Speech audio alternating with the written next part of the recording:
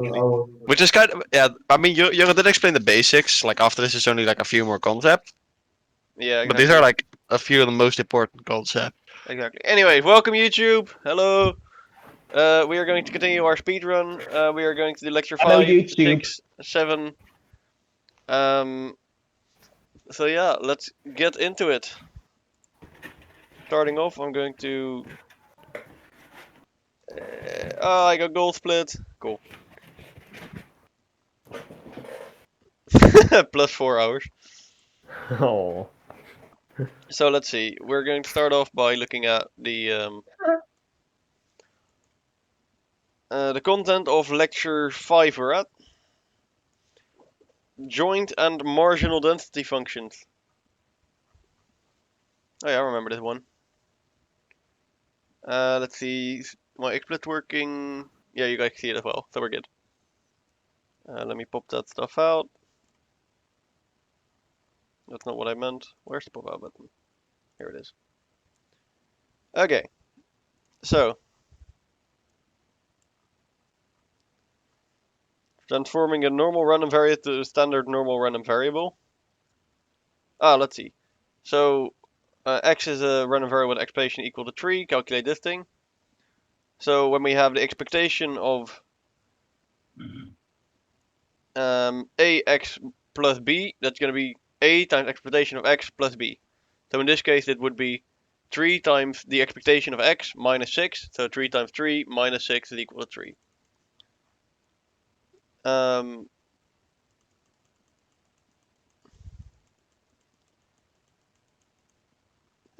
have no clue why this is relevant, but you know. Not at all, I think. Yeah, no, I don't think so.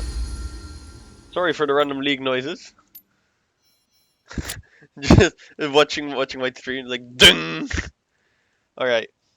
So standardization. Suppose x is a normal variable distributed with mu and sigma squared.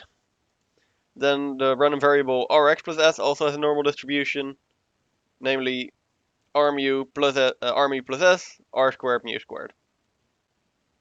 Okay. And then every normally distributed random variable can be transformed into a standard normal random variable. Namely z is x minus mu divided by sigma. And again, this makes sense. So what this formula does in reality is like the average of x minus the average of x. So the average will now be 0. And then it will the standard deviation will be again divided by the standard deviation. So that will be 1. So I see this kind of as like the transformation to the left, and this kind of as like the shallowing down until it has until it's like normally distributed with 0, 1. Okay. Now the practice. Now that's actually an interesting one. So we can calculate the probabilities of this x with this distribution, and we actually have the formula sheet here with these probabilities. So let's have a look. If I go to, I'll do that in LaTeX because you know that's literally what my LaTeX is for. Mhm. So when we see this, we can go to, oh well, that's not what I wanted. There we go. Do it in LaTeX. Save that for later. So let's see. I will take the random variable n4, 25. Can I actually do this weird squiggly symbol? Does it allow me to do that? Maybe try a backslash tilde, tilde, because that's what it's officially called. Oh no, that put the tilde above the next. Maybe backslash wave or something. Whatever. I'll do it with dash. It'll work. Yep. So we've got this thing. Then we can say z is equal to x minus mu over sigma. Haha. Sigma balls, guys. I'm so funny. Is equal to frac x minus 4 over 5.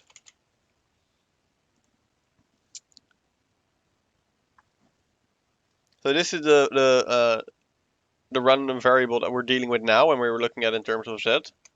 Apparently, a \sim can be used for the wave. Ah, okay. So sim. Yeah, like is similar to. Ah, I see. Yeah. Cool. Simp.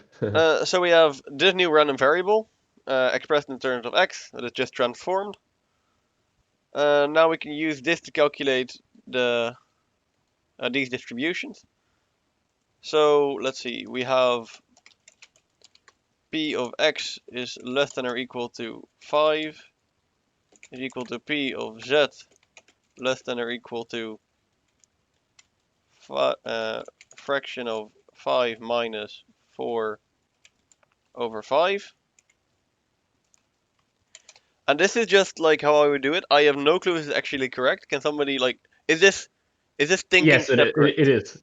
It is. Awesome. So this is actually equal to the left probability of z being smaller than or equal to 1 over 1/5. 5.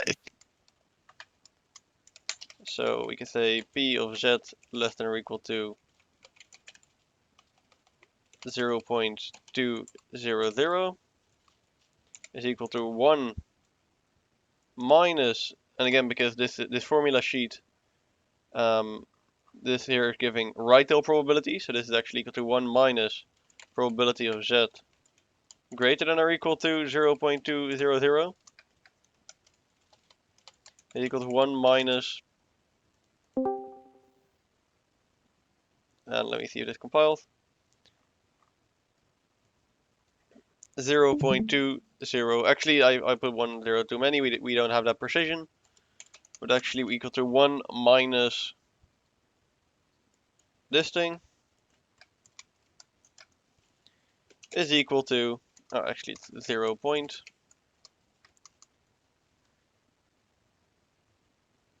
and that is equal to 0.5793. So this is the answer of x, or the probability of x being smaller than or equal to 5, I think. Let's have a look if there's any answers on this slide. I doubt it. No, I don't think so as well.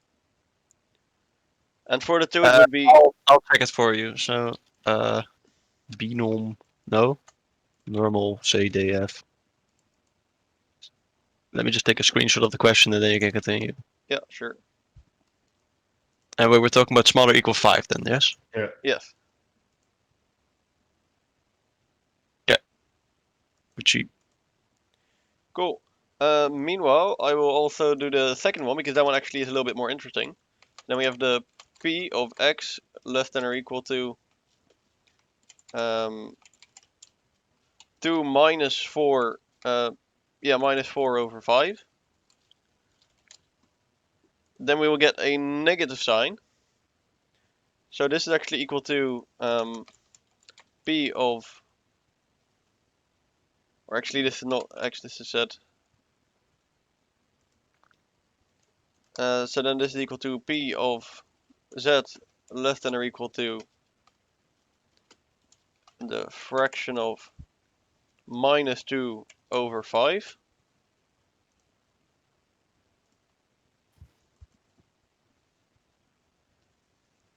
However, because we know that this bell curve is just exactly that, a bell curve, and when we look at that, so we have you this are thing. correct, by the way. Awesome. So we have this Woo! bell curve. I Let's really get this suck bad at the drawing. list. And we want to check when this is smaller than or equal to 2/5. So let's say this is 2/5. We want to check what this area is. Then we can also check when it is Minus 2/5, by the way. yeah, minus 2/5. So this is like 0 because it's centered at 0. So at minus 2/5, we want to check what this area is. Then we might as well check what this area is because the thing is symmetrical. So this is actually equal to the area over of the probability of z greater than or equal to positive 2/5. There, wait. I think you might be having something wrong. What's your original question you're looking for? Z smaller than 2? Or X smaller than 2? Let me see. Because I believe your Actually equal greater sign than or is equal wrong. to. Yes. Yeah, we Yeah, have so been mistaken. If I took the question over correctly, then this would have been correct. However, I didn't, so let's fix that. So it's actually greater than or equal to. Um, yep. Oh, you did. Wait. You only did the first one wrong. Wait, no, you did also did No, the I did all second of one them the wrong. other way. Yeah, Epic. I'm just And then we, blind. and then when this flips, we get the less than or equal to 2/5. And then we again have to do this thing where we take the complement equals 1 minus, and that is greater than or equal to 2/5. So it's compiling, so don't pay mind to this sign. There we go. And then we can say equals 1 minus, and then we can say, well, 2/5, that's 0.4, Oh, 0, and that's this sign. So then that is equal to 1 minus 0.0. 0 point this thing is equal to 0.66 or 6554. Okay. Yeah, so that's how we do that. That's cool. Next, the joint distribution of two discrete random variables and two continuous random variables. So when we have the joint probability mass function, the joint probability mass function p of x and y is a function defined by p squared until 0 to 1. PAV is equal to the probability of x is equal to a, y is equal to b for all a and b. So this is just like the probability mass function, where you have the chance, or p of a is equal to p capital X is equal to a, but then just twice. So this is just the chance that x is equal to a, y is equal to b. From joint to marginal. Yeah. So if you want a chance, if you have a joint probability a joint probability function, and you want to get to a single-sided quote-unquote probability function, you can just take the sum of all y's in that in that thing. I think this works really well with an example. Yeah, for sure. I think there's examples later here. Mm-hmm. We'll get there. Let's see, the joint distribution function. Well, this is the same as just the normal distribution function. It's just the chance that everything added up. Yeah. So let's see. Yeah, why the fuck did they go for this fucking thing at the start? It is such a dumb. Like this is such. I still don't understand this, and I don't think I'm gonna understand this Yeah, I'm because not it's gonna just a explain this. I'm dumb gonna be honest. This example. is a shit example. Yeah, let's go. Let's look for another one. Didn't they give like some kind of? No, they didn't. They did somewhere, probably in one of the next lectures. Well, either way, we can make our own. Yeah. So let's see. When I open Word during my lectures, you know it's gonna be a good thing. So if I insert a table, hello. So we have, let's see. Just make a table, throw some random numbers in there. Imagine we flip a coin. That works as well. And we throw a die. I think sum and max of dice is better. Yeah, we can do that too. Because well. you want your two variables to be non-independent. Yeah, okay, that makes sense. So we can we will throw two dice, and the right thing will be the sum. So this is 1, 2, 3, 4, 5, 6, 7, 8. I need more things.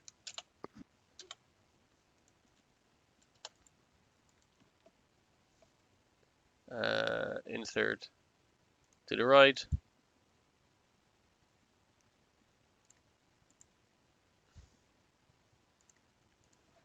Then 11, 12, and we have the max. Max. Yeah. That's 1, 2, 3, 4, 5, 6.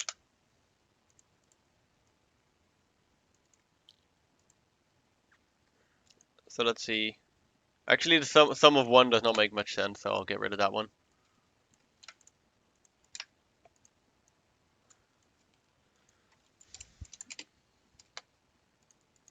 Okay, so this is 1 out of 36. We have max 1. This is...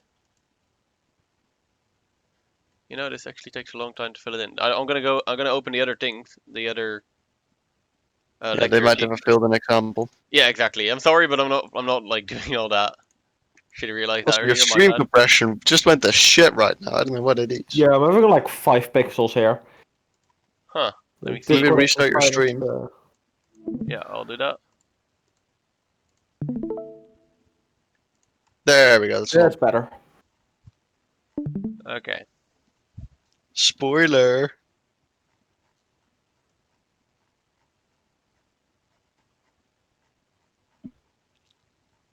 I'm sure there was one somewhere. Yeah, what? I remember one. Next, oh, Like I know we had this table. Like there was a more. There was a bigger one. that is so weird. I think I can remember them though. Yeah, I remember them. For one, the probability of the max being 1 is 1 out of 36, and the probability of the sum being 2 is 1 out of 36 as well. So Yeah, no, but we gotta be able to find them. No, I think I think actually it may be possible that the client actually made his own example Yeah. and it's not a line. Quite Well then let's just possible. hope there's good examples in the questions. Honestly, I'm sorry, but I'm not filling in 100 or actually 72 things. Mm. Not remove the files. Make like a 3x2 table, fill in random values, and you know it doesn't have to make sense. We just need to know how to calculate it.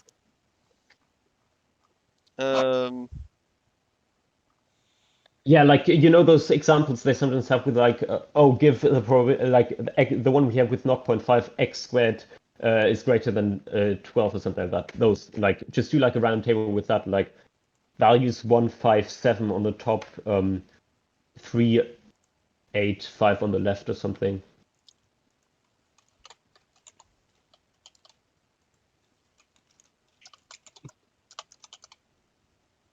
Yeah.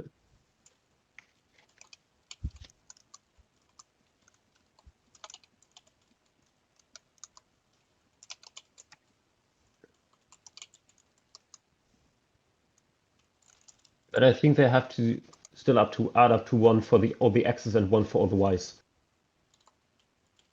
I think the total probability in this table should be 1, right? Yeah, but yeah. I think it's just for the individual values though. No, right? The total chance of any of these happening is 1. Yeah, Yeah. it just all has to add up together. Yeah, exactly. So let's Wait, see. I was just reading something. Never mind. 10, 20, 23, 26, 36. Okay. So now we can see that Yeah. the chance of just x being 1 alone is actually equal to 3 over 36 or 1 over 12. And the chance of x being 3 alone is equal to 20 over 36. So you just add all the values in these columns. See anything? Yeah, That's how you that's get what I a mean with those. marginal from a joint. Yeah. Let's see. So the joint probability Is function. that clear? Because it was a pretty rough explanation. Silence is yes. Silence is no questions. Silence is one. All right. Joint and marginal density functions. Oh, Pog, density functions. Like before we were talking about mass functions, these are density functions. Now we're working with continuous. Why? Fun Woo! stuff. Wow! So let's see. We have this density function where x is between a1 and b1, y is between a2 and b2. Then we have the integral from a2 to b2, the integral of a1 to b1, fxy dx dy. And again, this makes sense because if you look at only this inner one, you get the restriction on x, and then the outer one applies the restriction on y, and then the number will pop out. And again, as it says, the sum of everything, or in this case, the integral of everything, has to be 1. From joint the marginal density function. Well, that's the same thing we did here, but instead of discrete, it's actually continuous. So when you only take one of the two, then you will get the probability for only that.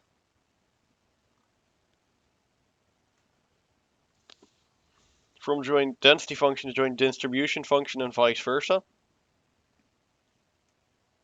Well, this makes sense. So like the distribution function is just equal to the integral from minus infinity to a minus infinity to b, because again it's like up to and including this point of f of x dy dx dy. And let's see, when you have this distribution function, to get back to this one, you just differentiate with respect to y with respect to x. And then you can like really try to focus on remembering which one goes first. It doesn't matter. Yeah. Yeah, we Same in talked about that calculus. before. Differentiating by x and y is equal to differentiating by y and x. Okay. Consider the following two statements. Fx of x is equal to the integral from minus infinity to infinity of x f of xy dx. Now Wrong. you integrate first on y. Yeah, so you have to integrate on y to get rid of the y, so then it's something in terms of x. This is actually equal to f of y, fy of y. Yeah, and also, is it? Can you scroll down a bit? Yeah, it's basically this. This is what they're showing. Hmm. Fx, and same thing here. So if you wanted the function of fx, you have to get rid of the y.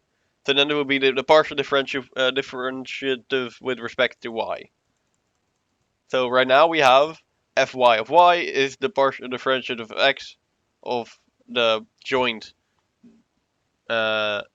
distribution function fxy, which, yeah, that makes sense, at least to me. Any questions? Cool. Not for me. Suppose the joint density function for two random variables is given by blah blah blah, and it's 0 elsewhere. Okay, let's do this one. This one actually seems like an interesting one. So,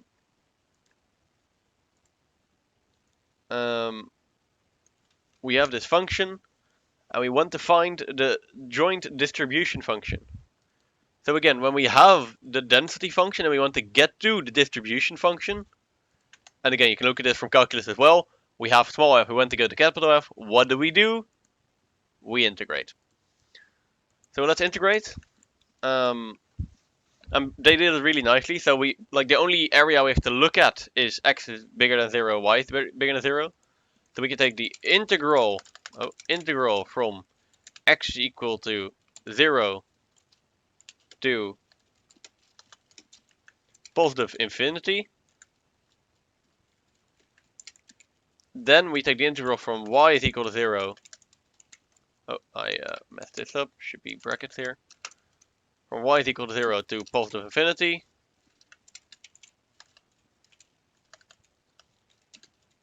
F of xy dy dx. Recompile. And since these are since these areas are the same, we are actually able to flip these two around and do first the integral of y, then the integral of x instead, if that's more nice for our solution. However, for this one it doesn't matter, so we're just going to do it like this. Filling in this gives us, let's see, f of xy is actually equal to 2e to the power of minus x minus 2y. Recompile. Okay, so when we're integrating with respect to y, the x thing is actually a constant. So we have, I can split this one apart, so this is actually equal to 2e to the power of negative x e to the power of minus 2y. Because this thing here is a, because this 2e to the power of negative x here is actually a constant when it comes to y, we can actually move this one outside of the integral sign, or at least one of the integral signs. Okay, so that leaves us with just this. Let me recompile it for a second. Yep. And just check, if we multiply this inwards, we will get 2e to the power of minus x minus 2y. Yep, makes sense. So then when we take this integral, it will actually result in this thing being evaluated from with these bounds, which I'm just going to copy.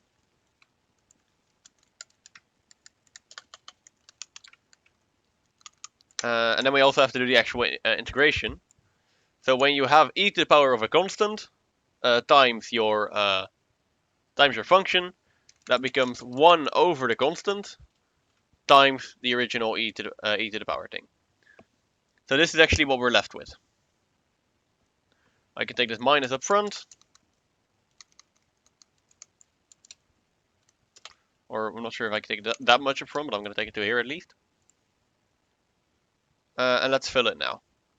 So we start with the infinity one. And then from that we subtract the 0 one. But when we fill in infinity, this will actually be e to the power of minus infinity. So that's going to go to 0. And then when we fill in 0 here, we will actually have e to the power of 0, which is just 1. And therefore this is just equal to negative a half. Don't also forget this- to, it's, Yeah, this minus sign and should it's be... times. Yep, this minus sign should be up here up front. However, this is... let me think about that. Give me a sec. I think I just messed up the signs. Yeah, okay. So we had... this is what we had. Let me recompile. This is what we had. So then I took this minus sign out to the front here. Then I filled in... then I filled in 0, which makes this just equal to 1/2. However, this is actually 0 minus this thing, because we're doing upper bound minus lower bound. Upper bound with infinity approaches 0, lower bound approaches 1/2. So then eventually these two halves will cancel out, or these minuses will cancel out, and also this half will cancel out. So we are left with this integral. Right? Makes sense to me. Okay, well then we can just evaluate that one. That shouldn't be too hard. Again, that's minus 1 e to the power of minus x from x is 0 to infinity. So like this. When we fill in infinity, this goes to 0. So that's 0. And when we fill in 0, this actually becomes 0 as well. So it's actually, let's see. Yeah, I fucked up a minus sign there. So we have 0 minus this thing. Well, this e to the power of 0 becomes 1. So we actually have 0 plus 1 when we fill everything in. Which leaves us with the actual answer of this being 1.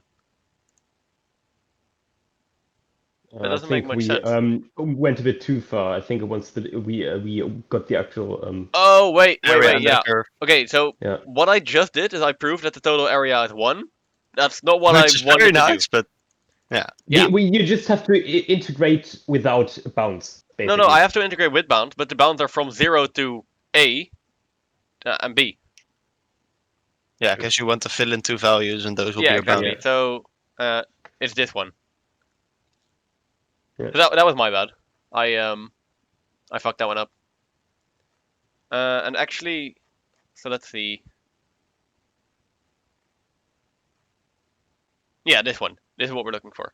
Again, our lower bounds are 0, and our upper bounds are now not plus infinity, but actually a and b. And let's see, a is actually responsible for the x value, so that should be in the x integral. Yeah, so this looks good. And then b. I'm gonna delete all of this. It's nice that at least now we have proof that that integral has a total value of 1. But this is actually what we should have integrated, so that's my bad. At least we know the steps now. So what I'm going to do again is I'm going to move this to blah blah blah up to the front. Then I'm going to Then I'm going to actually evaluate this integral, leaving us with frac 1 over minus 2 e to the power of minus 2y integrated or evaluated from 0 to b. Yep. So when we fill in 0, or when we fill in b, that's our upper bound, we will get this, and then we do minus 1 over negative 2 e to the power of minus 2 times 0. Well, that's just equal to 1/2. So that happens when we fill this stuff in. I'm going to distribute this minus sign to here, this minus sign to here. Yeah, so this is actually what we're ended up with. Okay, then we can distribute this 2 e to the power of minus x inwards. So when we distribute this 2 inwards, this 1/2 fraction will go away on both ones. So this will just become 1. And then when we distribute this e to the power of minus x inwards, it will actually leave us with e to the power of,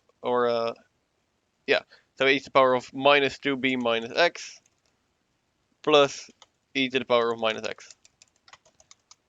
So this is what we're left with.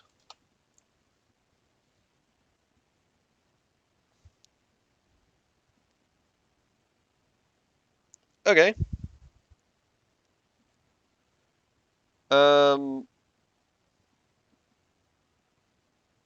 But you don't necessarily have to do that because minus a Yeah. half e to the minus 2b plus a half is just a constant. Yeah, I was about to say, actually, now that you mention it. You could just put that to at the front. Yeah, I was about to say, outside of now that you mention it, since this is a constant, I can actually just move this to the front. Like, that was my next step, actually. I was looking at the integral, I was like, what am I going to do next? And I was like, yeah, I can actually just take this one apart again. And I was like, wait, I already did that. So, now we have this. I will actually distribute this 2 out, because that does make it a little easier. And this will just become plus 1. And this will just become minus this thing. Okay, and then we have the integral from 0 to a of minus e to the power of x. Well, that just becomes minus e to the power of x, or e to the power of minus x evaluated from 0 to a, which will actually leave us with. So we start at x is equal to a, and then we subtract x is equal to 0 from that. So we have minus e to the power of minus a minus e to the power of 0, but this will just be minus 1.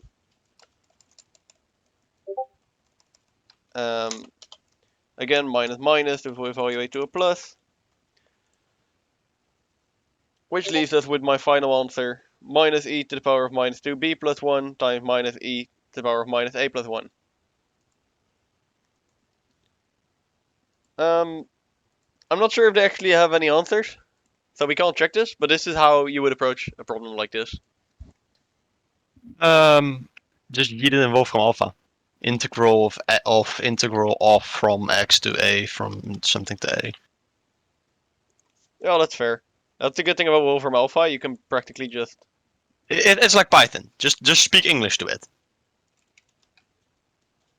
And you can even better. You can speak LaTeX to it. Yeah, LaTeX better language.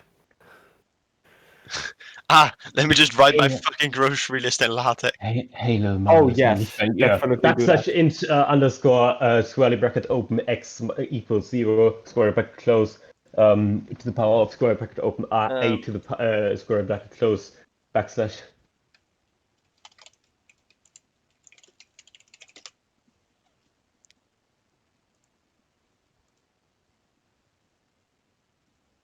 I don't think it likes my integral.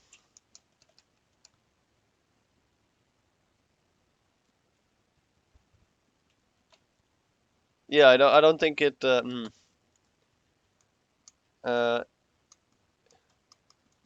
Integral from x is 0. I don't think it likes to your integral because x is it's a. x equals 0 instead of just 0. Oh, that could be. Integral from 0 to b listing dy dx.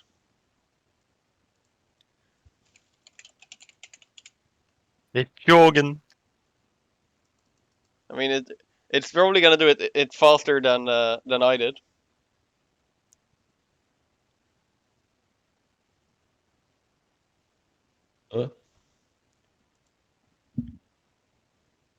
This Still this doesn't quite integrating- understand it. No, look at it. B times it thinks you're doing off. Yeah, just put off between it. Yeah, that should be. And again. Yeah, off.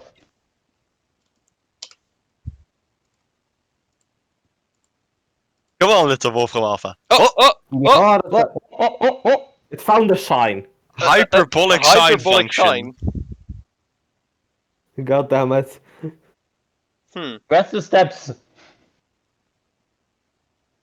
Where's the steps? It doesn't have any steps. Exactly. Apparently, this is a what? What? A hyperbolic sign? Maybe. Maybe. Wait, Yella. I think I actually know what it did. What? I think it worked out the bracket. And well, a hyperbolic sign function.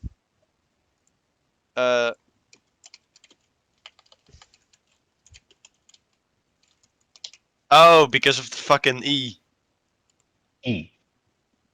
Yeah. So this is the sine h of x. E to the x minus e to the minus x over 2. So it actually filled that in for us. Seriously, where are the steps? Doesn't Wolfram Alpha usually do steps? Depends on how difficult the equation is. Yeah. Either way, what we got was probably correct or somewhere in the neighborhood of correct. Next question. It just tried too hard to find the sign. Okay. Yeah. No. What's the muddiest point? Not- Muddiest point is me quitting this fucking lecture. Let's go. Woohoo! Maria's point is me quitting this Also- fucking study. Also, Jensen's inequality, was that even in there? I No. didn't see it. Because, like, No, like it's in the book. Let's do it my way. I think they talked do about it it in the rough pre-lecture episode. video as well. Yeah, but we don't do those. Yeah, no. we don't do that here. Yeah, but like this thing is actually important because like they It's were literally talking just about a formula, but you have to memorize. they were talking about like Jensen's Like- inequality in lecture like 9, and I was like, I think I missed the that. rule of density inequality. It's literally a formula you can fucking memorize. It's like the ABC formula. It's a way to get from one thing to another. Yeah, okay, but this is written very poorly. This is not the way they write it in the book. Jensen's inequality probability.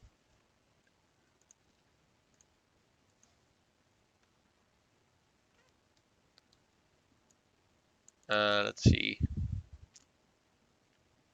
Oh, I think this is where we need convex Jensen's and inequality concave states shit. that for any convex function g, we have the expectation of g of x is greater than or equal to g of the expectation of x. Hmm? That's not what it is, no? No. That's not what I saw in the lecture. Go to lecture like 5. 5? That's where it is. No, not 5, 6 or 7 or something. It's somewhere in the lecture slides. Is it? I believe so. I don't remember seeing it anywhere. Oh. Well, No, let's like- actually see if they talk about it in a pre-lecture video. Because if they don't, then oh yeah. Okay, It's guys. convex functions. I'm totally gonna forget the fact that it has to be Is it the convex. average diameter of a pizza? We don't have Or audio, is by the it way. its average area. Small Wow, diameter of an average pizzas. pizza. Just here. Cool. I don't. Squared centimeters I answer. I don't. Average range. I'm glad I Compute don't. its I don't expectation. watch it usually. Yes. I don't You care can about also pizzas. compute the expectation of x first, and then compute the value of g at that expectation. Okay. Jensen proved that the latter expectation is always smaller than the first expression, as long as the function g meets a certain condition called convexity. Okay. So this is just literally the inequality. G of e of x is always less than or equal to e of g of x. Okay. Okay, I that makes sense. always forget I which think one's it's the convex other and way which one's around concave. for concave functions. I think that was it. Yeah, but I always forget which one's which. So convex is g Is first. in a function of minus its x squared. It can be rewritten there. Wait. Oh yeah, convex function is like has a low point, has a minimum, and the concave function has a maximum.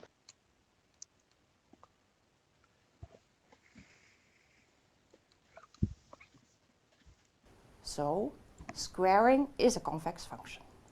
Yeah. A similar notion is that of a concave function.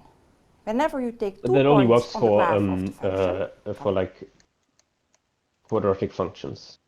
1 over x squared, which is always negative, so ln Okay, so it's a convex function if the double like derivative is always positive, and it's a concave function if it's always negative. value of smaller than or Okay. So convex is g first, and that is positive. Concave. Well, it's also okay, yeah. So for convex it's smaller, for concave it's bigger.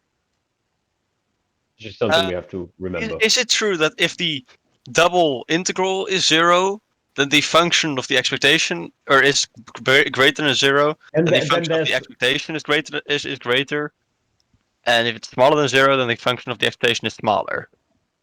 and if it's or equal, not. it's inconclusive.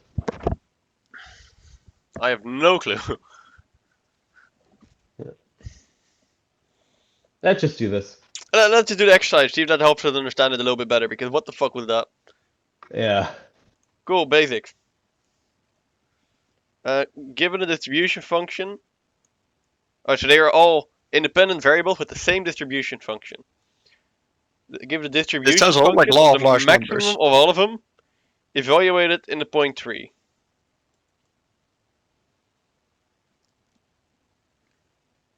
This doesn't. Did we get this? That sounds very much like a law of large numbers thing. Yeah.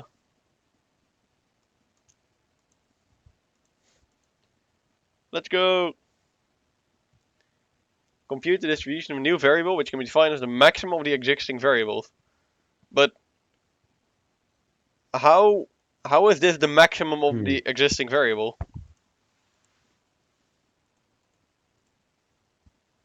That doesn't. We didn't have that. This is lecture 5. Am I doing lecture 5? I think so, right? Yeah. Yeah. Okay, interesting. I think from now on, there's a lot of things that are just never mentioned, but you're supposed to know. Cool, I understand why this is a shit subject now. Yeah, Yeah. it's like Yeah. For a convex function, let's see, concave was smaller, convex is bigger. Fuck! other way around. Convex is smaller. Convex is smaller, concave is bigger. I'm just gonna mash myself over the head with convex smaller. Wait, does that mean okay for Convex has a minimum. Hmm? Because the double differential is greater than 0. It has a minimum, so it's smaller. Minimum smaller, maximum bigger.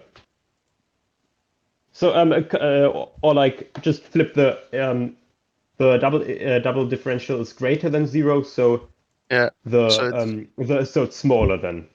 Okay, that's a way better way to understand it in my opinion. So if there's like, if the double integral is always smaller, then the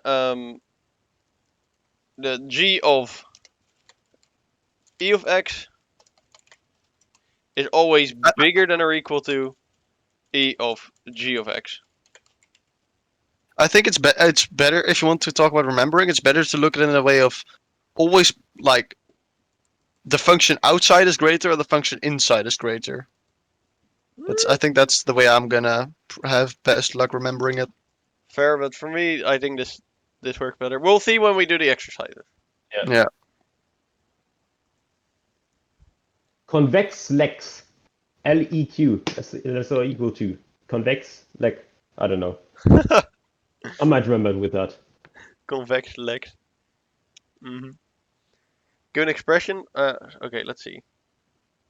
So we have a continuous random variable with a distribution function fx. You compute a new random variable where y is equal to rx plus s. Give the distribution function fy of y in terms of fx. So we not only either want like expectation of the variance, we want the actual distribution function.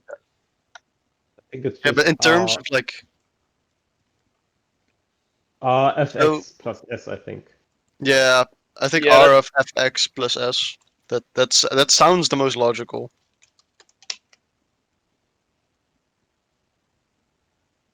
What?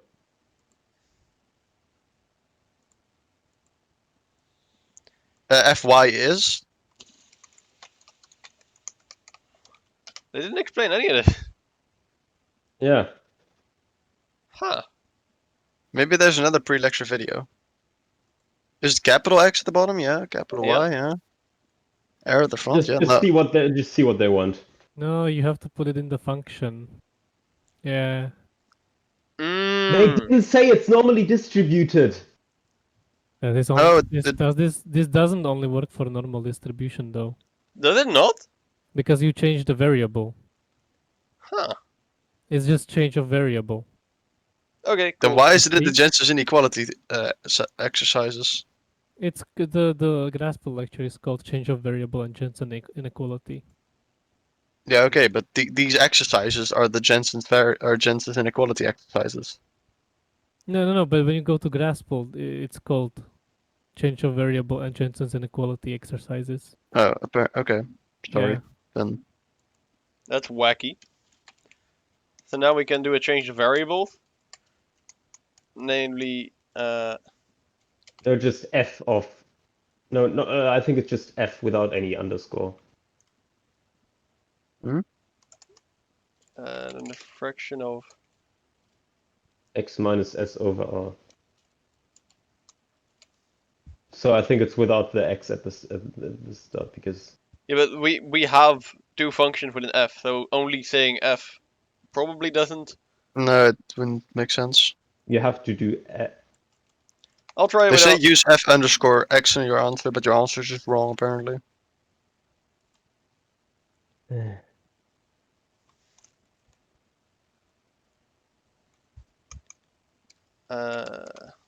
Yeah, wouldn't it be fx?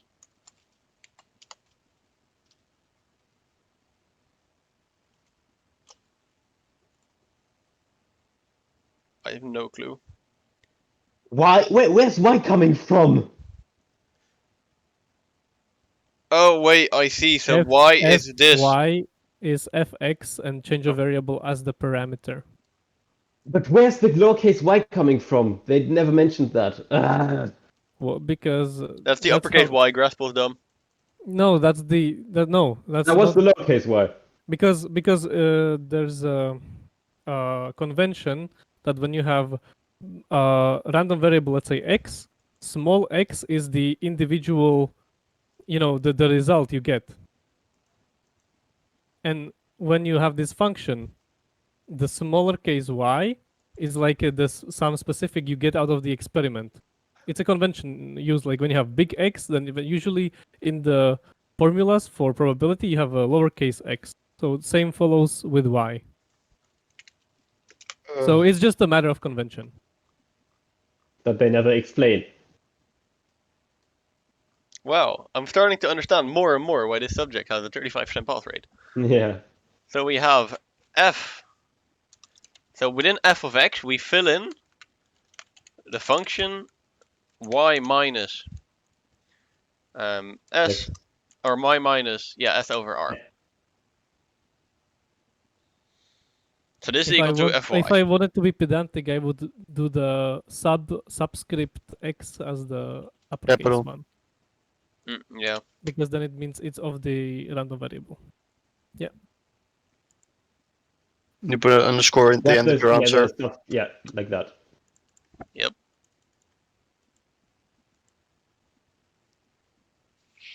Damn. Woo. Woo. I completely and utterly understand this. So we have a convex function. X. Nee, lex. Yeah, Convex less than is or the equal color. to. Yeah. Yeah. That's It why actually is that? helps. Why does that It work? actually helps. Convex lex. Convex leg. Yeah. Practice more. Convex lex. This is Jensen's inequality. And we have x minus mu over sigma. It's f of 3 to the power 21. We have f underscore capital X of y minus. Small y. Lowercase y. Yep, good call. Over r. And this thing is convex. Like, I think it would be. less than or equal to. And this is Jensen's inequality. Green percent. Yeah, that's why I'm doing it. Wait, I hope we get to actually it is use. challenging, then... I'm first gonna do practice, what the fuck? Okay, practice now.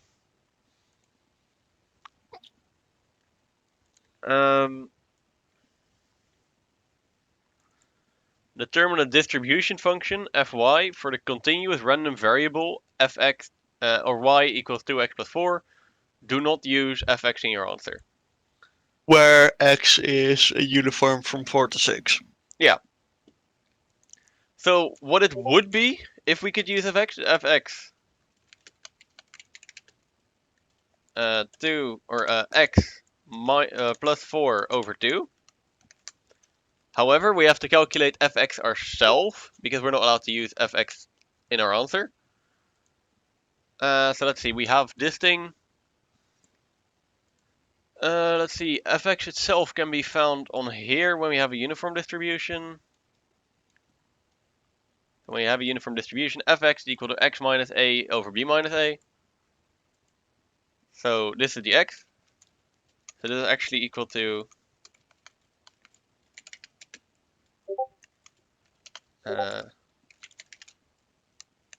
can I not like take this entire thing within? Oh no, I can't. Whatever. Oh.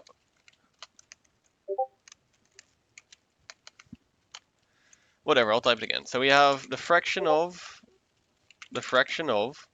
x plus 4 What? over 2 minus lower bound over upper bound minus lower bound.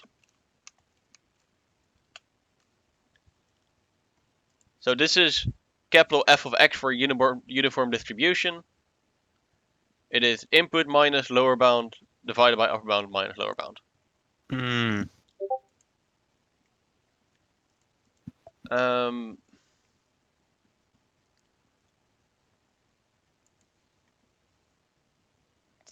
Yeah, this is horrible. Distribution function. Oh, you used x plus 4. Should be x minus 4 over 2 apparently. It's top. X minus 1, so yeah.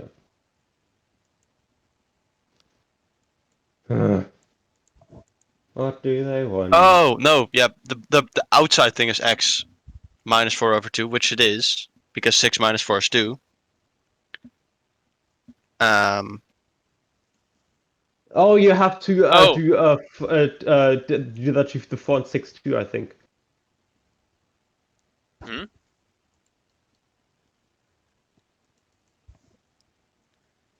It should be a y now instead of x. This one? Yeah, and the plus instead of a minus. Yeah, okay. So this is a transform variable, and this is the like this part is the original Yeah. thing. No, it should be It minus. was Then. minus. What? What? Why is it a minus though? There is a because it's in the change of variable formula. Plus x becomes minus. Plus s becomes minus s. Because you're doing the steps in reverse. You subtract the s and then you divide by r. Yeah, you're literally transforming the y into x, Yeah. so you can plug it into fx. Yeah.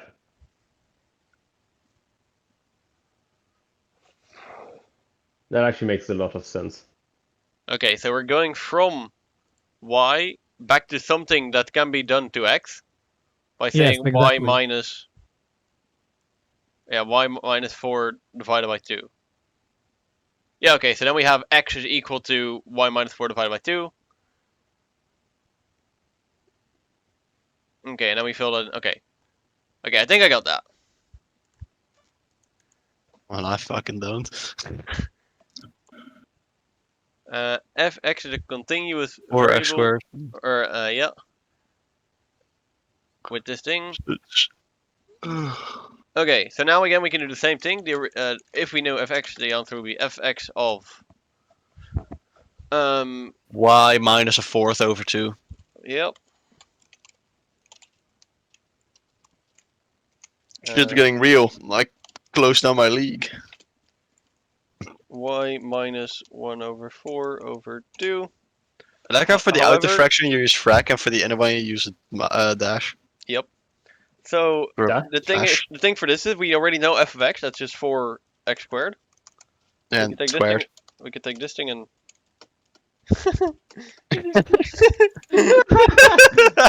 We're soaring, flying. and we square it. Ja, op gaan. Woohoo! Stop I have no idea what this means conceptually, but let's go. Let's go! Monkey do trick. Monkey do trick. Monkey. Okay, so this is something that's a little bit more up my alley. a little bit less batshit crazy. Yeah. Yeah. So we have x. X is what was it? Sim n 7,31. We can say then that z sim n 0,1. To transform this, we have p x less than or equal to 10 is equal to p of z less than or equal to fraction of 10 minus 31 over 7. 10 minus 31 over 7. You forgot the starting squiggly bracket for the fraction. Oh wait, no, you didn't. No, I didn't. Okay, cool. It looked like a square bracket. Minus 3. So this is indeed, let's see, this is minus 21. That doesn't make much sense though. It does. No, because like here, Yeah, you're right. It should be larger than a half, your final answer. Oh wait, it's no. Yeah, it's 10 minus 7 divided by 31. wait, but no. Yeah, Divided by square root of 31. I was about to say it's square root 31. 10 minus 7 divided Oh, by yeah. square root of 31.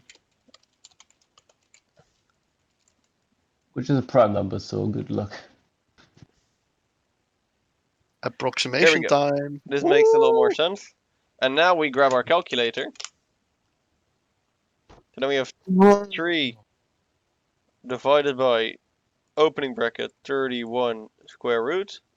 Closing bracket is equal to. This makes sense as well. Then we have equals to p z less than or equal to 0.53881. Actually, 882 is equal to p of z, or 1 minus p of z greater than or equal to 0.53882 is equal to 1 minus pull up on your bitch with a table. Let me actually add 4 of these. One of these. Say some gangsters, this is your fly girl. Okay, so we have, yeah, this use is greater than or equal to. Check. And it's 0.53. Yeah, so this is the answer. 1 minus 0 point this is equal to 0.7019. Am I the only one who does these backwards? What do you mean backwards? I write 9, then I go left and write 1, and then I go left, I go 0, and then I go I left think and I'm right. kind of confused with how to use the table. Like, so it's Alright. like 0.5 on the left, and then This should be like The- 0.03, right? So what this is 0.53, 0.74. Like yeah, that. yeah. I was just looking at the wrong column. I was looking at 0.52. I was like, wait, this doesn't work. Yeah, or you could look But I at, was oh just- yeah, this is a just being 1.2, yeah, no. No, I was looking at 0.52. I was like, this doesn't work out because it was the third third element, not the Ah, yeah, so it starts at Yeah. 0. yeah. We are true Finally, something programmers. that starts counting at 0. Yeah.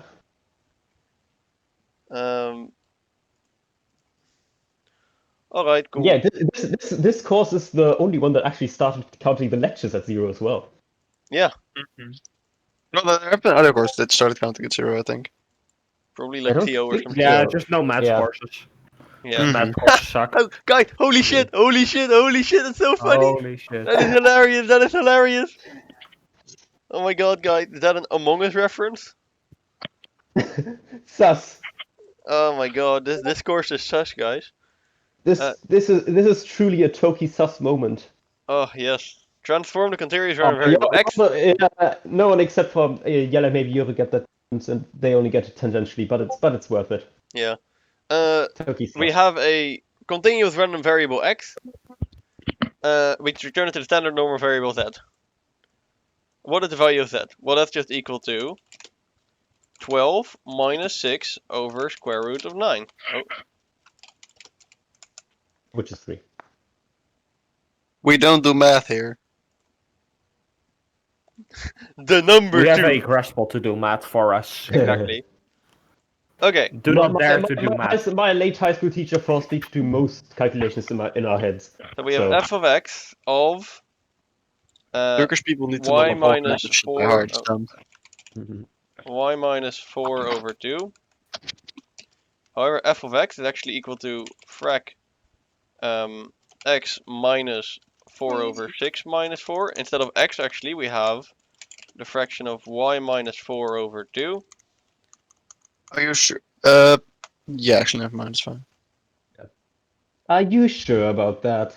'Cause Yes. I wasn't sure if you needed to swap the place around the 4 and the 6, but that would mean that the entire length would be -2. Exactly. I Just just do remember modulus. the smallest one Modulus. goes on the right side. Modulus. Absolute No, value. Hey, you guys want to know no, something that funny? also wouldn't work. Now we have to do the challenging ones. Ooh. Okay.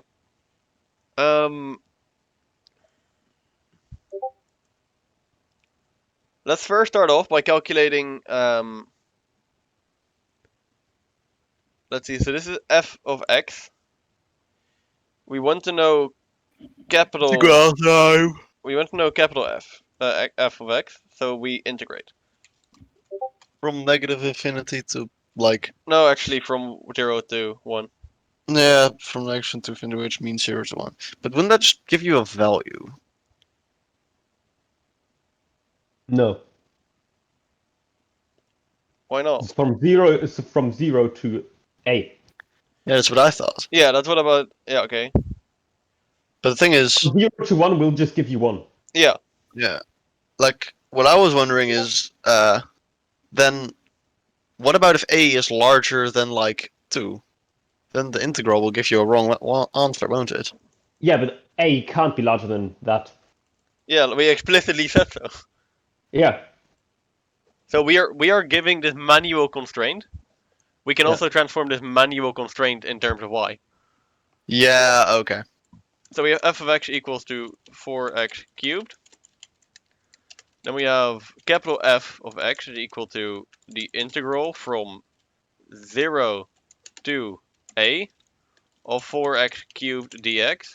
Then we have f of x is equal to x to the power 4 from 0 to a. Oh, but wait. Hold on, real quick. The That's density right, function that's or the distribution function of like 5 should just be 1. Hmm? The distribution function of 5 should be 1 because smaller or equal than 5 will give you 1.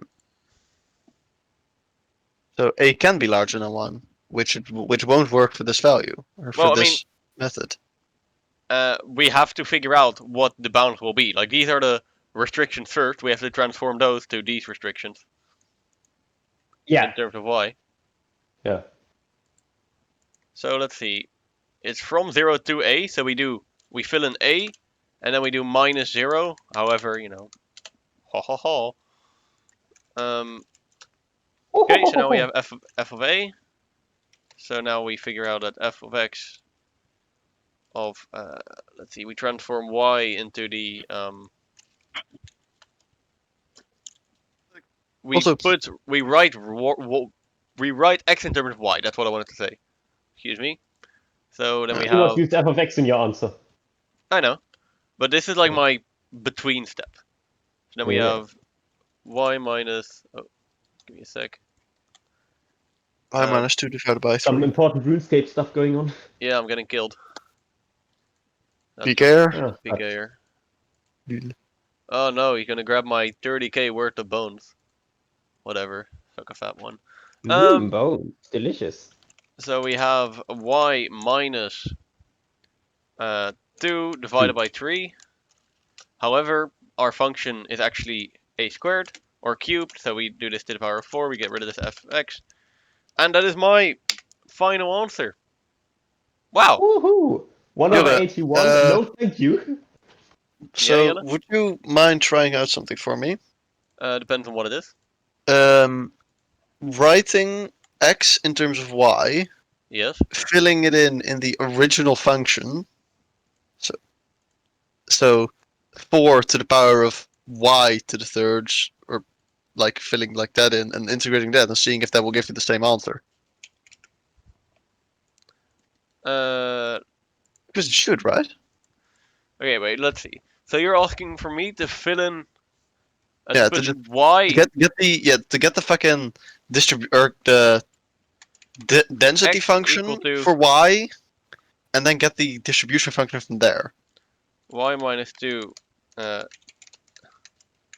divided by 3. Yeah, filling that in the function. So 4 times that to the third.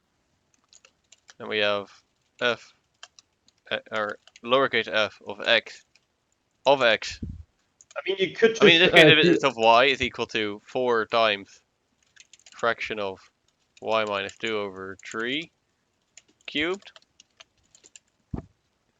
And then integrating this with respect to y, or? Yeah, it's integrated with respect to y should give you the value of x. Wait, this is not correct. It should be underscore. And also at this point, isn't it f y y?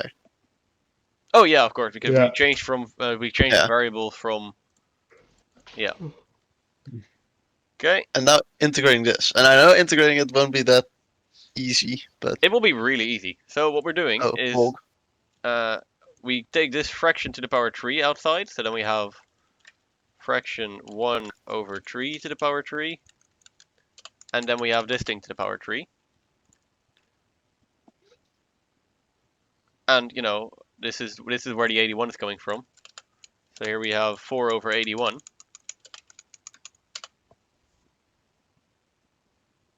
Okay, yeah, and y minus 2 integrates the same as y. does it? Yeah. It does. Yeah, it's just 1 over 2, 1 over, because of the, like, I don't know which rule, but the one. You know the one. The rule. Like, why do they have names? I know them, I shouldn't. Like, which rule do you use here? The one you use. Like, you know the one I mean. Yeah. There's a function inside inside another function, basically, Chain which rule. is different from one when there's a function multiplied by another function, which Chain rule. different. Run over. Okay. So then we will get this. Yeah, I'm full of Yep. horrible opinions Well- and secrets. Yeah, it's to A, but it'll be in terms of Y. Hmm. So weirdly enough, I believe this will be from 0 to Y. No, you can't put y there. No, because- we're using y here already. So I'm using Yeah, a for you now, and just then later need- we'll change to y. Sure. Yeah, we're using a as a stand-in because you can't. I mean, you can, but not in this. Okay. So what will happen when we differentiate? When we anti-derive this? This will actually be 1 over what's in front of the y, but that's just 1, so we don't have to worry about that. So then Yeah, we will like, why get do fraction 1 over 4 y minus 2 to the power of Yeah. 4 from 0. Well, that's just 0 to a. Well, then we fill in a. but seriously, why do so many math terms sound like they're straight out of anime? Uh, He's reached echelon form. I have to retreat to my eigenspace. yep. Like, come on. There has to be a shonen where they just use stuff like that. Yep. Then we pulled this one Like, apart. they already name like every other monster. Wait, like, class, yeah, you were like- right.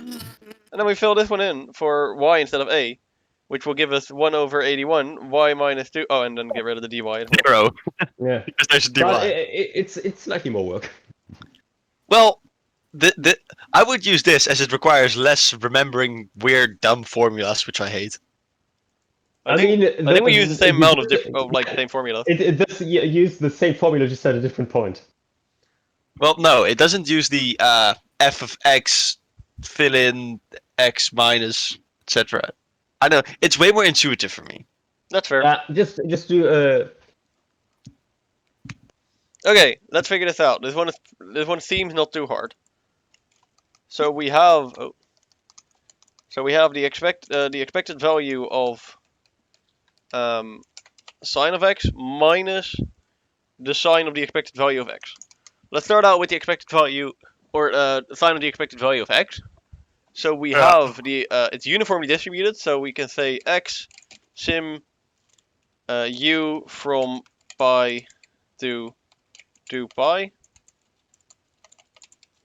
I can't spell right now. no So this is given. With a function like this, we actually know that the expectation of this is equal to a half a plus b, so that's just the average, which, makes sense. So we can say expectation of x is equal to 3 pi over 2. And then we can say the sine of the expectation of x is equal to the sine of 3 pi over 2. Can I do that in this one? Minus 1. which is the same as sine of pi over 2. No, it's not. Isn't it negative negative sine over 2 or sine of pi over 2, which is 1, so it's negative 1? Yeah. 3 pi over 2. Oh, times 3. Minus 3, and then sine of ons. And then sine is equal to. Wait, I don't. Damn, Damn. you fucked it up. 3 times. It's almost like it works better if it's put in radians. 3 times pi. If someone ever comes at me with pi degrees, I'm gonna smack a hoe. I mean, pi degrees exists. It's just It might happen. minuscule. Yeah, it Might might as well. happen, and he might get smacked. Okay, so the sine of e to the power of x is equal to minus 1. Then we have to subtract minus 1, so that will also be plus 1.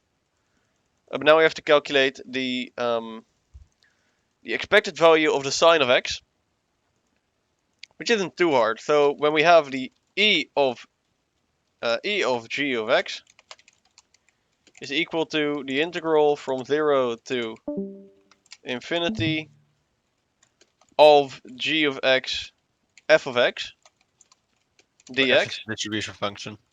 Hmm? Where f is the distribution function. Yeah, it's lowercase f. Or the fucking density The function. density function. Yes.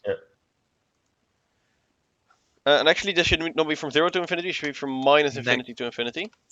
Doesn't matter too much here, but yes. In this one, it doesn't, but you know, just to be sure. Infinity. Oh, Yeah, the brackets. minus infinity to the power infinity. Ah.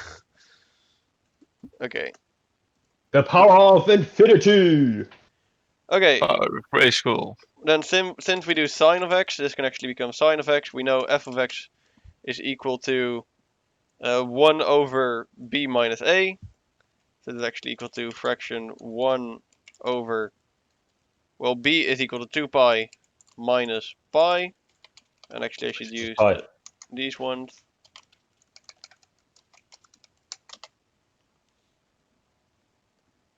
Oh yeah, of course, because the value, it's uniform. So I was like, why is there no x in there? But, you know, that fucking makes sense. So we have this function that we actually have to evaluate. I was going to integrate the sine of infinity. Let's see. 2 pi over pi, that's equal to 1 over pi. I'm going to Don't you have to change the bounds of the from- integral? No. Actually, it would make like we have to integrate over the entire area of this thing. However, we know the entire area of this thing is actually equal to minus or No, pi to to 2 pi. pi, not minus pi. Yeah, pi. Yeah, okay, fair.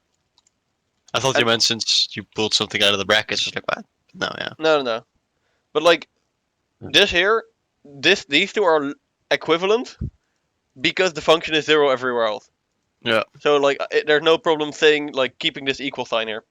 Mm-hmm. When we evaluate, when we anti-derive the sign, we will get minus Negative cosine. cosine? Yes. So then we have minus cos of x from pi to 2 pi times this thing. Can I pull a negative sign out of the thing here? Yeah, right? It's just minus 1 times that. Yeah. So Okay, so now you have the cosine of 2 pi minus cosine of pi. So let me say that, cosine of 2 pi, 2 pi minus cosine of pi.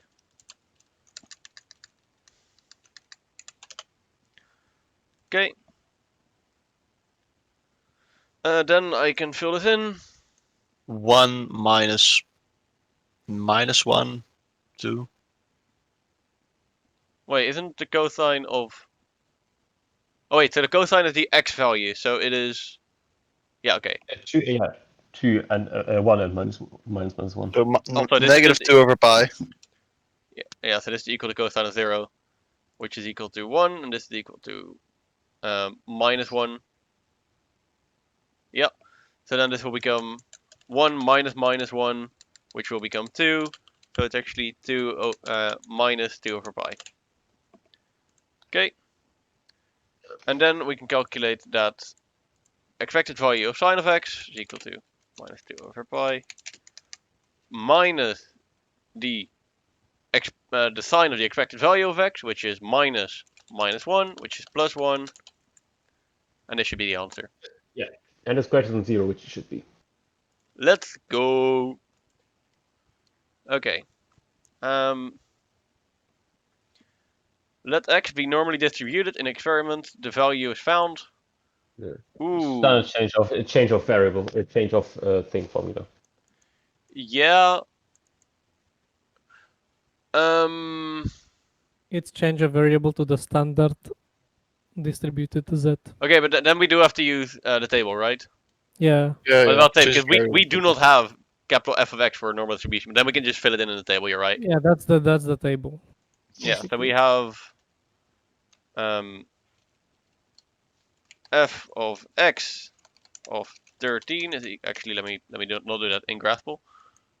So we have f of x f x of 13 is equal to f z of 13 minus 7 divided by square root of 8.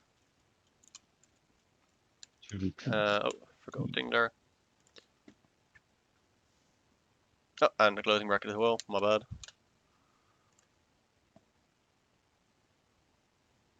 Okay. And that means that so it's like the sum.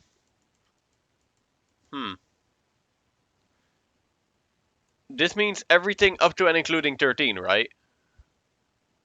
Does that go from Yes. minus infinity to 13 or from 0 to 13? Minus infinity. Minus Okay. infinity to 13. First, let's calculate this value. So that is actually equal to calculator 13 minus 7. That's 6 divided by 3 over square root root 2. of 8 is equal to. That shouldn't. This should be a value between. No, it shouldn't. It can be however Oh yeah, large you want okay, it yeah, to be. fair. So it's equal to fz of this value. I'm going to restrict this a bit. Rounding errors, bitches. So this is what we want to find. One Yeah, and one that's minus. just in here. However, Yeah. this is if we look at the at this thing. Yeah. So again, it is really a good idea to draw this stuff out if you don't know.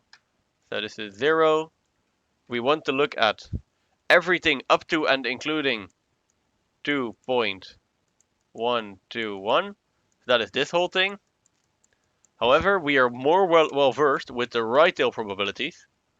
So that is actually equal to 1 minus this thing. And again, in this formula sheet, it only has the right tail probabilities. So this is actually, so I can say this is equal to P of Z is less than or equal to 2.121 is equal to 1 minus P of Z greater than or equal to 2.121. There we go. And I can say equals 1 minus 0.17. so let's see, it is 212. So it's 2.12, this one. Minus 0.017, which is equal to 0.9830. Not you have 1 0 too much. Yep, my bad. And then this is our final answer.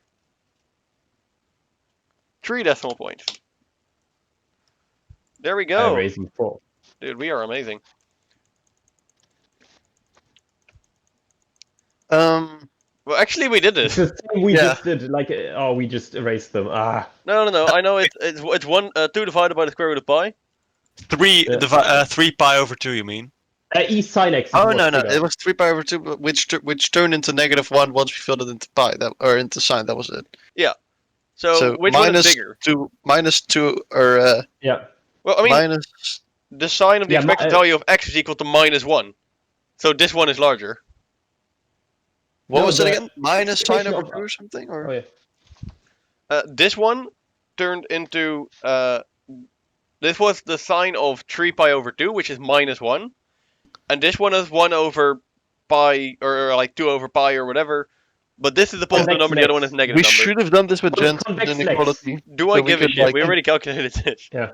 Also, it's convex lex, so Also, how do we?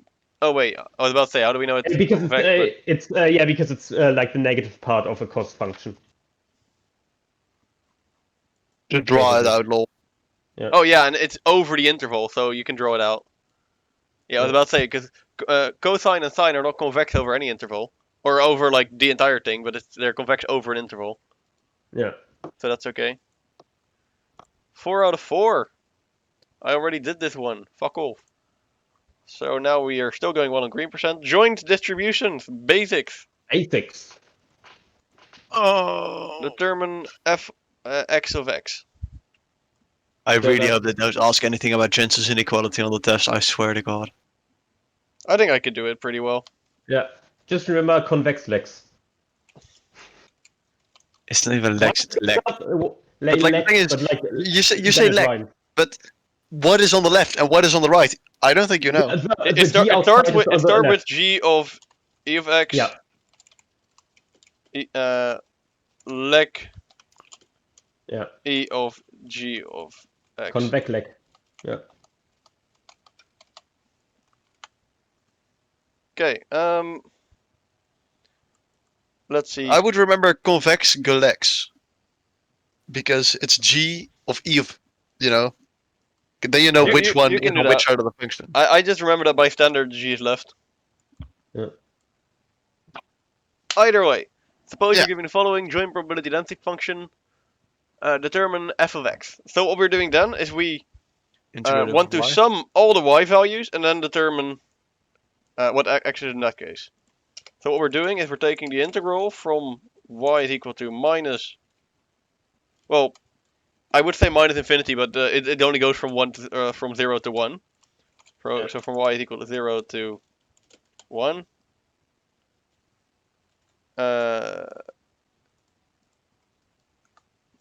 Yeah, okay. So we have this thing, and then we do times x plus y Why? dy. Okay. Well, guys, I think. Whew, give me a sec. This is it's a bit of a hard function. I don't know if I can do this one, guys. I'm not sure. So we have x y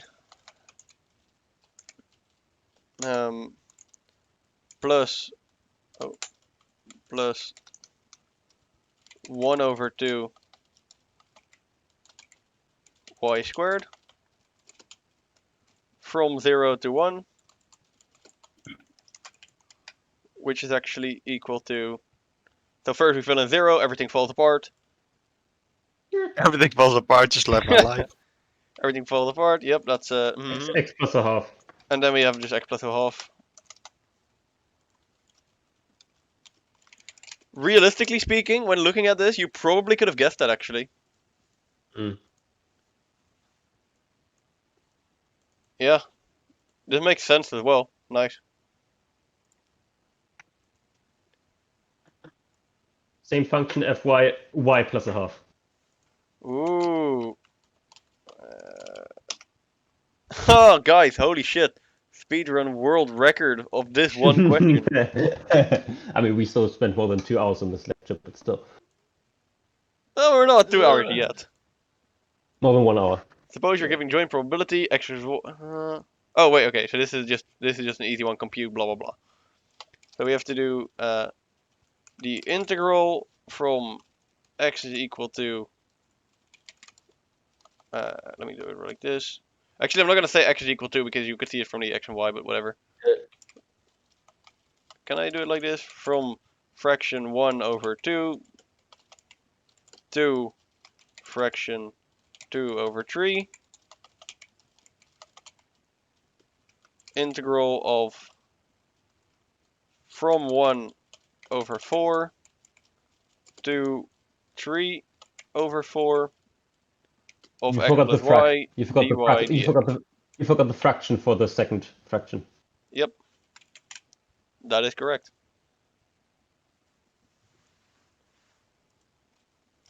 And let me also do this. Is it correct? Yes, seems like it. Cool, cool. So then we can start by actually working this out. Let's start working this out over y. So then we get xy plus 1/2 y squared.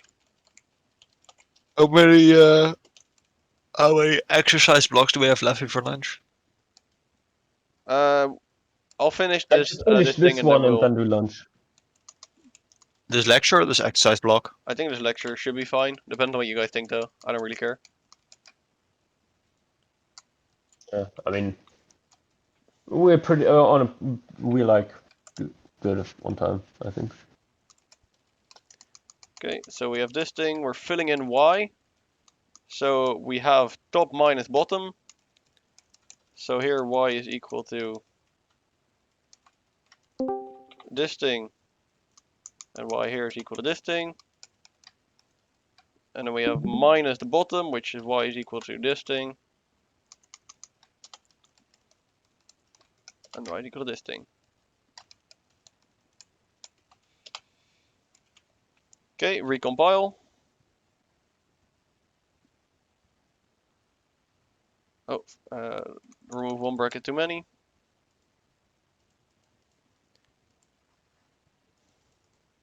Okay, Simplify first, please. Simplify this. there are so many fractions. Very pog. So I'm gonna say, turn this into, put this x here. This one is 3 over 4 squared, which becomes 9 over 16. Add the 1/2 becomes 9 over 32. Okay, that should make it at least a little bit neater.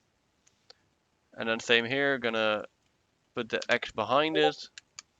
Gonna square this 1 over 4, this becomes 1 over 16. Add the half, becomes 1 over 32.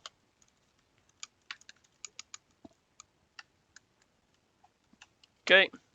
Oh, this should be plus. Then you can just literally do that a half x Yeah, exactly. plus So this becomes plus a quarter. yeah 8 over 32, which is 1 over 4. And then this all falls away. Okay, now it looks a lot less bad than it looked like Yeah. 3 seconds ago. That's good to know. That's less daunting. We could theoretically put the half out as well. Sure, why not? So then we get Yeah. 1/2 times this fraction, this integral, which just becomes x plus 1/2. Didn't we just? Huh. X plus 1/2. That explains it because we're still doing this thing. Cool. Yep. And then we evaluate this. So this becomes 1/2 x squared. This becomes a half x. From this to that, multiply that by a half. Oh, get rid of the dx. All right. Yep. So then we will get this. We can pull this 1/2 out in front again, so this becomes 1/4. 1/4 x plus 1/4, or 1/4 x plus 1/4 x, and then we can just fill this in. Oh, remove the wrong thing. So then we will get top minus bottom, so this is actually 2 over 3 x squared plus 2 over 3 minus 1/2 squared plus 1/2.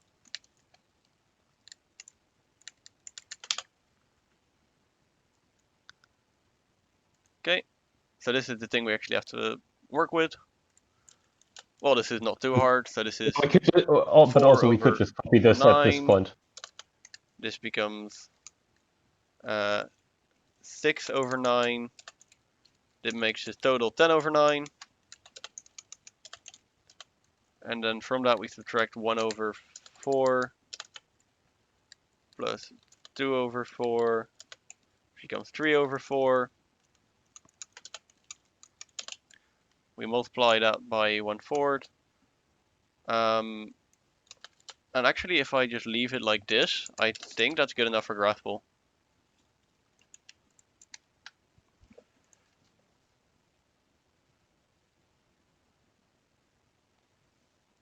Should be. Real quick. Oh wait, can't do that. So when you're working with probabilities and you're not 100% sure of your answer, you can always just fill it into a calculator. And here you can see the decimal approximation is actually equal to 0.0902 blah blah blah blah, which is less than 1. If it's more than 1, you fucked up. There we go. Suppose you're given the following. F is the probability. It's not the probability mass function because that only works with discrete values. It's not the marginal distribution function because marginal distribution function is only one variable. This is the joint probability density function. Also, why is it always like suppose you're given this? No, we are given this. Yeah, suppose you are given. Again, come on. Yep. The marginal probability densities are calculated as follows. False, because this should actually be f of x is equal to blah blah blah d. Yeah, so fx of x is equal to this, fy of y is equal to this, because they are swapped around. Yeah, so when you want to get rid of the x, then you get y. Next subject. Practice questions. Questions.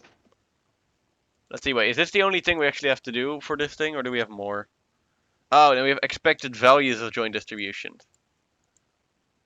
Up to you guys if we want to have lunch now or later. I mean, yeah, we could do I like a didn't lunch. 10 to 15-minute break now. Yeah, we- that would be very nice. Sure, I mean, let's this have a is 10 to also 15 minute usually break. where this is when lunch starts, when we have lectures. So like, Yeah, I why assume not? people are hungry by now. Yeah. Exactly, that's fair. Yeah, as if any of us actually go to the lectures. Can you show me how many things there are in lecture 6 and 7? So the total number of things we had to do was 7. We are still busy with the second. However, there should be easier ones than this. This is just a lot of calculations. Mm-hmm. Alright, Right. see you guys in a bit.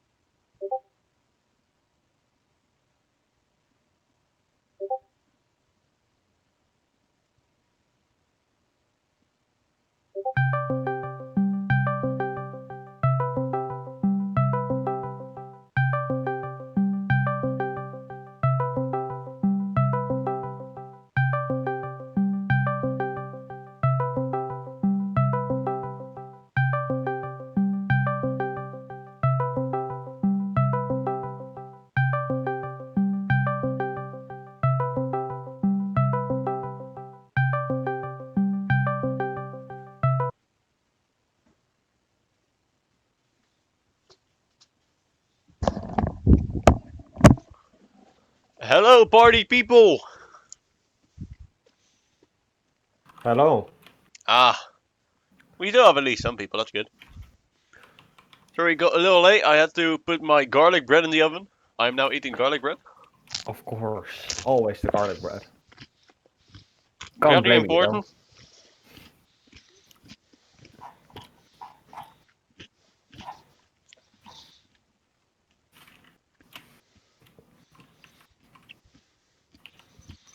Okay.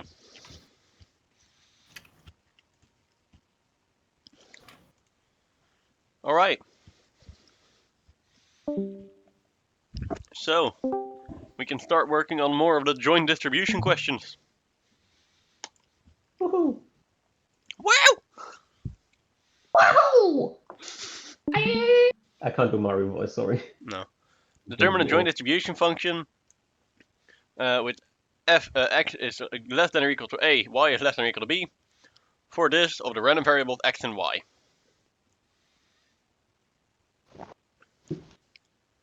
Okay. You literally just have to do the standard distribution function with, yeah.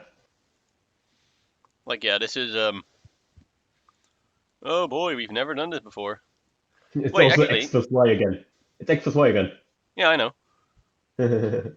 Why do they like this example so much? I don't know. So, we want x is less than or equal to a, for a is less than or equal to, or a is between inclusive, oh, actually, start again. A inclusive, between 0 and 1. So that means we actually have to take the integral from 0 to a. Is that correct? What order do we do it in? Yep. Yep. Lowercase a. Yep. From 0 to b. Boy, I actually like this exercise a lot more than the one with all the fractions. Jesus fuck. Okay, well that's just, you know. We've done this one 3 or 4 times now already. You guys know the drill. Not me unmuting myself just so you can hear me giggle. Also, if I don't look like I'm muted, I'm system muting myself instead of, because it's much more practical because it's a key, not clicking on the screen. Yeah. So it's top minus bottom. Well, the bottom in this case is 0, so it's only the top. So we basically fill in b for y. So then this is our answer for now.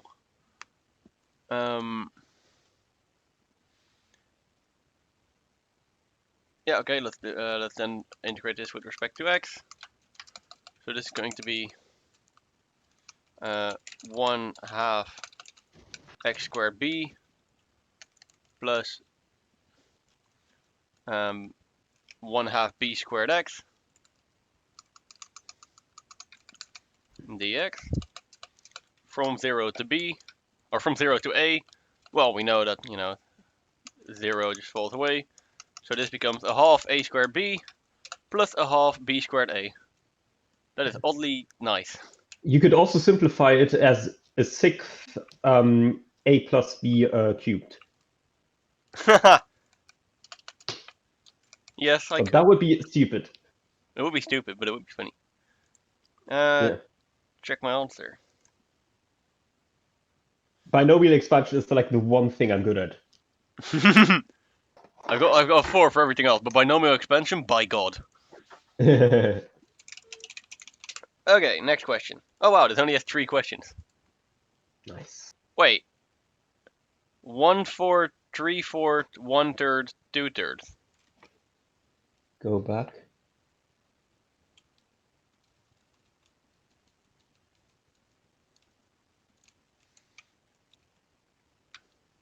One, two. It's slightly different. It's slightly different. Oh, that's annoying. Yeah. X goes, so the outer one goes from a quarter to. Well, whatever. Yeah. Not too bad. So let's see. The first variable we're calculating with is. Let's see. That's first x, then y. Well, depending on how you look at it, the outer one is x, the inner one is y. Let's say it like that. Yeah. So let's see. The outer one is x going from from 1/4 to 3/4. The inner one is x going from 1/3 to 2/3. Cool. This is with respect to x, so this becomes xy plus a half y squared.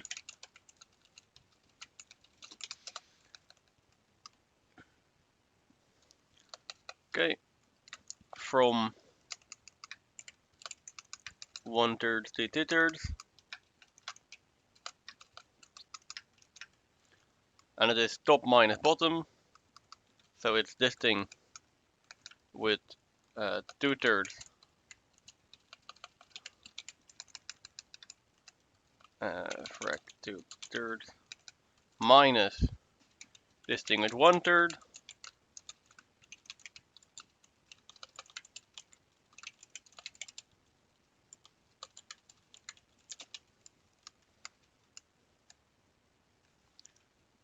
Oh, I put a thing here, should be minus sign. So let's see, does this make any sense? Yeah, so here it's 2/3 and here it's 1/3. Yep, makes sense. So now I can, this 2/3 is going to turn into 4/9. Actually becomes 4/18 because of that half sign there. And this 1/3 x, yep. And actually I can get rid of this 1/3 x here, which becomes this. And then it will leave us with, this is 1/9, this is actually 1/18 then. So we subtract 1/18, this becomes 3/18 dx. Okay. So that is the first one. Now the second one. So let's see. This will become, or actually let me first take this 1/3 out front. Makes it a little easier. And then this will become 1/18.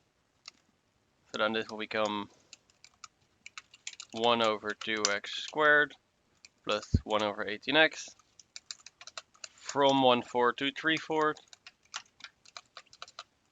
So let's see, from 1/4 to 3/4. So I take this and subtract it again. So that means it's 3/4 for x, and then we subtract 1/4 for x from that.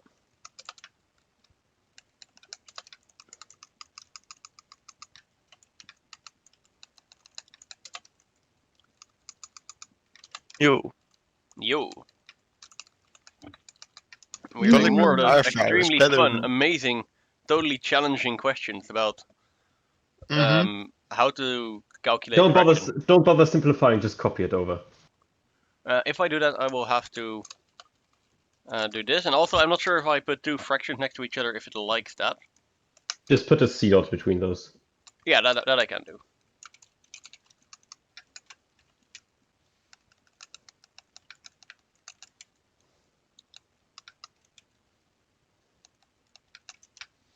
Okay, recompile.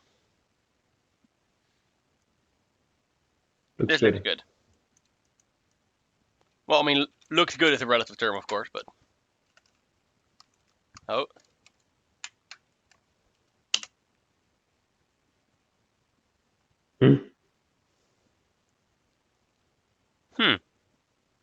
Wait, oh, they did X first and then Y.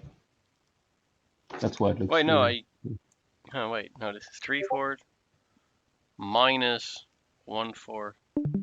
I'm gonna simplify, try it again, because that might actually be the issue. I would doubt it, but you know, you never know. So this is actually 9/16 with the 1/2, that becomes 32.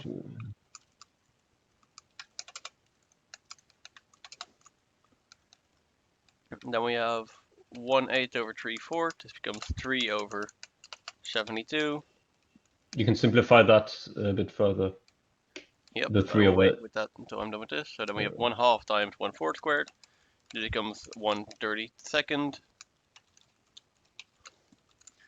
And then we have 1/4 times 1/18, which is 1/72.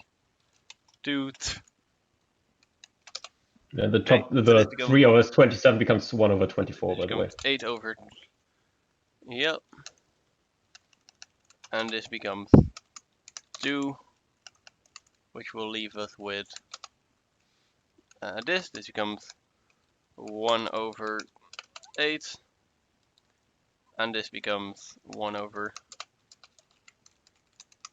36. Let's see, what's the earliest multiple of this? I think when I make this 2 over 72. And then this becomes 9 over. No, 36 already is a multiple. Oh wait, never mind. It has to be a multiple of 8. Yeah. And then it's 11 over 72. Yeah. I think that should be correct. Oh, and then I multiply that by a third. Cool. Yeah. So that is 11 over 72 times 3.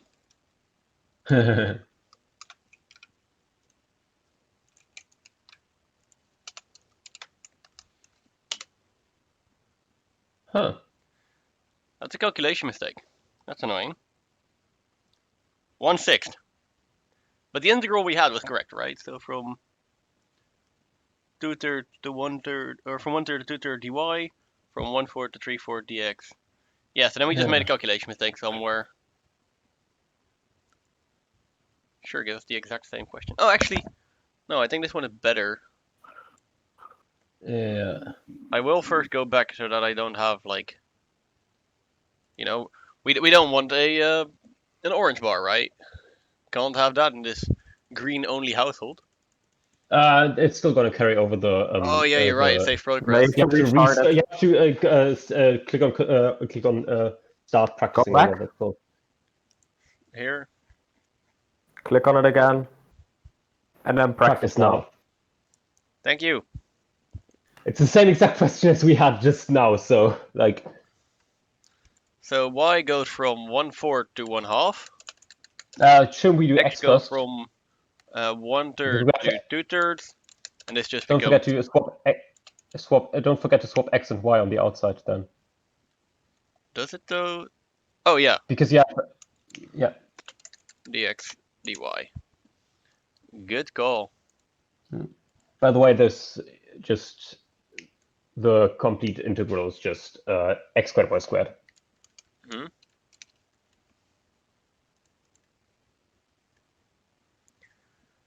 Okay. Like the double integral of that in terms of x and then y is just x squared y squared. But obviously we have it's easier if we do one part first, then put the values and then do the other part. Yeah, I will take this 4 out of front. Then let's see. So this is in terms of x. So I will integrate this in terms of x. This will be 1 over 2x squared y, where x will go from this to this. This 1/2 will cancel with this 4. So then we have x squared y minus x squared y, where we go from 2/3 or from 1/3 to 2/3. So this becomes 2/3 squared, which is 4 over 9 times y, minus 1/3 squared, which is 1 over 9. Well, when we subtract 1 over 9 y, that will make this 3 over 9 y. This will make 1 over 3 y. 1 over 1. Oh, thank you for the heads up. That's 1 over 3 y. Just straight up 1 over 1. The answer is 1. Why is exactly 3? Oh. It's the first law of engineering. Pi is 3, E is 3. Pi squared G equals is E squared equals G equals 9. Yes. Yeah. Okay, next one. So then this 1/3, actually I can pull this out to the front as well. This And becomes root 2 is 1. 2 over 3. Oh, 2 over I haven't 3. heard that one before. I thought it was 1.5. Yeah, I mean it's closer, but like one is an integer, and we like integers in this household. Fair. So then we I have was this like, thing "Fuck's sake, trying to do from math." Yeah, you can just put the half out already because yeah, exactly. This 1/2 cancels with the 2/3 in front to make 1/3, and then this thing will be this y square will be evaluated from 1/4. Yeah, from 1/4 to 1/2. So that is 1/2 minus 1/4, or 1/2 squared minus 1/4 squared, which just becomes see. So this just becomes 1/4 minus 1/16, which will just turn out to be 3/16. However, as we have that multiplied by 1/3 up front, this will actually turn out to be 1/16. God, I'm good. Okay. I hate the fact that we're doing green percent. Next one. Men nemen 1 teaspoon of salt now. So we have except for the Well, x plus more like a y. kilo of salt if you're talking about this. Yeah. And the fun thing is, this is the practice. I can't wait for challenging. So we're doing dx dy. So x should be between 1/4 and 3/4. Y still should be between I can't 1/3. believe we're still on lecture 5. We thought this would go over faster, but it didn't. Yeah, indeed. It has been an interesting road. So at least we or at least mostly I am very much getting my my calculus skills back up on track. Yeah. So that is good. Okay. So we have this thing from 1/4 to 3/4.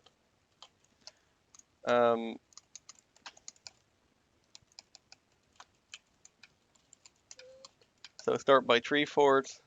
3/4 squared becomes 4/9, which becomes 2/9 once we cancel this. Then this becomes minus 3/4y minus 1/2 1/4 squared, which becomes 1/16 times 1/2 is 1/32, and this is just 1/4. Okay. Well, then we can just add this stuff up. So when we add 1/4 y to 3/4 y, this actually becomes 2 for a y. half because subtract. Yeah. Oh A yeah, half. a half y because we subtract. Good call.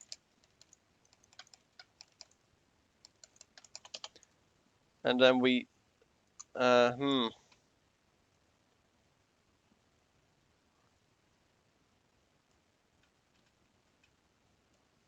And then we have this number, which I will consider just one number from now on. If Out somebody of wants, context, that's hilarious. yep, We have this number, which from now on I shall consider a number. yep, Yeah. Sounds like Reggie Watts. sound like Pumatsol, Nah, the way you you said it, don't know yeah. Reggie Watts. Okay, then we do the dy thing. So what we're gonna do is this will become y. This will become 1/2 y squared. This will be 1/4. This will be y squared. Evaluated from 1/3 to 2/3. You say your thirds in the way like you don't do a. So every time you say it, I hear, yeah, you've got 1/3 and you add 2/3 and. Third. I still got that slither from a long time ago. Flavor. Yeah, I can speak Python. Nee. Harry Okay, Potter. so let's see. Then we take this. From this, we shall subtract this, and we first fill in the 2/3. I'm just gonna pronounce it very much like third, Do your thing. and then we will fill in the 1/3.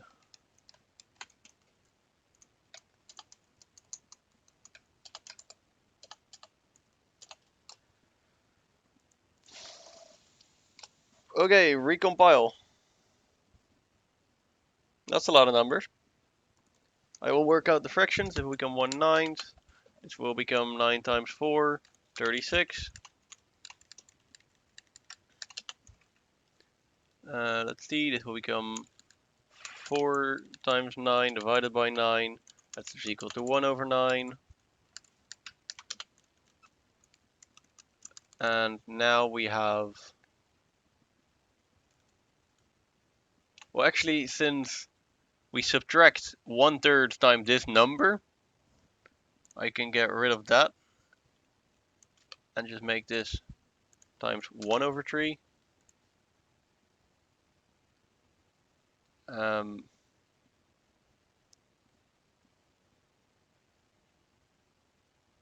Cool.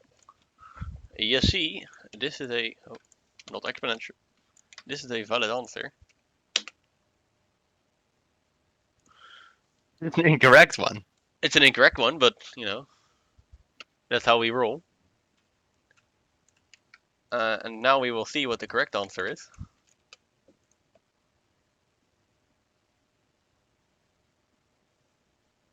If it Broken hard. if it figures this out. Wait, if, Interpreting as 4.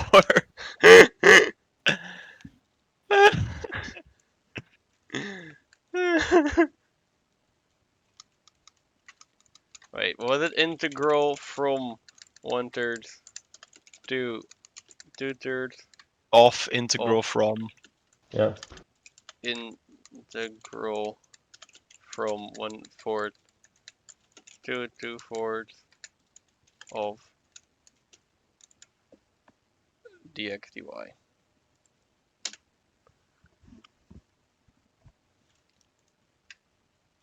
Approximately with 6. And what Again. what we had, what would that evaluate to? If that's also a 6, I'm scammed.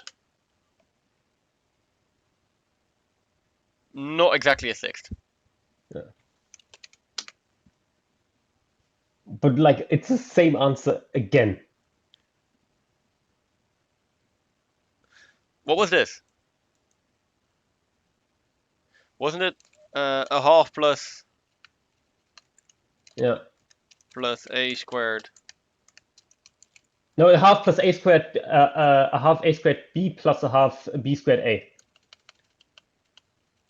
What was it? A half a squared. A Oh, squared, a squared b b plus plus a 1 half half ab b. squared. Yeah.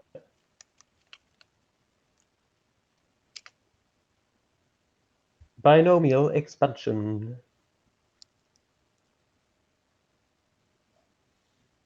Let's see. Now the question is, do we also have x going from 1/4 to 3/4, y going from 1/3 to 2/3? The answer is 1/6. Man, I'm good. Whoa! Wait, what? Ah! Practice more. Green 1/6. percent. Green. No! No. Okay, what's the answer? 1 over I 16. wonder why. Green percent. Restart practicing. Okay, 1 half of a squared b plus b squared a. That's 1. 1/4, 3/4, 1/3, 3/4, 1/6. 1 over 16. You see, we thoroughly understand this subject, guys. This totally helps with like actually understanding the subject and not just memorizing the answers. Yeah. I mean, I'm just memorizing the subject as well, so it doesn't matter too much. That's true. The entire subject. Fx x minus r f(x) of x, and the thing inside is x minus r divided by s. Mm-hmm. This information is totally pulled from a from a pool of knowledge, which shows a deep intrinsic understanding of the subject and not memorization. Mm-hmm. Anyways, let's have a look. So we are looking at the integral from,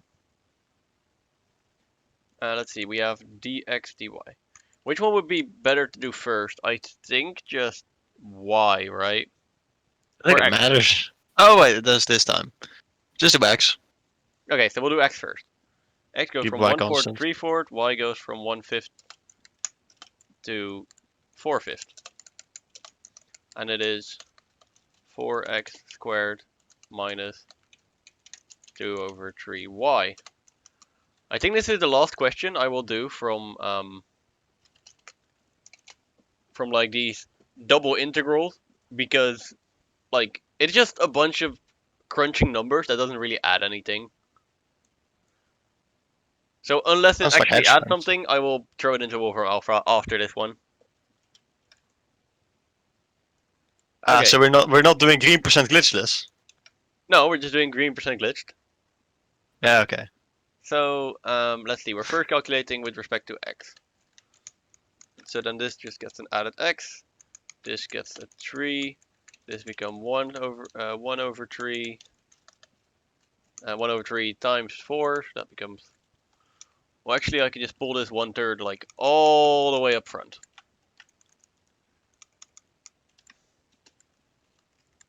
So then this becomes 2. Oh, there should be a minus sign here. Okay, where's the thing? Yeah, here. And then this integral sign goes away. And then we fill in these values for x.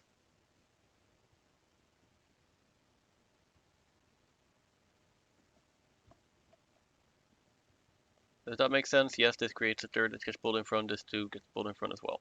Okay, so now we have this, and we first do this, and then we subtract it again. So the thing we subtract is 1/4 for x, and the thing we start with is 3/4 for x. And I have to be very careful with the minus signs, because there's a bunch of them, and I'm not very competent. So 3/4 cubed, that turns into 27 over 64. Absorbs this 4 turns into 27 over 16. If 1/4 cubed becomes 16. This becomes 4 over 16. However, I will leave that like that for now. And then this just becomes 1 half. And this becomes 3 halves. So this seems correct. Then I'm going to subtract 4 16th from 27 16th. This becomes 23 16th. And then I'm going to subtract negative 1/2 y, which same as adding 1/2 y, which turns this 2/3 y into just 1 times y. Therefore, my answer will be There's a 23. you're making a mistake because can you go back? It was negative 2/3. And then we add a half, that becomes negative 1 pi. No, you're adding a half, so it becomes it becomes negative 1 pi. Yeah. Not 1 pi. Cool. Anyway, so then this will be my my current thing. And then we will evaluate that with respect to y. So this will become y, this will become 1/2 y squared. I will pull a half to the front. And we will take this from 1/5 to 4/5.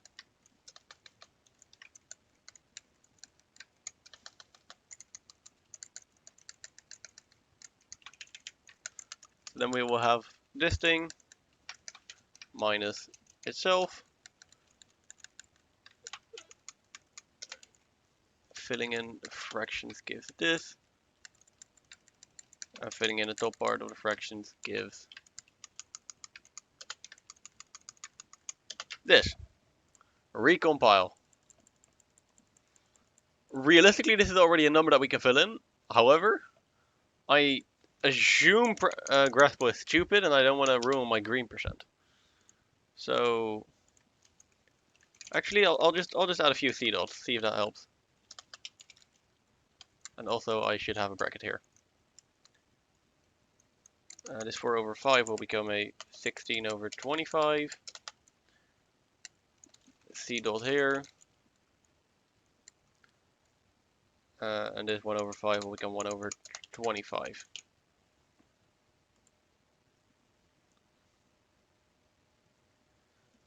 Let's see. One more closing bracket. Yeah, one more closing bracket. I will turn this 1/8 into over 40. Any other quick things I can do?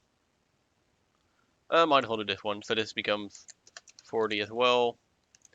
And this becomes 92.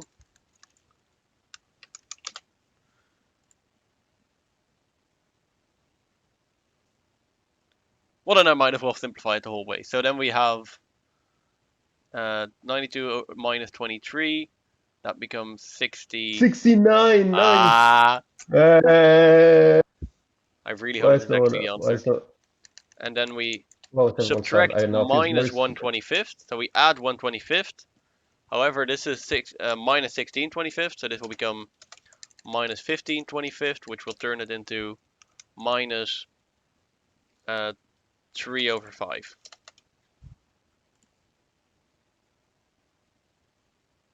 Okay, this seems correct. Are my brackets correct? No, they're not. Wow. Therefore, what a this surprise. should be correct.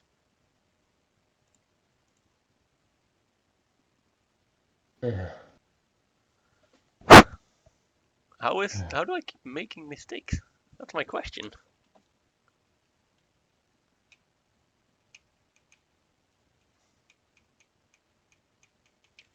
Okay.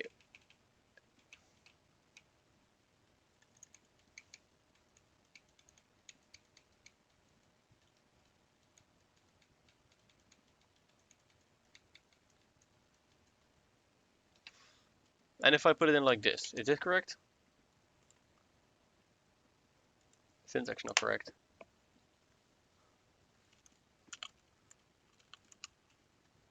Why does it not like my brackets?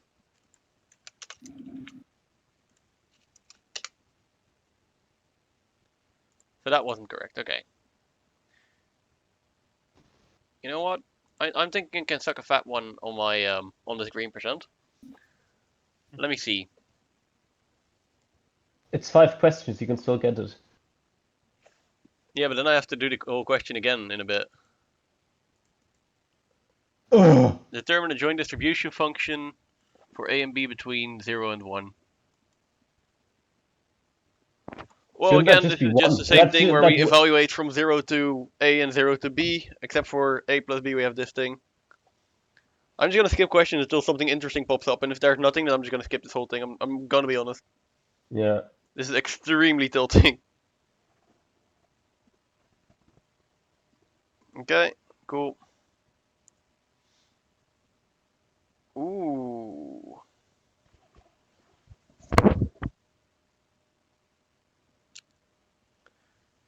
Calculate the chance of 2x is less than y. Huh.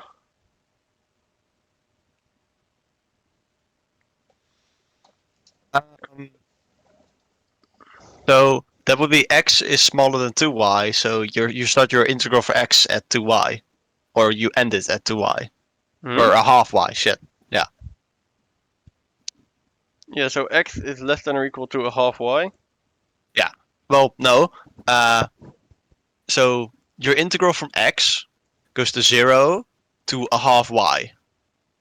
That's all that changes. Make sense? Yeah, okay. So, to reiterate, what we're doing is we're taking the integral from, and then let's see what we're doing first. We're doing y first, so we're doing from 0 to 2 of the integral of from 0 to 1 or y over 2 of x plus y over 3 dy or dx dy.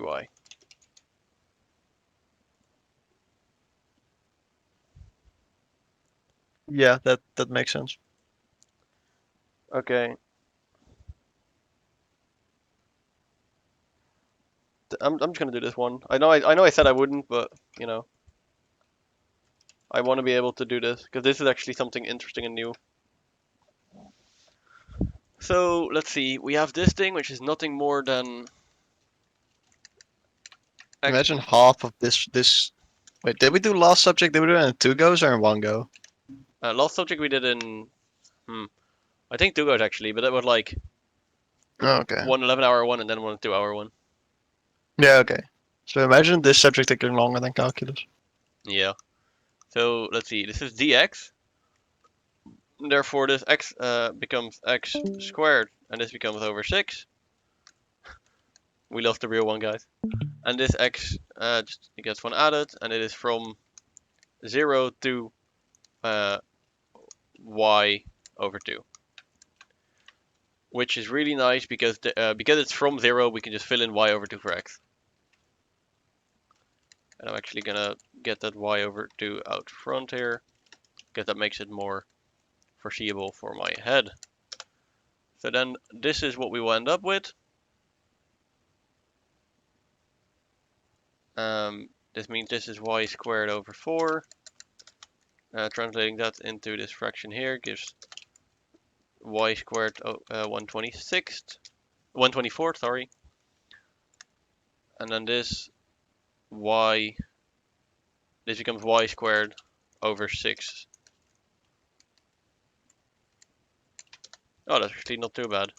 So this actually becomes 1/6 y squared, which becomes 4/26 y squared, which becomes, or 4/24th, sorry, which becomes 5/24th y squared. And of course, we can get this this 5/24th outside in front. Okay, and then the last integral, which means we're just taking this thing as in like 1/3 y cubed from 0 to 2.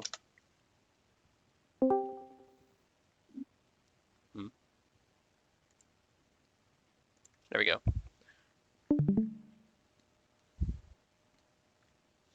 Yep, and then when we fill in 0, we get 0, and when we fill in 2, this will become 8. So this will become 8 over 3. So the answer will be 8 over 3 times 5 over 24. That means this 8 will cancel away with this 24, which become 3. And that means this is 5 over 9.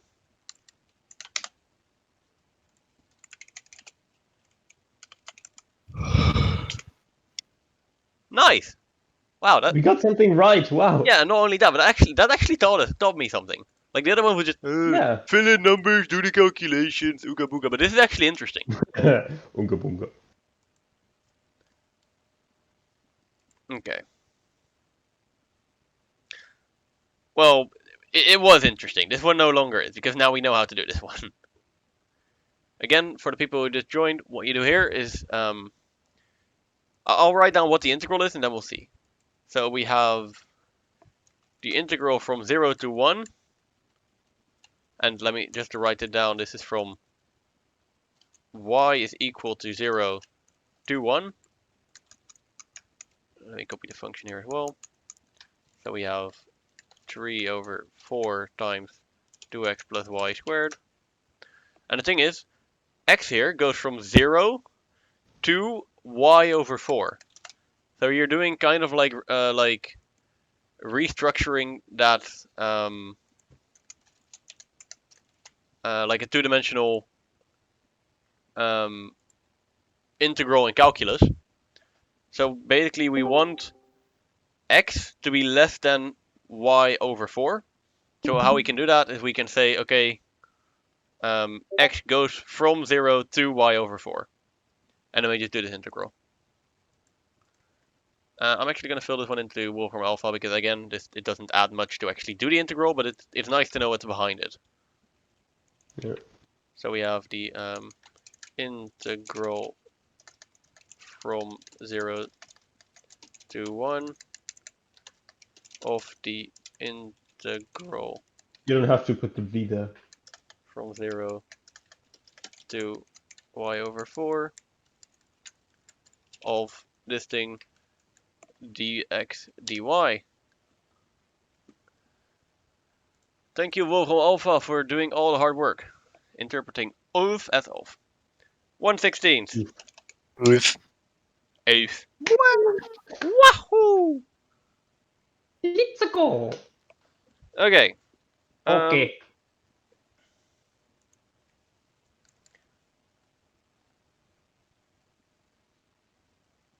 So let's see. Y should be between 1/3 to 2/3. X should be between 1/4 to 1/2 of 5 over or 12 over 5 times x, y, 1 plus y.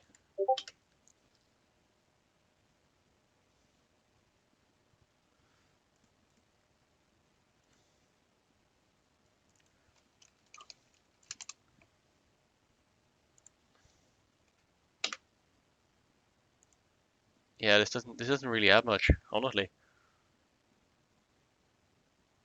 Calculate x is less than y. Well, then again, this is just the integral from y goes from 0 to 1, and from x goes to 0 to y.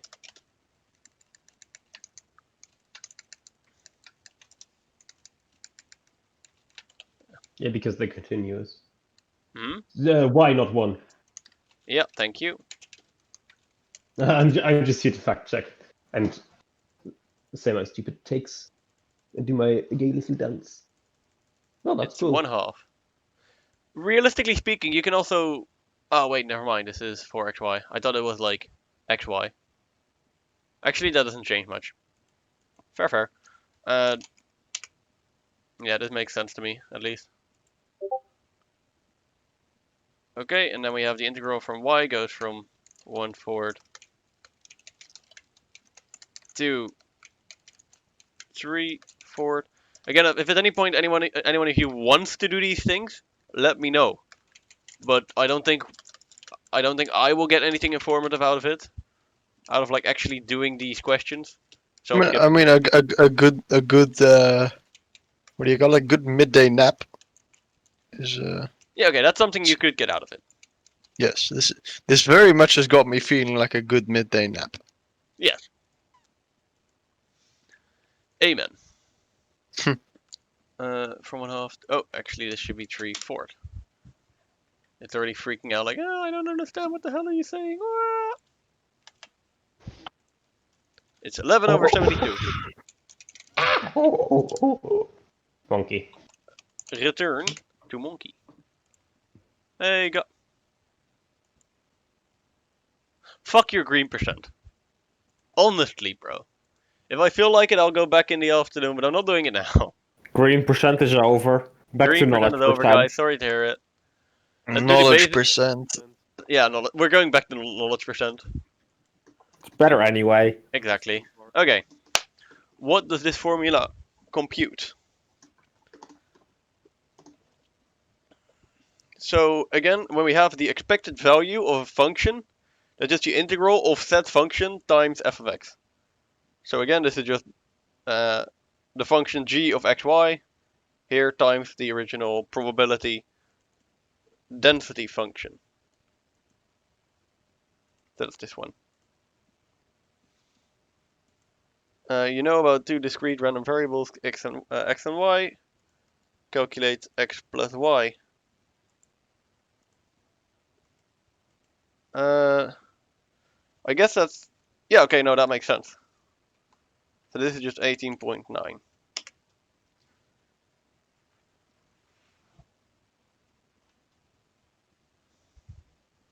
Yeah, and when you want to think about this, you can just think like the expected value of one die is 1/6. The expected value of another die is 1/6, or Oh. sorry, not 1/6, 3.5. 3.5.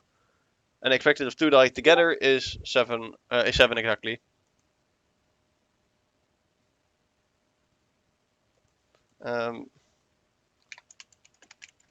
Somebody's asking, hey man, quick question. Let's say you want to find p of 2x less than 5, less than y, sorry. So what he's asking is p of 2x less than y.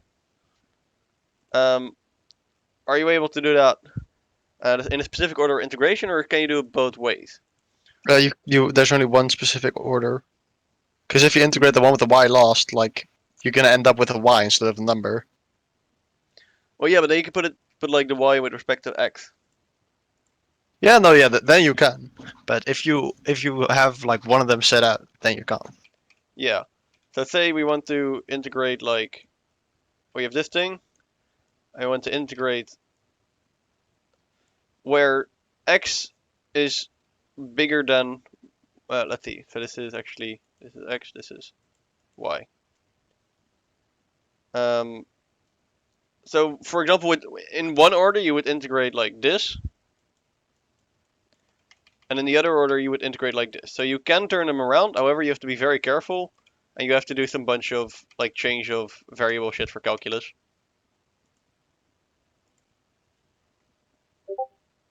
You're welcome, man.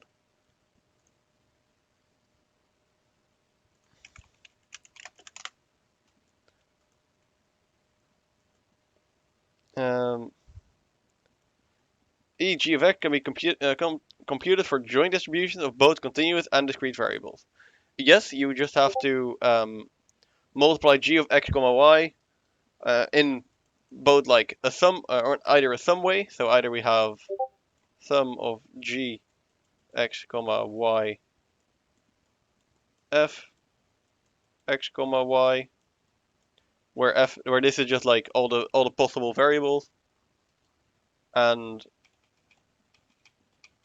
yeah, for the other one it's just the integral instead of the, so then it's this thing. So this is true. From linearity of expectations, it follows that rs plus sy plus t is equal to r e of x plus s e of y plus t. And again, we like, you guys understand that, I presume. If not, just let me know. All right, cool. This is a changed variable formula that is used to compute the expected value of 2. Let's see.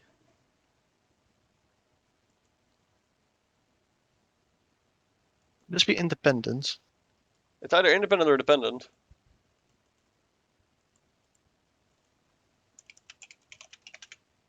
That Well, well, actually, it doesn't have to be independent, right? Because if it has to be independent, then this would be p x of a, p y of b.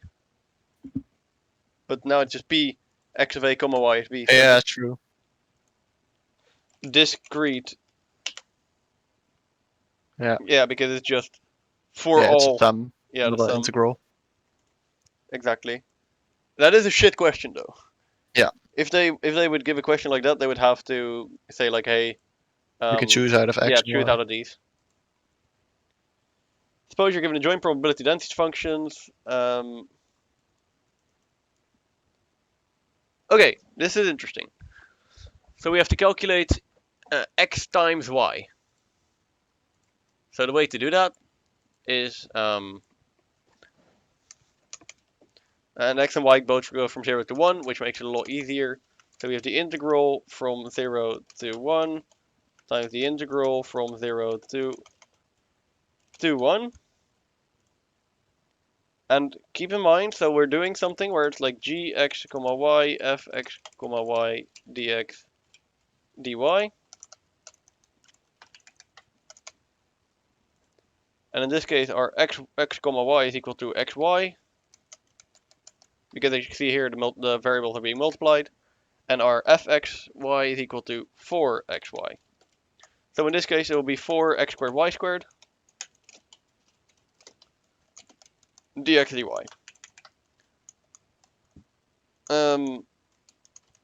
We will first integrate over x. So this will become 4 over 3 x cubed y squared from 0 to 1. Filling in 0 gives 0, filling in 1 makes this go away.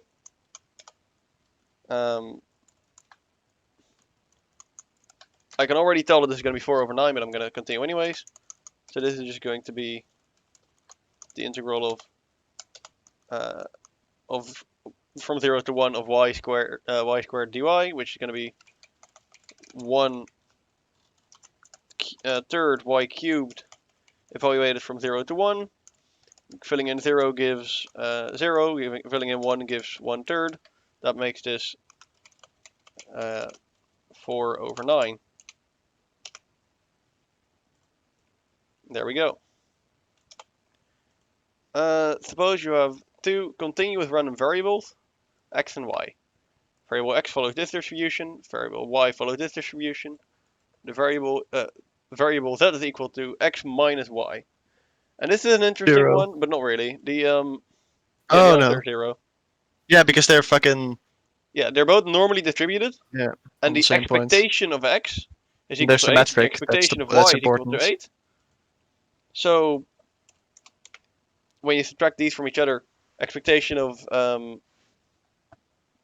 x minus y is equal to 8 minus 8 is equal to 0. Ooh. Compute the expectation of x plus y. Okay, so that means... Calculate Okay, this EX, isn't too hard. calculate EY.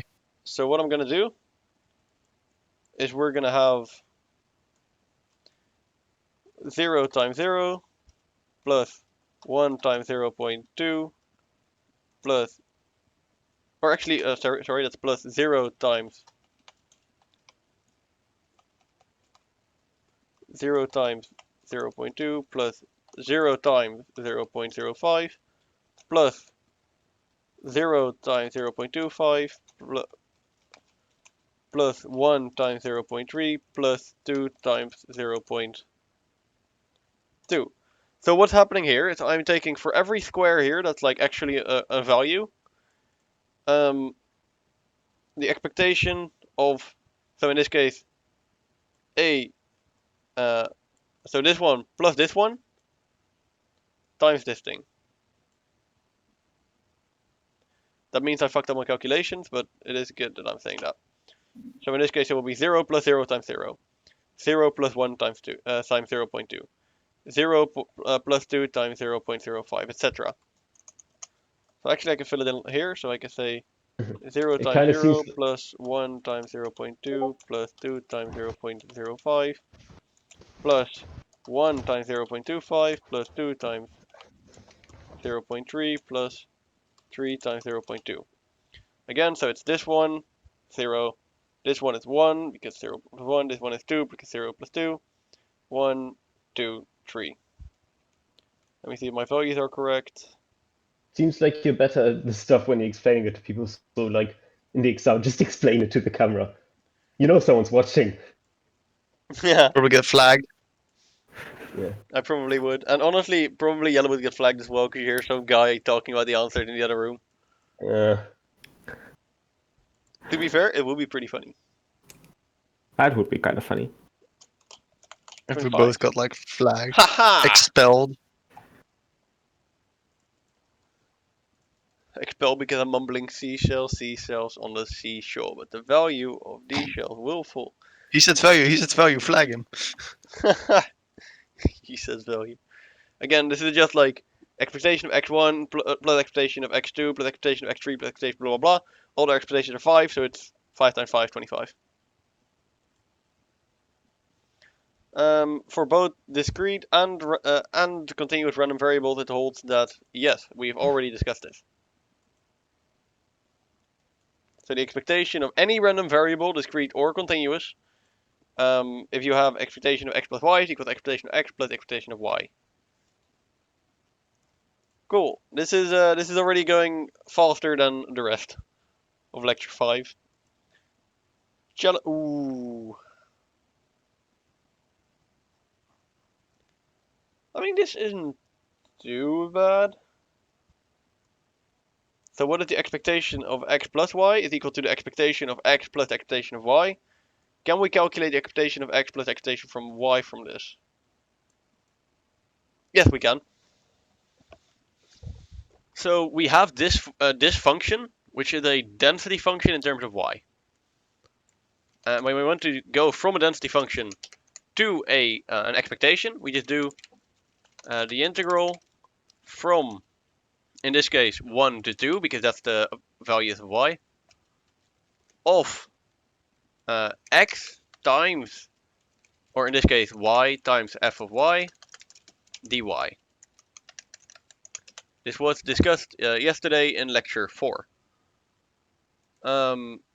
So f of y in our case is actually equal to 3y squared over 10 plus 2y over 10.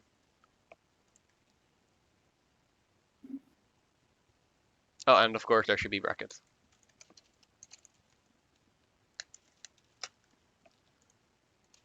Okay. Distributing this y through gives this. This becomes y squared. Cool. Then I will proceed to integrate. This will become y to the power 4. This bottom will become multiplied by 4. This will become y cubed. This bottom will become multiplied by 3. Okay. So then we have this stuff. So first we fill in 2, then we subtract 1 minus. So this becomes 3 times 2 cubed. 2 times, or 2 to the power 4, this becomes 2 times 2 cubed. Minus, well, this is just 1 cubed, this is just 1. Is there a way to say to the power 4 easily? I don't No. think so. Okay, so 2 to the power 4 is equal to 2 squared squared is equal to 16. I think hypercubed would be the right term then. Fair. That's kind of what I've been saying, but I think it's wrong. So this becomes 16, and this becomes, that becomes 3, and that becomes 2. So then this is the answer. I might as well, so this becomes 35.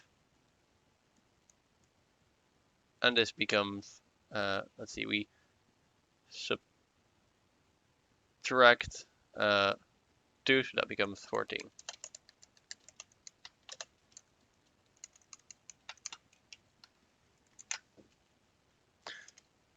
Ooh, almost got me there. Almost got me there. This is the expectation of y, not the expectation of x plus y. Of course. Yeah, I almost pressed enter. Okay, so then we can say expectation of y is equal to this, and then we will continue onwards with expectation of x is equal to the integral from 0 to 2 of, well actually let me get that 3 out of 3 over 22 up front. So here we have the fraction 3 over 22 Although if you're not fluent at LaTeX before you enter this lecture, you probably will be by the end of it. 2x squared. It's not that hard. It's like literally. Exactly. You LaTeX want a is pretty symbol easy. forward slash name of the symbol. Hmm? You want something forward slash name of something you want. A backslash, Exactly. I mean. It's like, I want a fraction slash frac. I want an integral slash int. I want infinity slash infinity. I want, I don't fucking know, mu slash mu. What the fuck? Another very important one. Want something down, underscore. Want something up, caret. Done. Yep, Now you understand LaTeX. exactly. Although, do you pronounce it LaTeX or LaTeX? I say LaTeX. I'm pretty sure LaTeX is correct. I see, cool. It more depends on you what language know. it comes from. Like, What do you say? thing is, we speak English, so like theoretically it's pronounced latex, but like I say latex because I don't No, know. but he calls it LaTeX or LaTeX. Like, Yeah, like I don't think he pronounced the X. yeah, it's like K instead of X. LaTeX. LaTeX. Okay. I thought it was an X. It is an X. It's It spelled is an an X, X. but you pronounce it with a K because reasons. Okay, wait. Yeah. So this is what I have for now.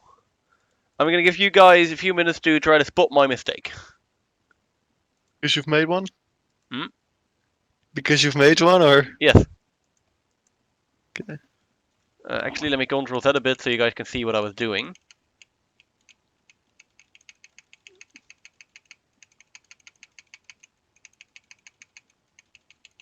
That is control Z too much. Here. So this is what I had at first. You guys go figure out why this is wrong.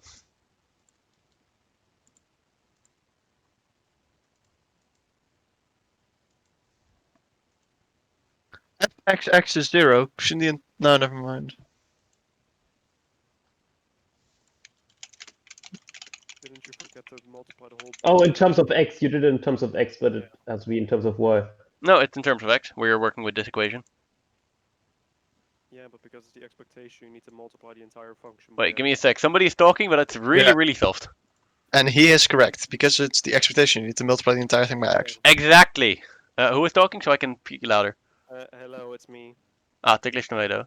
You're using the change of variable function or something on X. Yeah, it's basically just when calculating the expectation, you have to multiply the whole thing by X. Hmm.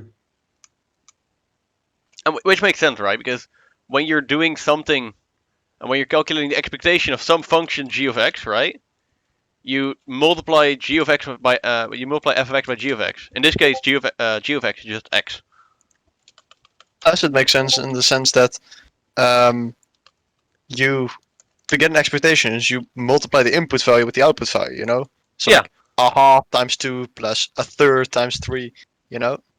So if you want to like do that here as well, you gotta multiply the entire thing by x. Exactly. So there's So multiple it ways that it conceptually makes sense. as well. Yeah, there's multiple ways that it makes sense, which I fucking hope so, because it's like the way it is. It's math. Okay, so this becomes 1/4, this becomes 1/2. This becomes cube, this becomes 1/3. We fill it, 3, we fill in 0 to 2. So this will become 2 cubed, which will become 8, this will become 8/3. This will become 2 hypercube, which is 16. 16 divided by 2 is 8. And which leaves us with this answer. Okay. That's cool. And now what we do is we actually add these two up, because again, expectation of x plus y is equal to expectation of x, which is this thing, plus expectation of y, which is this thing. Mhm. And now let's see if Graspel fucks over my input. Let's go! Oh, that feels really good when you work towards the fucking answer for like 10 minutes and then it's correct. Yeah. Probably the reason why I stopped doing this integrals, because I had them wrong all the time. Next. Calculate the following probability joint probability density function. find. Oh no, not calculate. You were given. I was about to say because if we have to find this, this is not a joint one. This is a marginal one from a joint one. But we have to find this for this value. Wait, what? Oh yeah, yeah. Well, okay, that makes sense because this is also for there. So this one is actually really, really easy. All we're going to do is we're going to take the integral from 0 to 2 of 3 over 16 x y squared dx. And all of this is going to do is this is going to get rid of the x, which leaves us with only things in terms of y. Why I'm here. Y, I'm here. So this is going to become x squared. I'm gonna divide by 2 here. Then we're filling in 0, which gives 0. Then we're filling in 2, which gives 2. That becomes 4 here. This 4 cancels with the 32. This becomes 8. So the answer is actually 3 over 8y squared. I probably went really fast, but I think most of you got it. So. Wow, that was a lot less work. But, you know, we conceptually understand it. So that's good. Yeah. That's it. That's lecture 5. Split, bitches. That took, what is it, 2.5 hours? Yeah. And that's Well, without we got- breaks. Yeah, that's without the break, and we also had And- one yellow. But 6 and 7 have way fewer, so I think 6 and 7 is going to take as long as 6 or Yeah. 5. Well, the thing We is, could just go- 5 we has could 3 just go- subjects, and 6 has 2 subjects, 7 has 2 subjects, so we're like 3 out of 7 in. Yeah. However, the We could subject just should be go- easier. Yeah, we could just go back to the orange one at the end and try to do it. Exactly. I will just hand out the, just outsource it. Okay, lecture. Sweatshop. Exactly.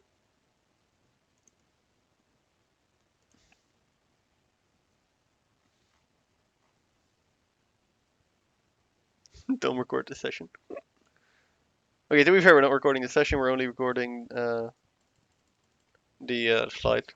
And it's published on a private YouTube page, which only accessible by the link, and everybody in here is a member of TU Delft, so should be fine.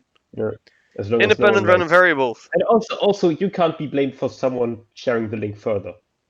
Exactly. Independent random variables. Consider the following random variables with respective joint distributions. X and Y, this. U and V is equal to this. Which of these pairs of random variables are independent? Both of them. And the reason that is because, say we have or well, let's just say they can be pulled apart into like e to the power of minus u times e to the power of minus v.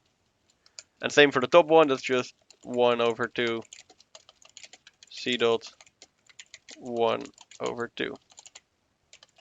So if you can pull it apart into two or a function of x times a function of y, they're independent. So the function for independence is actually equal to if f x comma y is equal to fx f y. This is like the definition of independence, but we will see that later. Also, I'm not sure, like this is only for continuous, so it's actually, I'm using the wrong things, but you guys understand what I mean.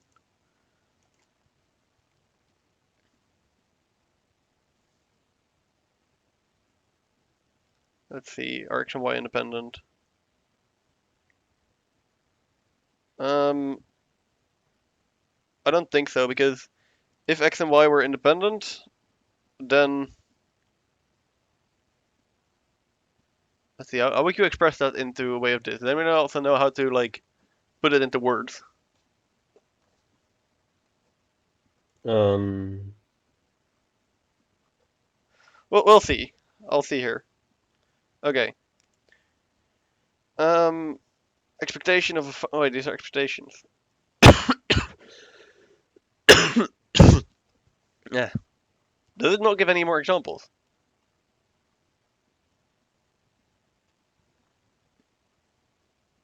Why? Huh.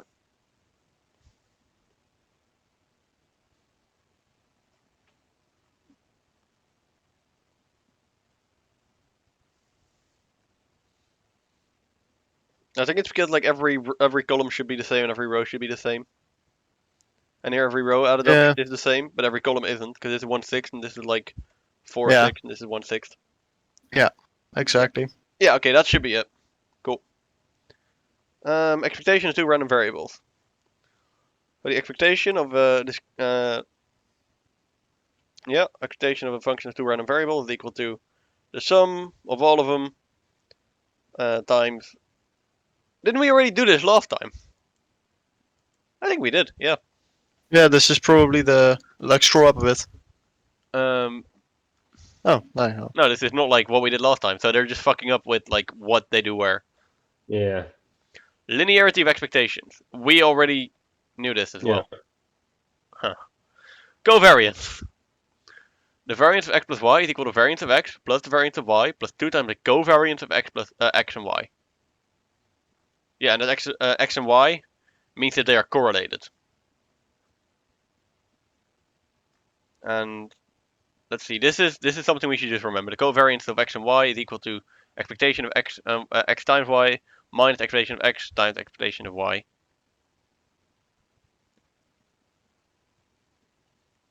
I'm just gonna write a bunch of stuff out here because I've got some ideas on how to It's change these basically, functions it's that I want to basically fuck the with. same as like how the normal variance is expectation of x squared plus expectation of x all of it squared. It's Yep. like the same thing, but one x is a y instead.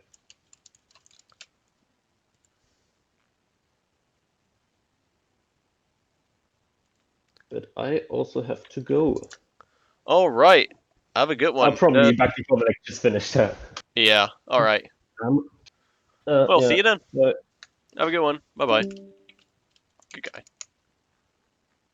Let's see. And we have gov x comma y is equal to e x y. The guy hasn't spoken in a while. But Okay. But the thing is, we also know that the variance of x is equal to e x squared minus e x squared. Therefore, the variance of x plus y is equal to e x squared minus e x squared plus e y squared minus e y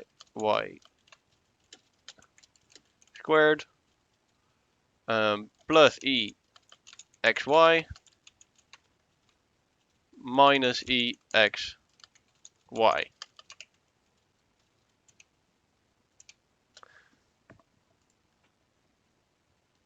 So here we have a formula of these things only in terms of expectations, which is interesting. So with only the expectations, you can calculate the variance. And also, what he was saying kind of makes sense, right? So the covariance is equal to just the variance if these two are both x. Hell, you can say, since this formula for the covariance holds, we can actually say the covariance of x comma x is equal to this, Mm-hmm. which is just equal to the variance of x. But it shouldn't be surprising that you can calculate covariance with just the expectations, is because you can also calculate the variance of just the expectation. Yeah, exactly. And then we have, okay. So all of this makes sense. Good. Interpretation of covariance. Again, so if you have a positive covariance, then higher x equals higher y, and if you have a negative covariance, the higher x equals lower y, and vice versa. And 0 means saddle point, I believe. No, 0 means they are not correlated, so they will just be spread there like this. Yeah, also very possible. Yeah. And here you have like these are also uncorrelated, and even though they look like they most likely have something in common, they do not follow the strict correlation like a straight Nope. line from this point to this point or a straight line from this point to this point. Therefore, they are uncorrelated. Yep. Yeah, and again, these are just like bigger than 0 is positively correlated. Smaller than 0 is negatively correlated. And is equal to 0, then they are uncorrelated.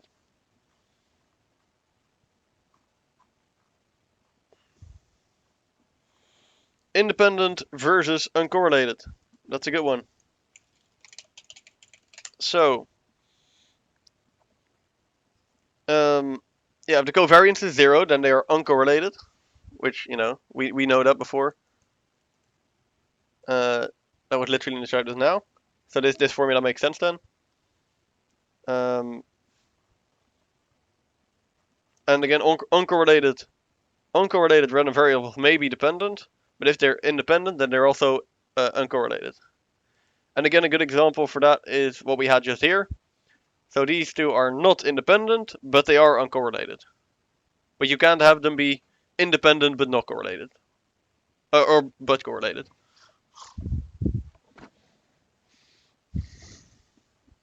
Change of units. So the covariance of r x plus s, comma t y plus u is equal to rt times covariance of x, comma y.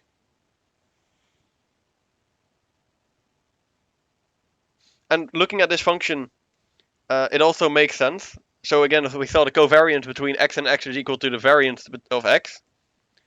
So if you have the covariance of rx plus s is equal to the variance of rx plus s is equal to r squared variance x, or r squared covariance x, comma x. Yeah. Yeah. Ooh, the correlation coefficient is equal to the covariant of x, comma y divided by the square root of the variance of x times the square root of the variance of y. Which is kind of funny, because if you then look at the variance of x, or the correlation coefficients of x and x, you get variance of x, because the covariance of x and x is variance of x, divided by variance, or by the square of the square root of the variance of x, so it's just 1. Yeah, it's just 1. So x is correlated with x. Yes. As positive as can be. Yeah.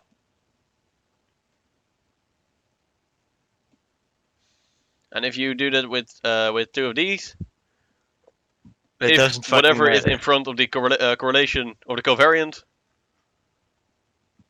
that sign gets like, yeah, it's basically like an absolute value in a way. Because if this thing is less than you 0, normalize it. if this thing is less than 0, then this negative sign will neutralize this one. Okay, cool. Oh, that's a lot of text. I don't really want to. Why do they always work with this like noise thing? It makes it a lot more complicated for me.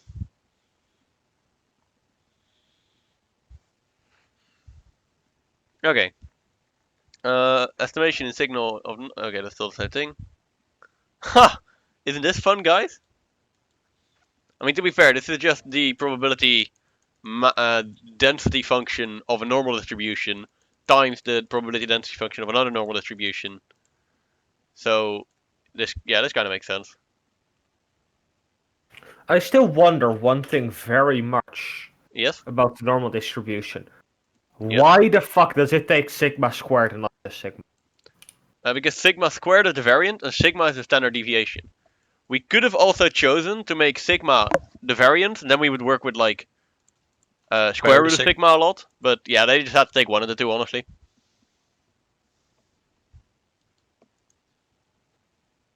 All right.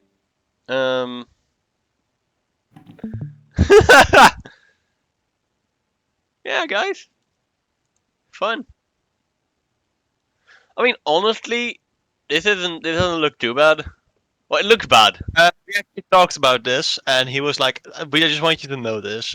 You do not need to know this." Yeah, you didn't need just, to reproduce it shows, but it shows that rho, so the I have no idea what it's called, correlation coefficient, shows up in formulas. So it's not completely useless, guys. Haha, we're relevant. Yeah. Okay, let's see. For any random variables x and y, e of x plus y equals e of x plus e of y. We've already discussed this. This is correct. For any random variable x and y, variance of x minus y is equal to variance of x minus variance of y. No, because what this actually says is the variance of x plus minus 1 times the variance of y. So when you get this out of the brackets, it would actually be the variance of x times 1 squared plus the variance of x times minus 1 squared. So this would just be variance of x plus variance of y.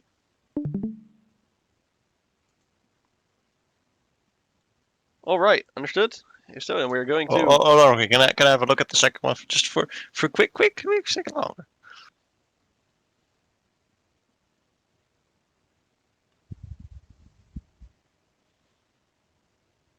So Let me actually write this one yeah, out. okay, because what you would get is variance of r x plus s y. Yeah, let me write it So out you for you then. square both r and s, right? So the negative one gets squared into a 1. Yeah, that's exactly what happens. Okay, cool. Okay, yeah. Then no need to write it down. Yeah.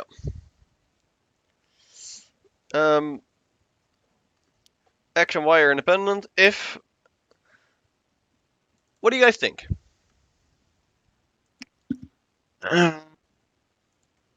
Yes. What? I thought it was only the case for the lowercase f. Is it No. also the case for the uppercase ones? Hell yeah. Huh. That's really Why cool. would it not? Because it's lowercase, Oh, like yeah. smaller than equal. Yeah, yeah. Okay, cool. We restart. Anyway. Independent if AB is equal to... Yeah. Yep. They're independent if... Yep, these are discrete, so this is just the same thing as previous, but been a slide with discrete. They are not the same as this. For some value, then they are dependent. They are independent, therefore this holds. And they are independent if this, yes, that's true. Next subject.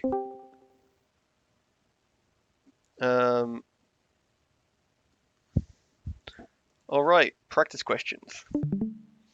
It's also normal coin twice, and variable x the number of tails you observe. Same coin 2 more times to find the number of tails you observe. Only models these last 2 throws. Okay. Compute x is less than 2, y is less than 1.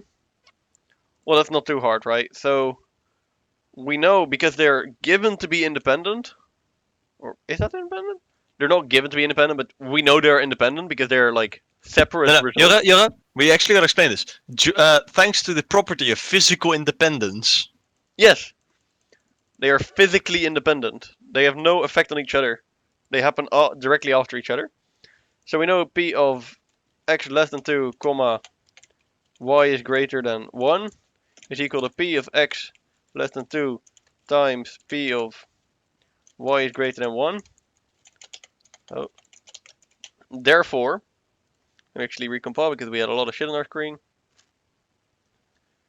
Let's see, so we are throwing twice and 2 more times, okay?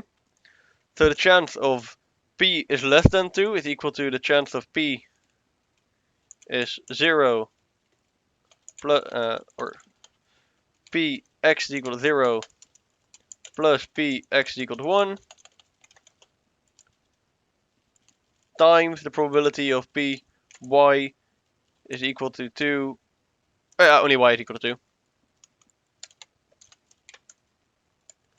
Okay, and then we have to look at the amount of tails. So you throw the coin 2 times in total. There are 4 total possibilities. So let's start with this p y equals 2. For this, we have to have a coin throw that throws with tails, so 1/2, times a coin throw that throws with tails, another times 1/2. So this is 1/4. Here, to have 0, we have a coin throw that shows heads, and a coin throw that throws heads. And again, because these 2 are independent, we can just multiply them together. So this is also 1/4. And this here, this p is 1. Then you throw either heads tails or tails heads. So the chance of that is 1 in 2. So that means we get the chance of this thing over here, which is 3/4 times 1/4, which is 3/16.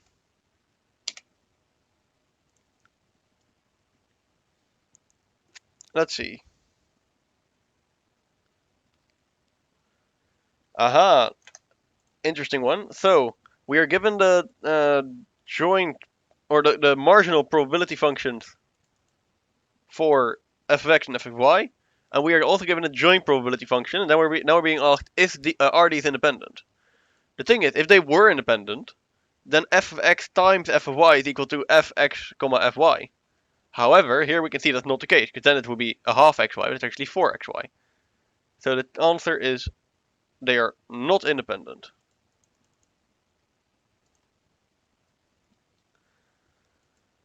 Okay, next one. We are given these different values. Blah, blah, blah, blah.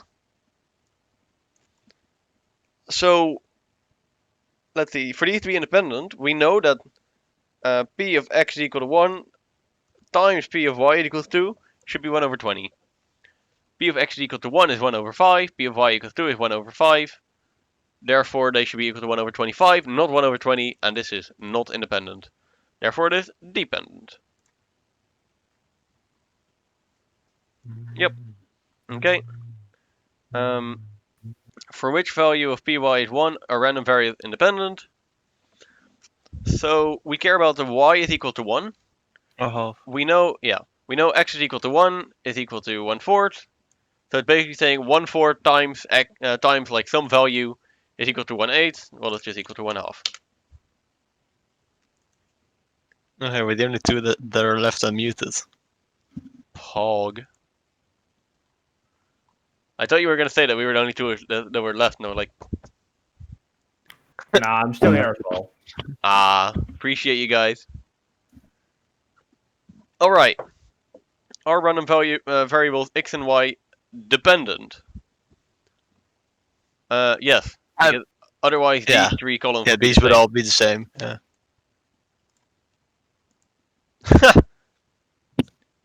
Assuming independency of random variable x and y, what would the value of x equals 2? So that's this one. Y equals 1. So that's this one be. Yeah, but what do you mean assuming independence? Fucking. How is that gonna be independent? Not. They're lying Yeah. out of their asses, but you just gotta roll with it. Either Like, way, sorry, are we just doing dumb here, or is this like unable to ever be independent? yes, and they give. Wait, I'm gonna send a screenshot. Can you ask the question in Yeah, in SQT. no PTS, but yeah. Practically the same. Wait, this could still be independent though, right? No, because like this chance and this chance and this chance would be the same, No, right? but that would mean that if you have three things, it would always have to be a third, and that's not true. Yeah, no, that makes no sense.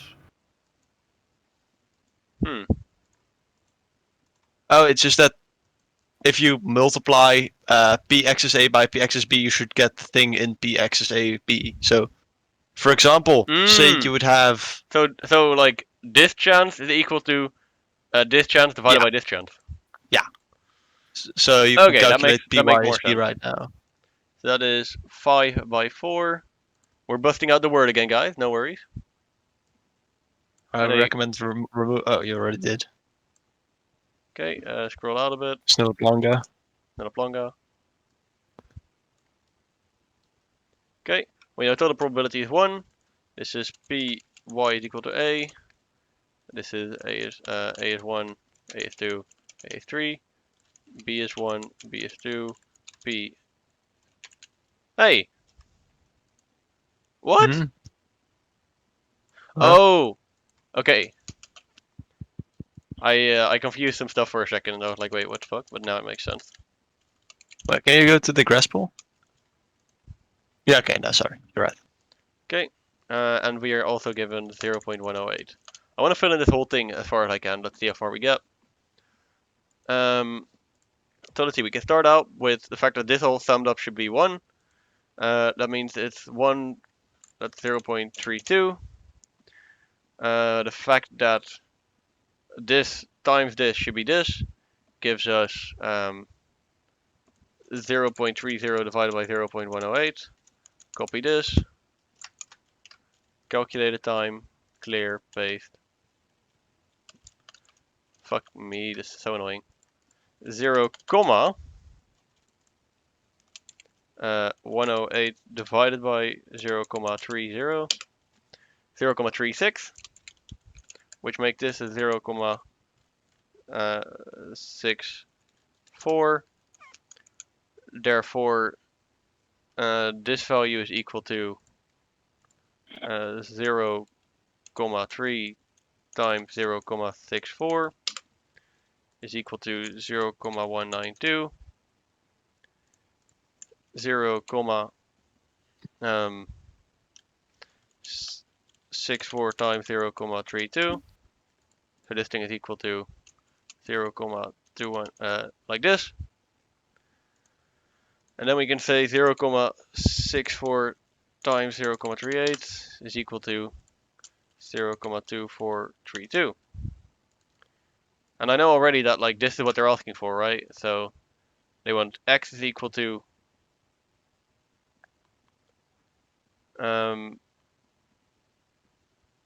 let's see.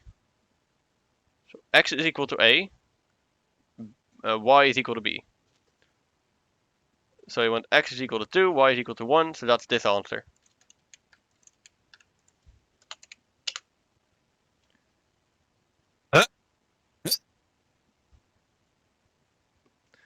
Ze zijn hem aan het trippen. Ze zijn hem volledig aan het trippen. Yeah, but looking at their answer, they should be correct, actually. It's 2048, not 2000. Yeah. Why did I? Oh, maybe I wrote like 0.63 instead of that. Because then I do get this answer. I like how because it's close enough, they're like, yeah, sure. They're like, you know what, buddy? Grespel doesn't know what the answer is. It just knows that it approximates your answer.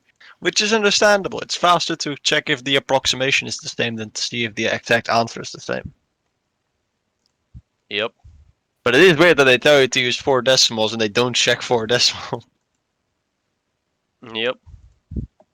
I mean, then again, Graspel is weird. I don't mind Graspel. I do mind proctoring software. Yeah, definitely. Yeah. For anyone that hasn't done it yet, there's a survey about that. Yeah. Please fill it in and tell them how much you hate proc. Exactly. Okay. There are 2 correlated random variables. If this, then this. Well, no, because this is always 1, and this is not always true, so this is false.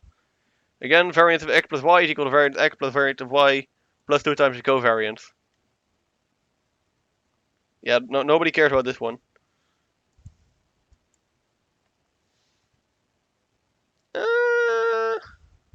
No. No, why would it be? This only happens in the case of independent random variables, so the statement is false. Or not. Covariance is 0, that means they're not independent, but they are not correlated, I guess. Yeah, fair. Good enough. You are given the following. Calculate e of x times y. Okay, so we were given that. Let's see.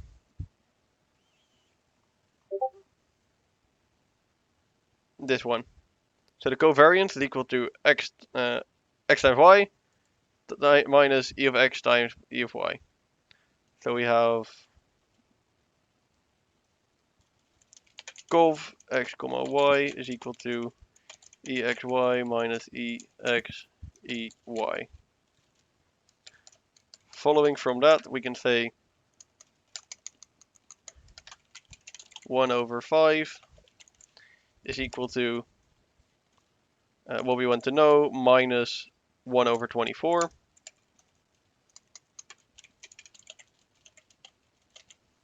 So therefore we can say 1 over 5 plus 1 over 24. Is that correct? Seems to be. 29 out of 120. Fun stuff. Compute the covariance. Well, this one is even easier. 1.8 times 2.3. Same formula, same difference. Ooh, compute rho. Well, that is 0.8 divided by the square root of 1.8 times the square root of 1.6. Yep. Wish all of them went that fast. I mean, this is a speedrun after all. That's true. So we are calculating covariance again, so it's 30 out of 49 minus 12 out of 14 times 5 out of 7. The answer is 0! What a nerd! I mean, you can see this pretty easily, that will be 0. Cool. Yep. 1.02 divided by square root of 2.4, square root of 1.8.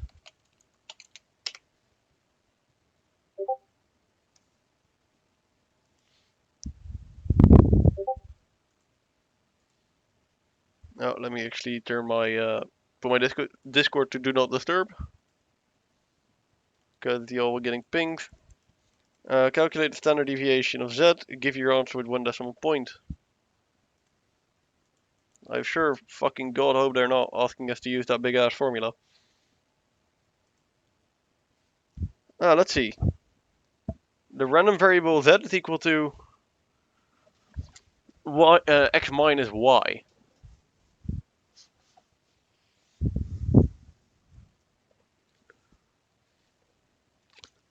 I know that we can do this with expectation, but can we do this with...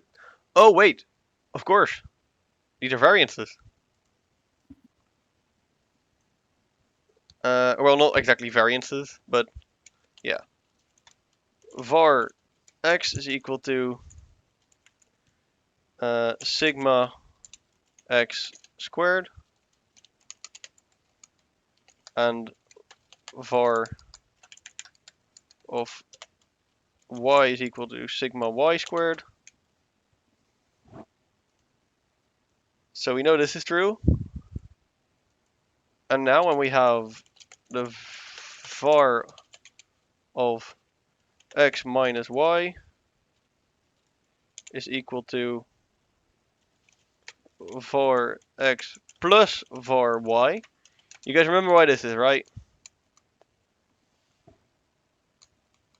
So therefore, the variance of this stuff is equal to sigma x squared plus sigma y squared. However, this is the variance. We want to know the standard deviation.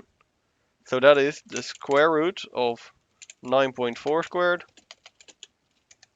plus 10 squared.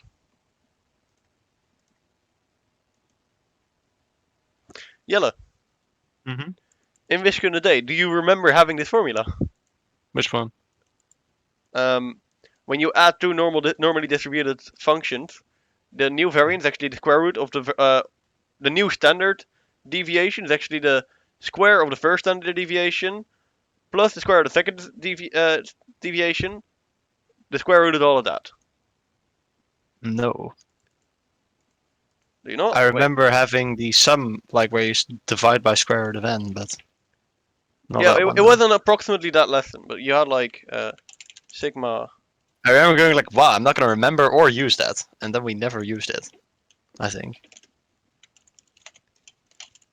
I vividly remember this for some reason.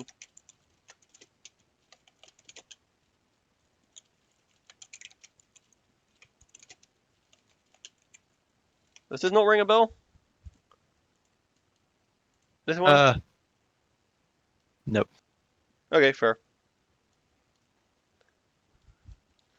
Anyways, that's a neat little trick for you guys if you want to use that. I think it always holds. And there we go.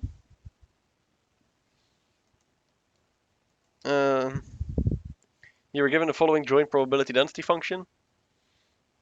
Okay, and the marginal. Okay, we need to calculate the covariance. Again, we can use covariance x, y is equal to expectation of xy minus expectation x expectation y.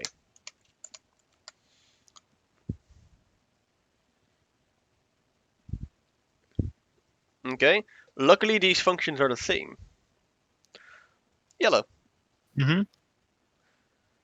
Riddle me this. If we have this covariance, and the functions are exactly the same, wouldn't that give me the covariance of exactly 1? I had to try it out. Actually no, that, I'm not sure if the covariance would be 1. I do know that the, what's it called? I do know that the, like that weird squiggly thing will be 1. The Yeah, the correlation covariance coefficient. still depends on the variance. Yeah, exactly.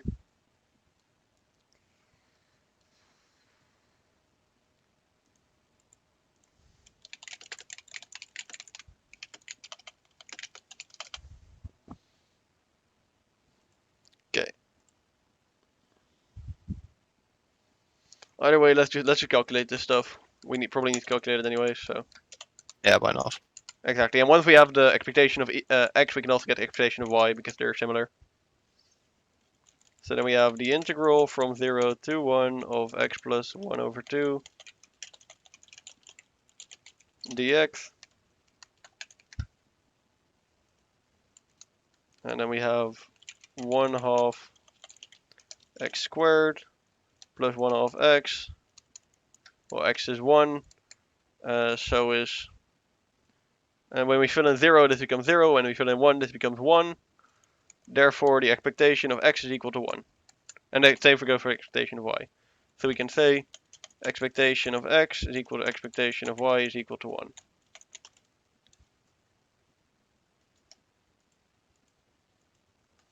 Okay, cool. Then we can go on with the expectation of x times y. Expectation of xy is equal to the integral from 0 to 1. I fucked up. Yeah, you guys can see, I fucked up, you guys can see why. Look at the integral.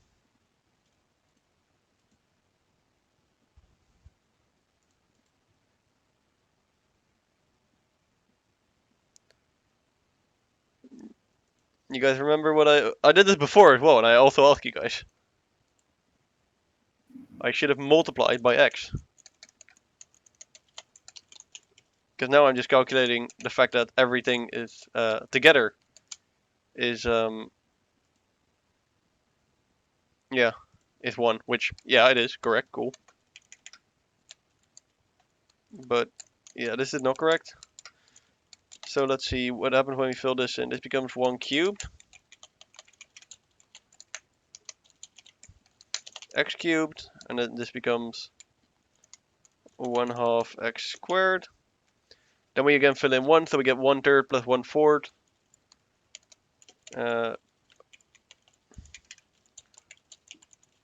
So that's, I think 7/12. Is that correct?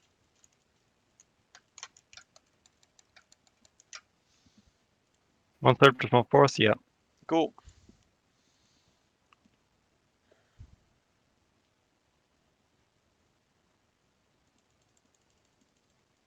Yeah. Okay, yep. So these are both 7/12. However, we still have to calculate the expectation of x times y. So yeah, we might as well do that real quick. So expectation of x times y is equal to integral from 0 to 1 times the integral from 0 to 1 of xy times the marginal, the joint function. So like this. Dx, dy, doesn't matter which order.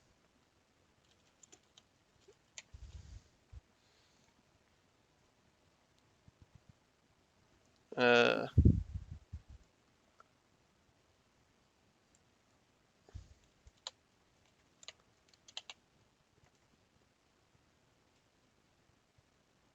Okay.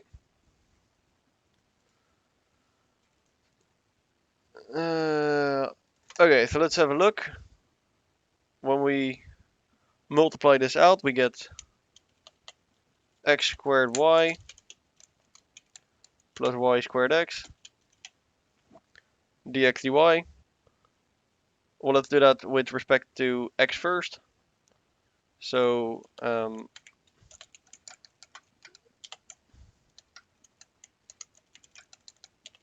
let's see, when we integrate this, we get 1 over 3 x cubed y plus 1 over 2 x squared y squared. From 0 to 1, well, we fill in 1 in case, where all the x's are, because when we fill in 0, it just disappears.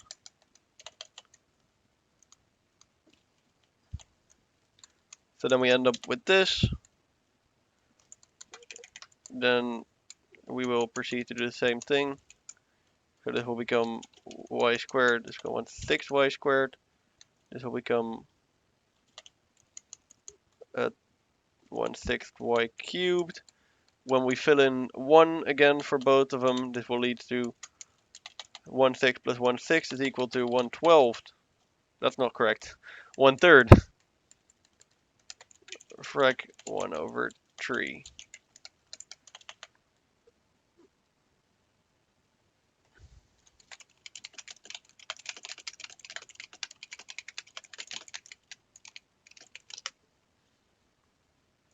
Okay, cool.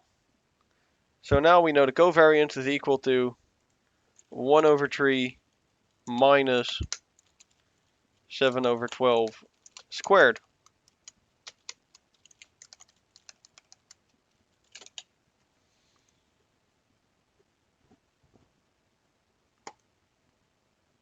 There we go. Very nice.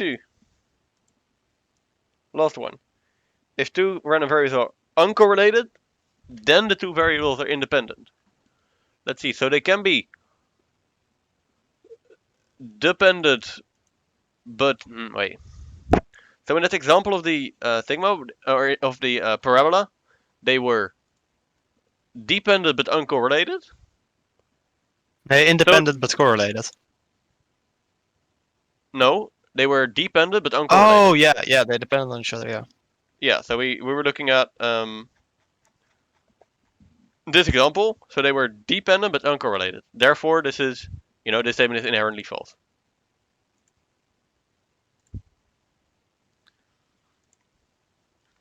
The challenging questions. Woo. Okay.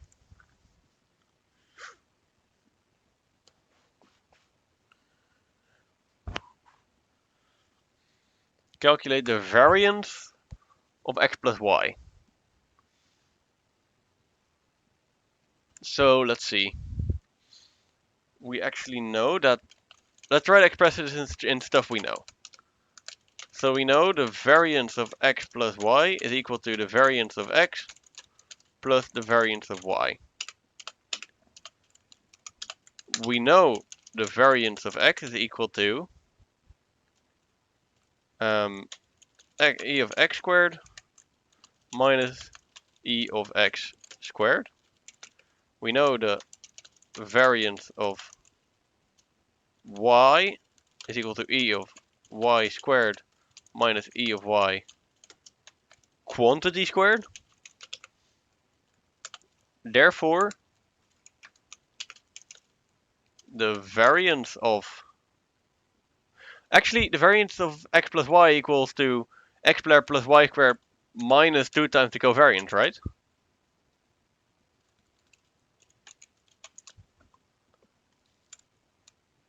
Sorry, you've lost me.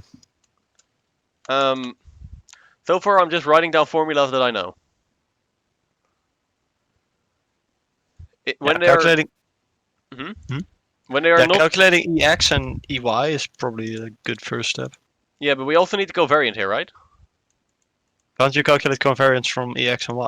Yeah, but like the covariant there is needed. That's what I'm asking. Yeah. If they're dependent, yes. Or Well, it's not given that they're independent. then they're dependent. hell, we are given a joint density function. I mean, to be fair, having a joint density function does not mean they're not independent. So that's like not really a relevant comment, but regardless, I digress. So let's see, the covariant was found by covariance of x comma y is equal to e x e y. No, that's not true. E x y minus e x e y.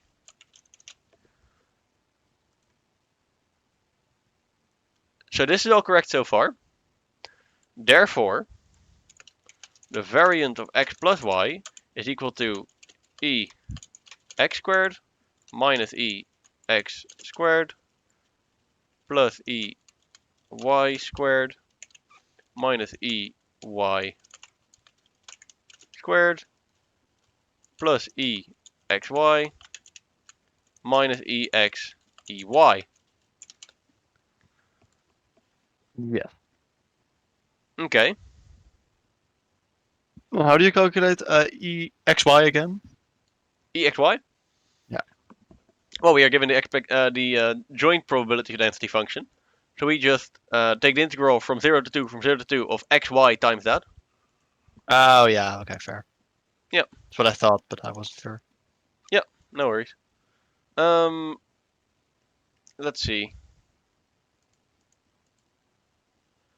So let's see, what shall we do first? We've got 1, 2, 3, 4, 5, 6 things to calculate. Let's start out by doing e of x. EX and EY. Is equal to the integral from 0 to 2 of x over 2. Hell, I could say like the integral of x with a 1 over 2 up front dx. But because it is actually the expected value, I need to add an x to this. So I need to multiply this by x. Yeah. I mean. So then we have the integral from 0 to 2 of x squared, which will become the integral from 0, or 1 over 3 x cubed, which we need to evaluate from 0 to 2, which is basically the same as just filling in 2 there, which means this becomes an 8, which means this is 4 over 3. So the expected value of x is 4 over 3. Cool. The expected value of y is equal to the to 3 over 8 times the integral of y cubed dy from 0 to 2. Oh, I fucked this up. Give me a sec. Okay, well, this will turn into 1 over 4 y to the power 4. Filling in 2 here gives, well, 2 to the power 4, same as 4 squared is equal to 16. So that will mean 16 together with this 1 over 4 will mean this is 4. So this is just equal to 4 times this. However, this 4 will get rid of this 8. That will become a 2. So this will be 3 over 2. So far, so good. Then we need to calculate e of x squared, e of y squared. Well, those shouldn't be too bad either. So we can just take e of x squared is equal to the integral from 0 to 2 of x squared times the function that we're getting, which is the fraction of a half times x, which will turn this into x cubed dx. This will become 1 over 4 x cubed. Well, filling in 2 there gives 16. This will become 4. 4 will cancel with 1/2 to become 2. I'm doing 8 million calculations a second and they're all wrong. Oh, wrong. Let's see, of course, we can also deduce then that ex squared, or quantity squared, is equal to fraction of 16 over 9. And we can also conclude that e of y squared is equal to fraction of 9 over 4. Then we only need y squared and xy. Oh, and we can also conclude, by the way, that e of x, e of y is equal to frac 12 over 6, which is just equal to 2. Okay, then we need to calculate the expectation of y squared, which is equal to the integral from 0 to 2 of x or y squared times whatever the hell that is, namely 3 out of 8 y squared. So I take that 3 out of 8 up front, and the y squared will get multiplied here, which will become y to the power 4. This will make this into 1 out of 5, or 1 over 5 y to the power 5, fill in from 0 to 2. Where are you crying? Filling in from 0 to 2 will give the 0 falls away, the 2 will become 2 to the power 5, which is 32. 32. The 32 will become a 4 when striped away against this thing. It'll become 4 times 3, which is 12, which becomes 12 over 5. Okay. So you have this. What else do we need? I think that's all, actually. So the variant of I messed up. Hmm? No, I definitely messed up. Why? There is a mistake in this formula. The The giant variant one? of y. Hmm? The giant one? Yeah. Okay. Why is that? Strive, you can spot it. Everything until here is correct.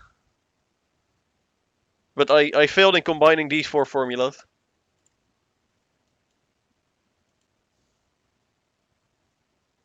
Not gonna lie, I would try to spot it, but I got autofill jungler, so I can't just re-brain cell and pay close attention like usual. Okay, fair. I'm doing minus 2 times the covariant, but here I'm just adding the covariant. Oh no, yeah, that's a problem. Yeah, so here I should do minus 2 times this thing, or minus 2 times this thing. So this is the actually accurate formula.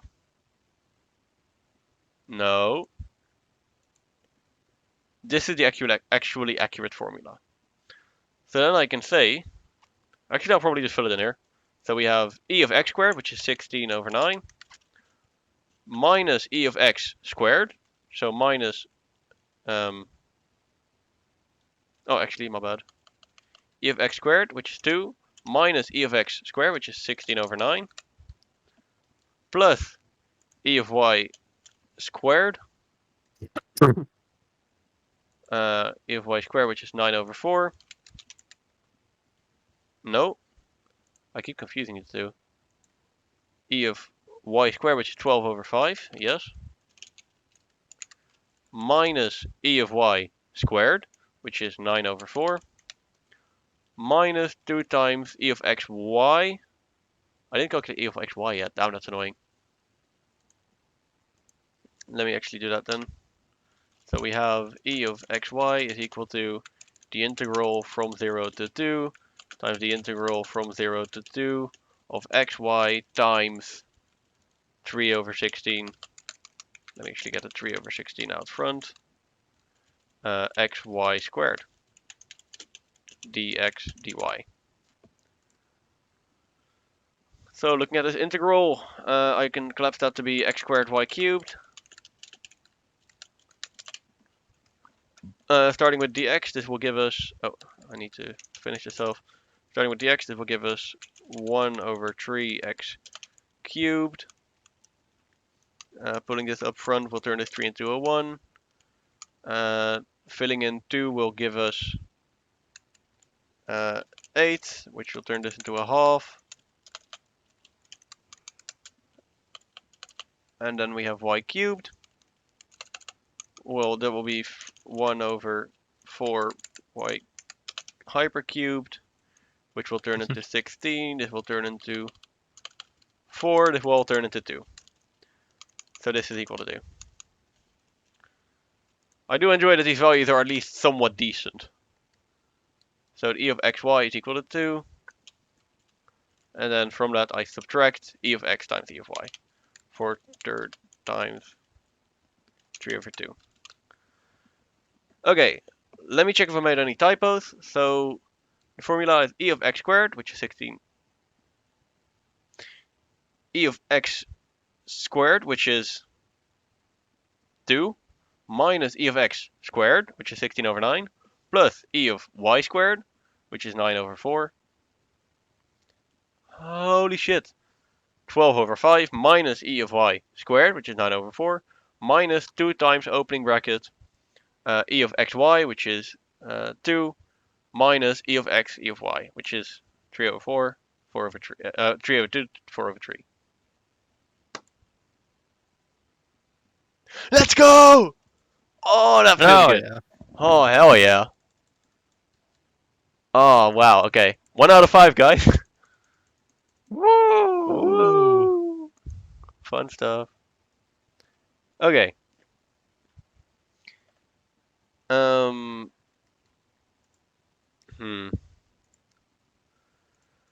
So let's see. We are given that the two discrete variables x and z, x and y. Values for x and y can be between -1 and 1, because it is. The joint and marginal probabilities are given in this table. What is the covariance of x and y?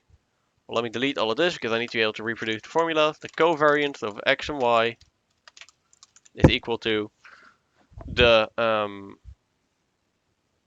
expectation of x, y minus expectation of x, expectation of y. That's correct. So therefore, I need to first calculate the expectation of...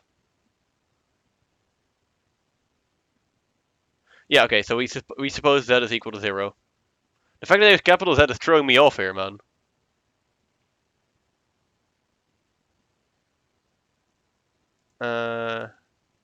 Yeah, okay, so z is 0, so these are just -1, 0, and 1.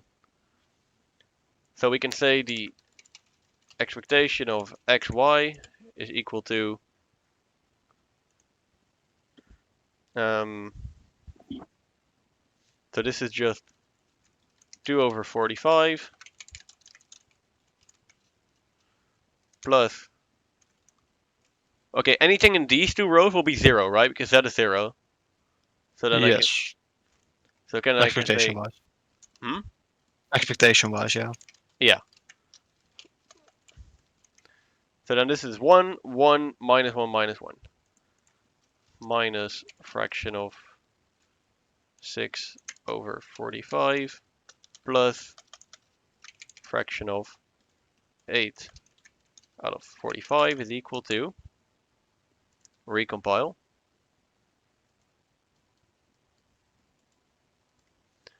So that is just 10 minus 10. The expectation of xy is equal to 0. But wasn't it given that the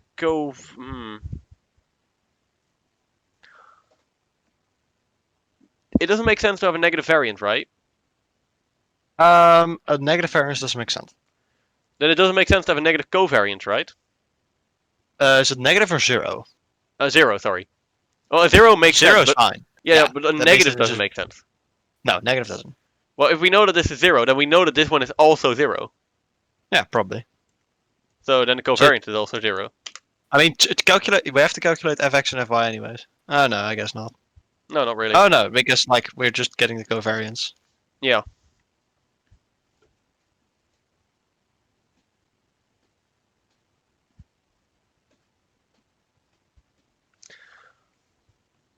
I mean, to be honest, we could have seen that because these three are like all a third, and these three are all a third. They probably wouldn't be dependent.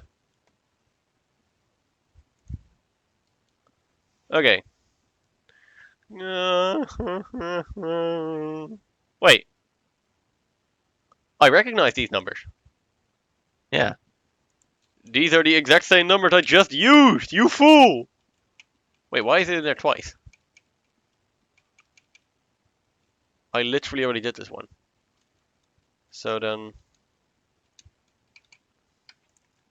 this was what I had.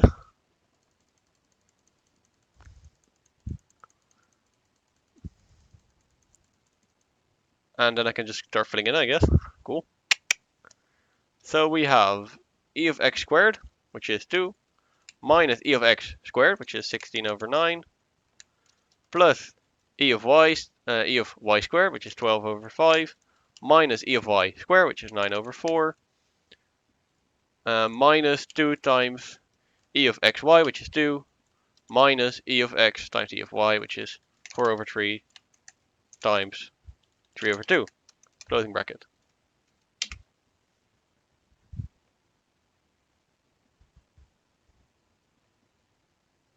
Wait, is it plus? When currently your variance is fucking positive or negative.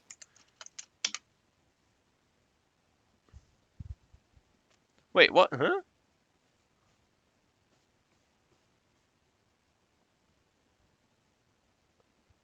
Wait a minute.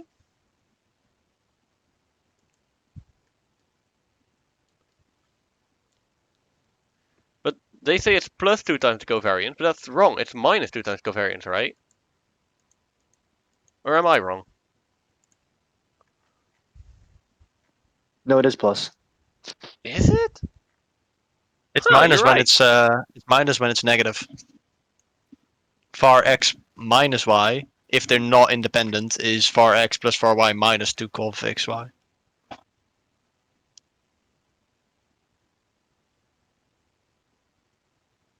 Wait, why is that? Because it's like, don't ask me why, but it's like squaring them, you know?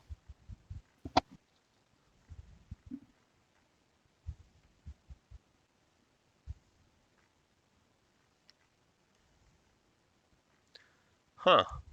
Then all of this is wrong, by the way, but how did I get a correct answer out of that then?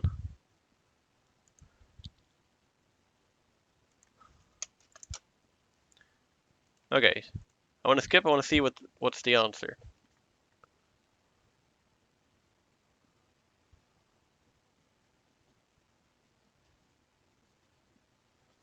So I had this one correct. I had, let's see, x squared minus x squared correct. Yes. Huh, I had all of this correct. That's weird. Odd. Whew, that's a bunch of text. Yep, can confirm. That is indeed a bunch of text. Suppose x and y are continuous variables with joint probability density function fxy, where this is blah blah blah, and 0 over L. The marginal density functions are blah blah blah. Compute var x plus y. Do we have to do all of this again?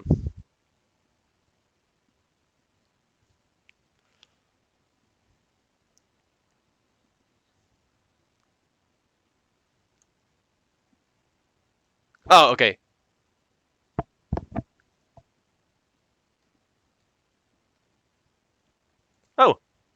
Oh, Pogue. Okay, guys. Have a look at this question. See, let's just read it a few times. See if you can pull anything interesting from it. Because I would do it like the long route that we just did for the other one, but I can do it in a really quick way.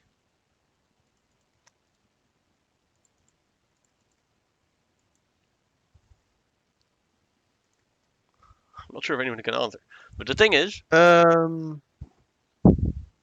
Variance of exclusive.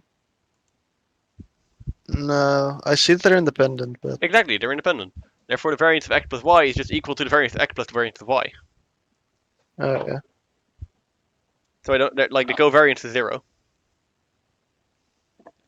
And also because they are exactly the same, the covariance of x is equal to the covariance of y. So I only have to calculate the variance of x is equal to the variance of y.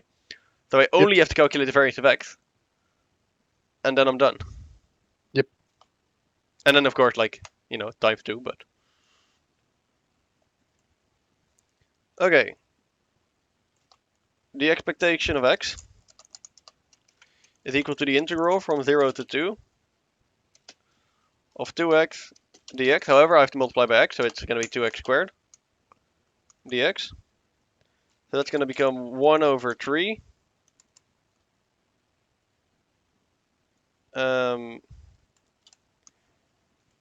x cubed.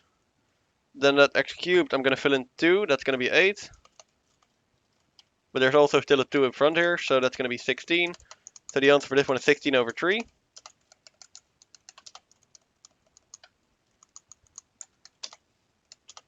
And then for x squared, it's going to be the integral from 0 to 2 of 2x times x squared dx, which is going to fall into 2x cubed, which is going to become 1 over 4 x cubed. Filling 2 in Are you here sure this will is make the it. expectation of EX squared? Mhm. Are you sure this is EX Yeah, squared? yeah, I made a typo. Excuse me. Yeah. And this is going to become 16. So this is going to become 32 over 4. This is going to become 8. So this is going to be. So the variant is going to be 8 minus variance of x equal to 8 minus 16 over 3 squared. And since we have x and y, then we basically have to multiply this by 2. And therefore this is just equal to 9. This is equal to, what's 16 squared? 16 squared. 256. Yeah. Then multiply that by 2 as well, so that's 512.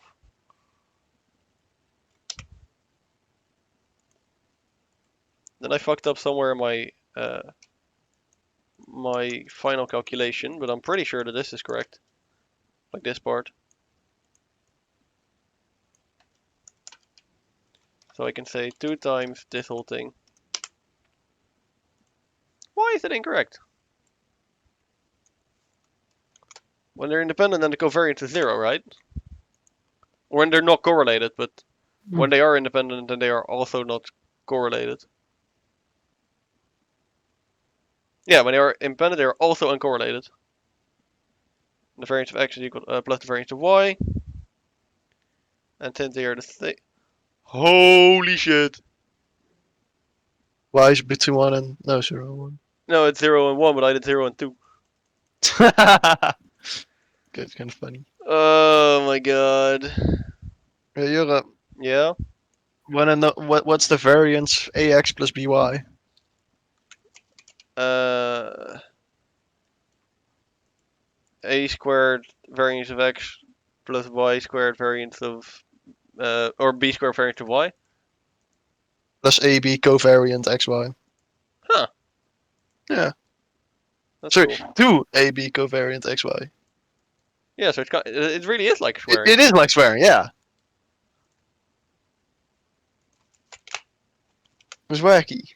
Shit's wacky. And there's Okay, like this entire wacky proof. so this is gonna be the integral from 0 to 1 of 2x dx. So this is going to be 2 times the integral from, and we have to calculate this for x squared and x cubed.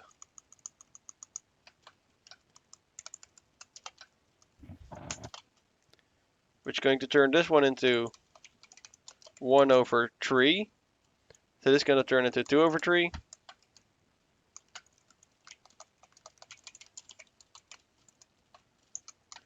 And it's going to turn into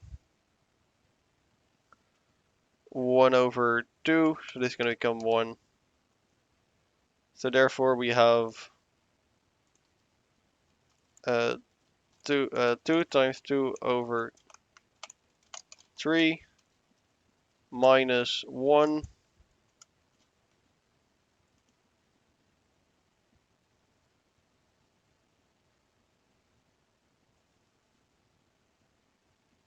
No, that's wrong. I made a mistake, because if that was the case, then we'd have a negative variance. That doesn't make sense.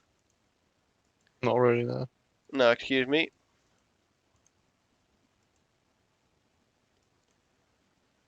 So, let's see. I'm taking way too long to do this question, I swear to God. Int from 0 to 1 of x squared from 2 times x squared dx. So this one becomes frac 1 over 3 x cubed, filling in this becomes 2 over 3.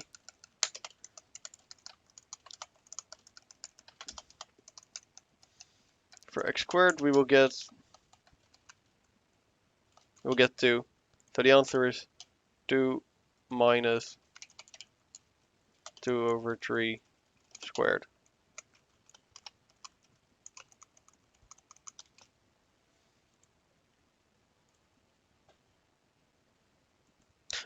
Times 2, fuck.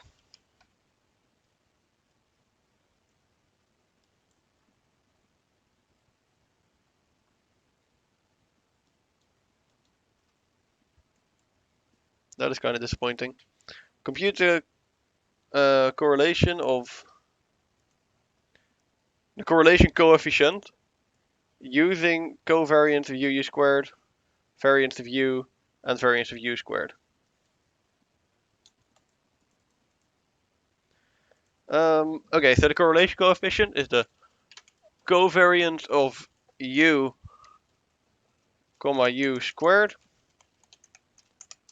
divided by the square root of the variance of u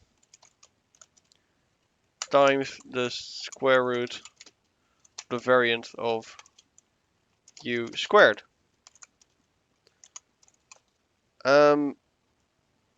They say, I'm not sure if this is what they want. They probably want something in terms of a. Yeah, I think so as well. So we look at But our this is a formula. good formula, so we can like go from there. Exactly. So when we have the variance is 1 over 12 b over a squared, and the expectation is 1/2. Well, in that case, for us, it's going to be e of u is equal to frac a over 2, and var of u is equal to frac When I say frac, my brain just goes frick. a over 12.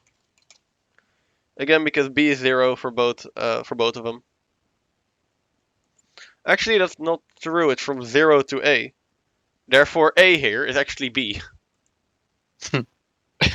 And v is 0. It doesn't matter. They're still the same. Because either both positive and here one of them negative, but they get squared, so it doesn't matter. A is 0 and b is a. No, that's it. Yeah. But they would have the same effect as swapping them around, so I don't care really. Okay, cool. The thing is, we also need to know the. So we know the variance of u. We also need to know the variance of u squared. And we also need to know the covariance of u and between u and u squared. So the variance of u squared is equal to the expectation of u squared squared. So that's u to the power 4 minus the expectation of u squared squared. And the covariance of between u and u squared is equal to expectation of u cubed minus expectation of u squared expectation of u. What a fun formula.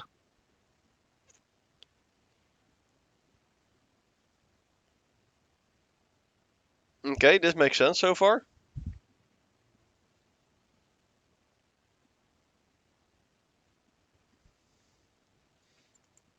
And these are the only 3 things we need. Okay. And now we go onto integrating. So let's see. 1/12 casual. Yeah, but it's actually b 1 over b minus a, which is a constant. I don't understand where this minus a comes from in here though.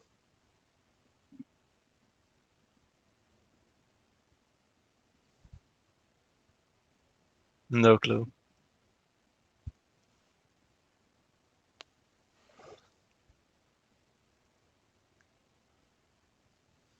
Maybe this is because of the integration constant. That could be that like it has to equal 0 for like some value. Yeah, the integration constant here is probably minus a over b divided by a.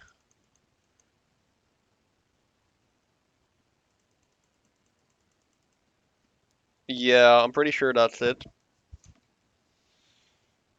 How would we work with that though? Or do we even need to? We don't. Cool. Okay, let's see how far we get. So let's start out by calculating the expected value of EU squared is equal to the integral from 0 to a of fraction 1 over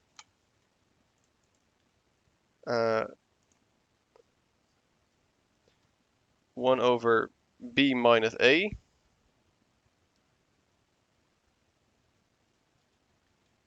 yes, where a is 0 and b is a, so then we have 1 over a dx. No, du then. What is our integration constant? I think there actually is no, like, what the integration constant is doesn't matter since we are integrating a constant. Okay. I'm going to call the integration constant u because whenever we're working with big X, we use small x. So now when we're working with big U, we'll work with small u. So this is not true because we're working with the expectation of u squared. This will actually be u squared divided by a. Therefore, we can also make this a fraction of, we can pull this fraction of 1 over a to the front. And I will make a general formula for the expectation of u to the power n. Okay, cool. So we can use this formula to use to go for squared, which will be frac 1 over 3 u cubed. So this will become 1 over 3a. Filling in 0 will give us 0. Filling in a will become a cubed. So this is the expectation for u squared. For u cubed then, I can say this will be 4a to the power 4. And for u to the power 4, I can say this is 5a to the power 5. Then, that's everything we should theoretically need. To the power 2 to the power 3 to the power 4. Once it's done compiling, yep. However, when we can see that this will cancel out with this one, this will cancel out with this one, this will cancel out with this one. So these are the variables we have left. Oh, this is going to be u to the power 4.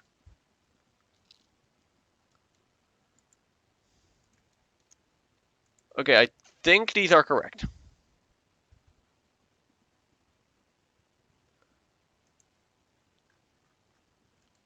Okay. So then it's time to calculate the variance of u squared and the covariance of u squared. And yeah. Actually, now that we have all these variables, I might as well calculate the variance of u because I'm curious how we'll do that. So the variance of u is equal to e of u squared minus e of u squared is equal to, well, the expectation of u squared is 1 over 3a squared minus the expectation of u, which is a over 2.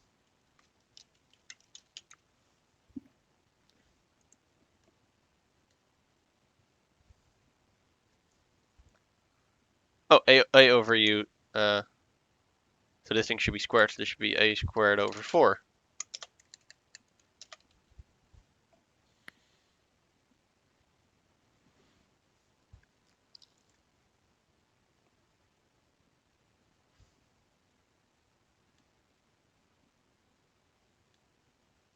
Haha!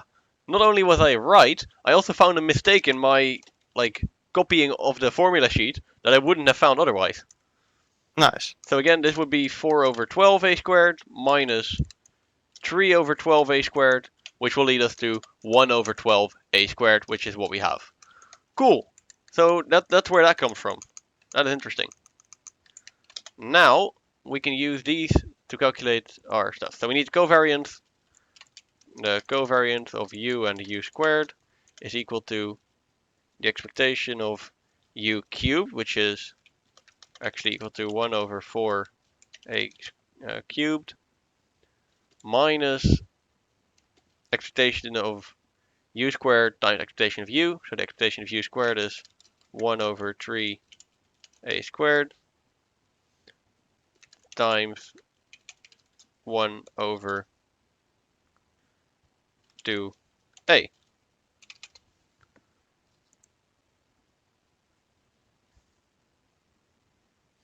Okay, folding these two together will give me 1 over 6a cubed. And we have 1 over 4a cubed minus 1 over 6a cubed. This will become 6 over 24a cubed. This will become 4 over 24a cubed. This will become 2 over 24a cubed. Which will become 1 over 12a cubed. So that's the covariance between u and u squared. And that's what we wanted, wasn't it? No, we want the probability or the coefficient. So this one. Oh, god damn it. So therefore we also need the variant of u. I wonder why this is taking so long. It's almost as if we were already busy for 5 hours, and we still have one more lecture to go after this. So then we 5 have the hours? variant of No, 3.5 or something. u squared is equal to 4.5. expectation of u to the power 4, which is 1 over 5a to the power 4, minus expectation of u squared. So that is 1 over 3a squared, which will become 1 over 9a to the power 4.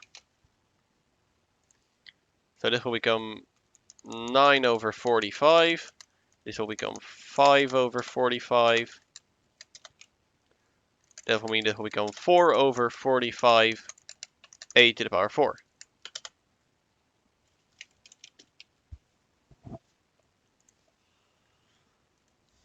Following that, so now we know the covariance, we know the variant itself, which is up here. I can copy that. Following that, we know that the rho, how do you spell rho? Like this? RHO. Yeah, thank you. That makes a lot more sense. The rho of u comma u squared is equal to the fraction of the covariant of u comma u squared to the square root of u of the variance of u times the square root of the variance of u squared. Okay, let's see if this is correct. I need one more bracket clothing. Okay, and we can fill this stuff in.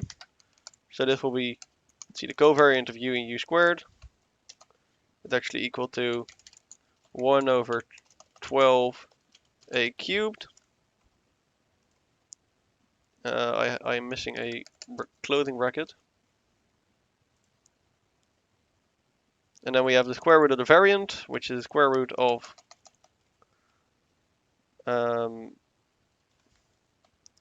a squared over 12. therefore this is a over a times 1 over the square root of 12.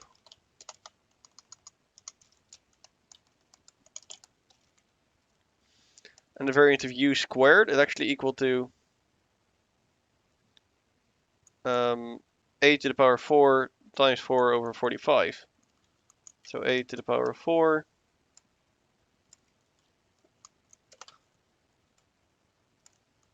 times fraction of 2 over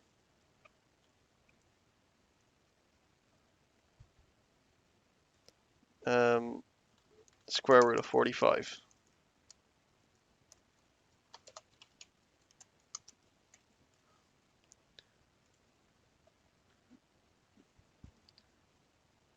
Does this make sense? Yes.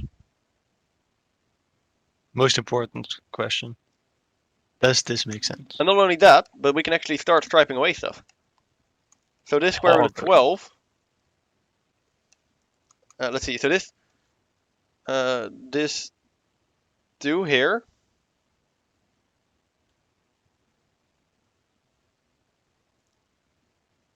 I think I messed up somewhere. Either way, this square root of a combined with this a will stripe away with this a cubed. So this is actually only a number. Yeah, I was already wondering. I don't think you need to say a, else they'll tell you to express it in a. So I was already thinking that a was not going to be useful here. Yeah. Then I'm gonna multiply.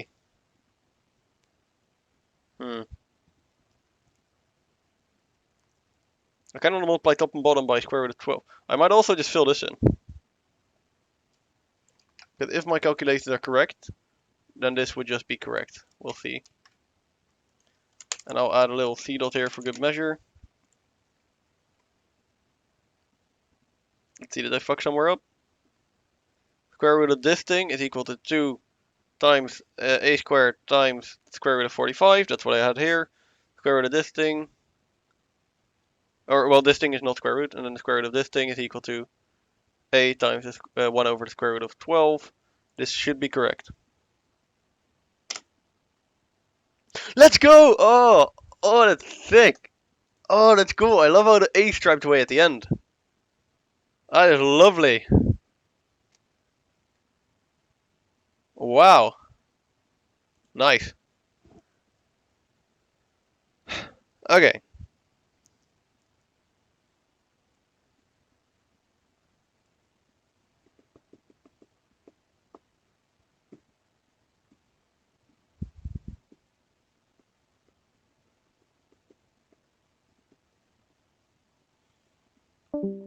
Again, I don't really think this has any added value.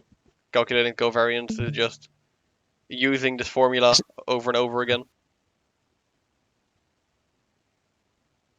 Yeah, and it makes sense as well that like this has nothing to do with because. Yeah, I don't know. In my head, it makes sense that x and x squared, like the coefficient is like or a number. The like, covariance coefficient.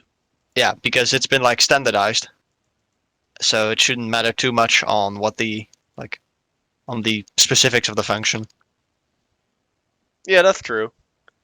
So the variance between a uniform distribution across 1 to a and the output of that distribution squared should indeed be like yeah. Cool. I'm going to skip this, see if there's any other interesting questions.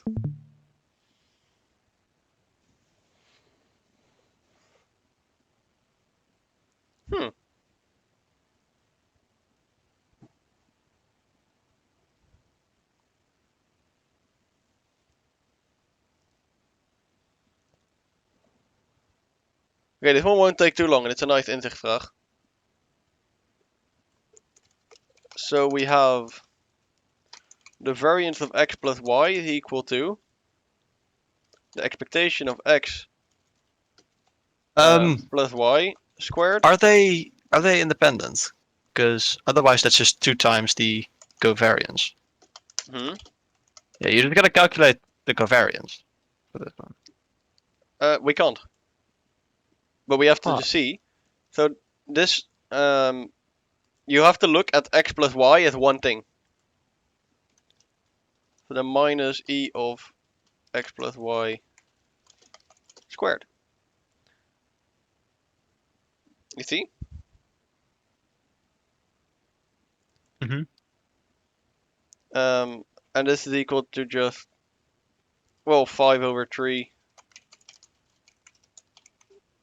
plus or minus 4 over 13. Now the question is this equal to... Can I use absolute waardestreep here? No, I can't, whatever. Then I will do times 13, this will be 39. I will do this times 3, this will be 12, this will be 39. So then this will be this minus 12.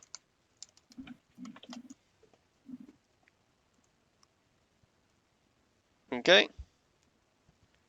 And what is 5 times 13? That's 65. 65 minus 12 is 53. Now the question is this equal to that? So then we can say 3 over 11. Let's call that 21 over 77 plus 55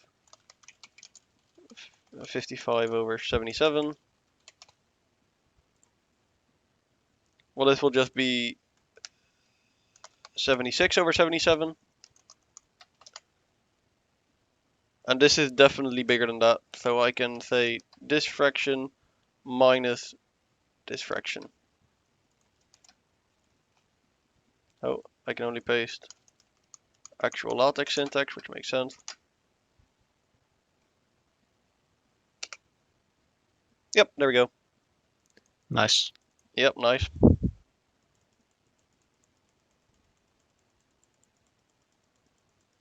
This feels like the final boss, you know? This Okay, question. here's the fucking density function. Calculate, like, use everything you've done so far. Calculate the row. Yellow, I'm gonna be honest. Hmm? Oh wait, this is calculate row, okay. What you What think if it the row was? and the function are independent? 0, right? If they're independent, yeah, then they should be 0. The final boss. Okay, but imagine if they were independent. Yeah, okay. If they were dependent, then it would be hard. Yeah. But yeah, like we already know that this one is independent because I fucked up a question with this one before. Oh, boo boo, goo gaga, fuck off. That's lecture 6 done. Split. One more.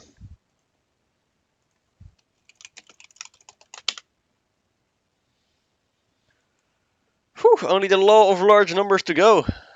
And then, let's see if we have time for like the start of an exam. Would We be will nice. see. Lecture 7.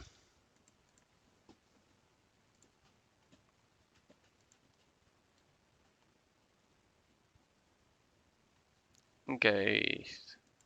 The central limit theorem and the law of large numbers.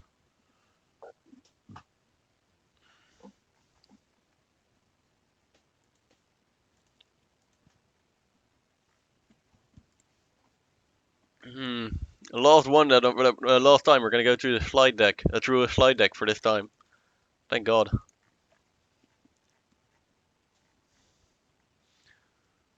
So let's see. We have suppose we have 50 random variables, and each one is normally distributed. The expected value of the average. Well, I mean, the average of 100 averages is just going to be 100, or at least the expected value of that. It'll be approximately 100, yeah. Yeah. And the expected value actually will be 100. Yeah, the expected value is 100. Not the actual value you get if you actually pull on the random variables. But Yeah. The variance of the average is... Huh. the variance, wouldn't that be the original variance divided by 10? You mean divided by 100? No. No, it's divided by 100. Hmm. Okay. Hmm. Okay.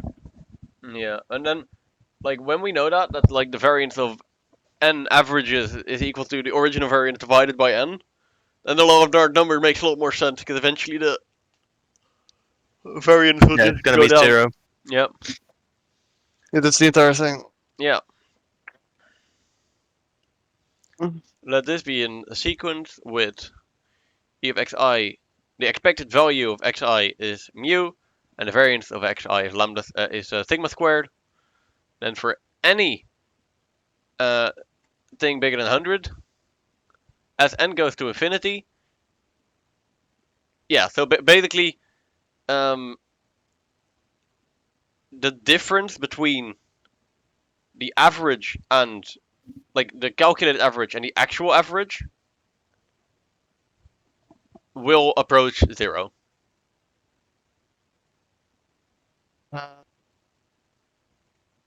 Hold on.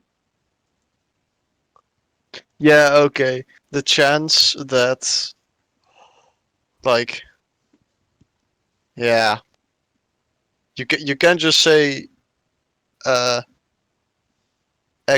minus mu approaches 0. Why don't they say that? Yeah, It's pretty formality. probably. Yeah. Okay. We go thumbtack. Um,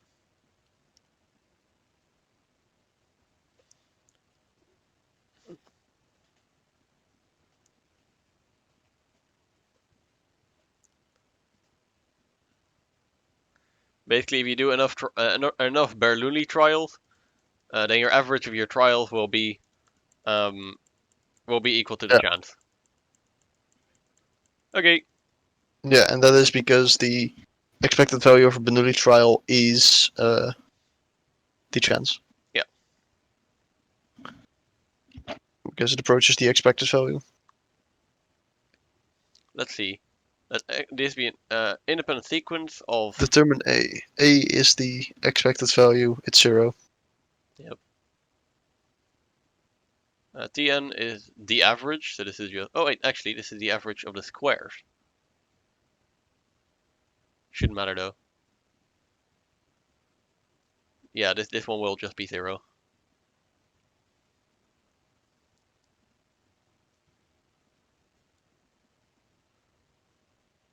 Yep, that's just 0. Okay, now we have the central limit theorem, the last thing we have to learn for this this subject, guys. Wow!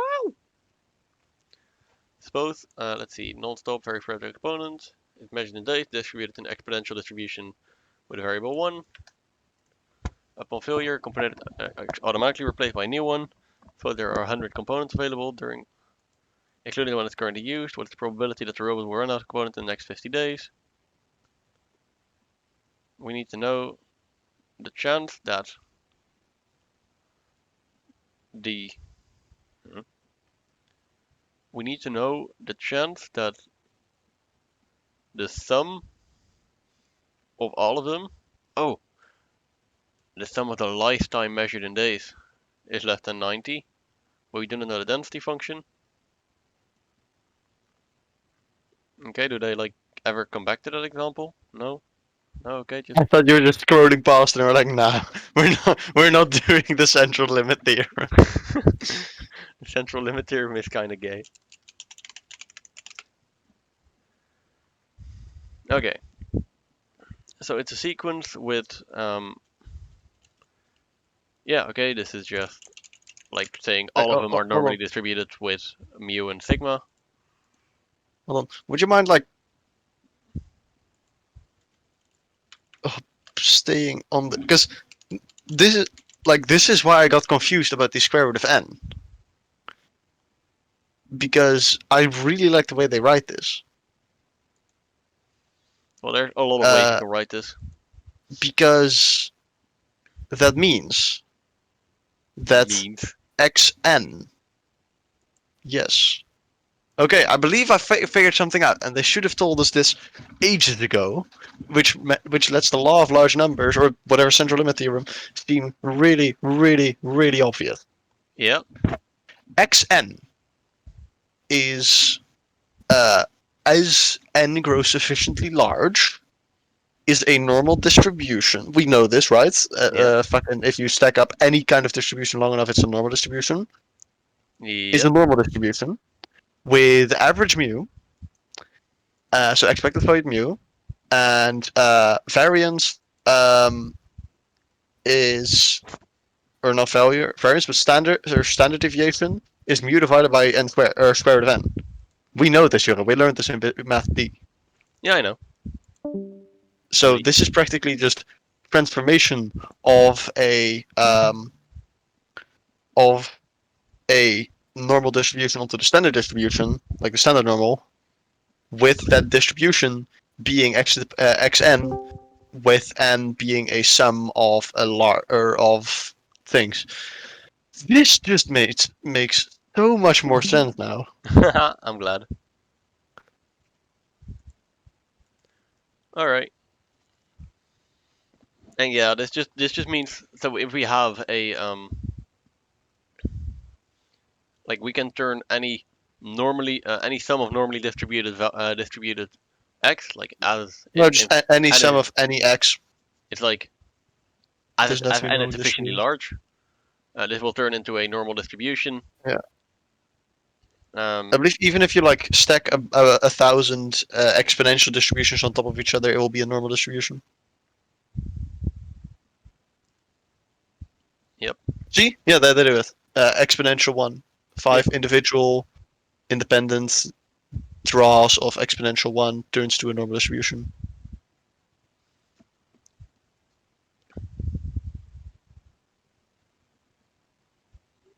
Yep. So yeah, basically, xn for sufficiently large n minus z, or minus the average, over the standard deviation divided by square root of the amount of tries, is equal to a normally distributed, or a standard normal distribution, or at least approaches it.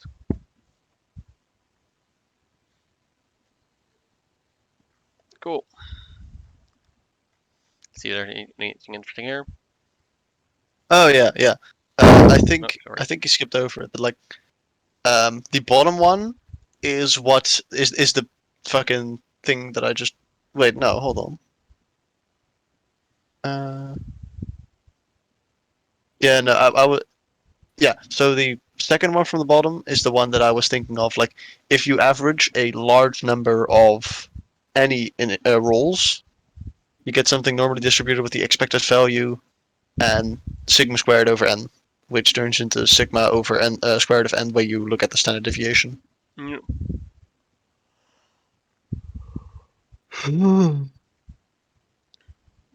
Wow, that's even for some weird ass Yeah, like I said, any distribution stack it often enough, it's normal. a That's why bimodal. it's normal. Yeah. And here they come back on the fragile component thing. By Yeah. the central limit theorem, we know that this approximately is 100 times. Yeah, okay, so they're using this one. So if you have 100 of them, or if you sum up 100 of them, that's approximately 100 times mu times, Yeah. 100 times sigma. And if you If you divide by n, that by n on both sides, then you will get, the sum of all of them divided by the total is equal to the average, and then you will get this as well. yeah, because um, if you divide like, it makes sense that the expectation goes down by factor n, because well, you divide the entire thing by n, so any roll will have n lower, so all the rolls will have n lower, so the expectation will be n lower. And because you divide 2 times 1 divided by n, any function times 1 divided by n, like the variance gets divided by n squared Yeah. with any it's with any input. Yeah.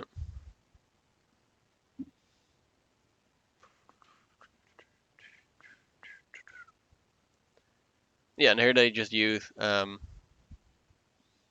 like here if you change the right hand side, you also change the left hand side. Yep. Okay, cool.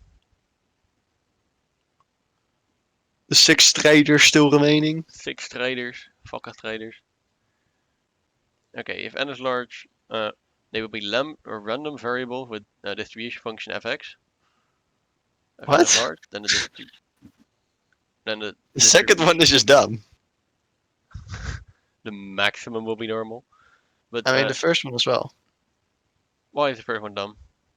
Because the average will be approximately normal. Yeah. And like the sum of them will also be absolutely like normal, but it doesn't matter how large n is. X will remain the same because they're independent. They like Yeah. drawing x doesn't change the next x, so The x doesn't change. Exactly, the distribution of x. Like if it said Yeah. distribution of xn or distribution of No, Yeah. not even xn. Xn also doesn't change because that's just the last draw of x. no, like xn The with a average bar. of n. Yeah, Yeah. n bar. Oh, That where would where be, does it say that? This one, xn bar. Cool. Oh, Pareto, fuck off. It's 2, right?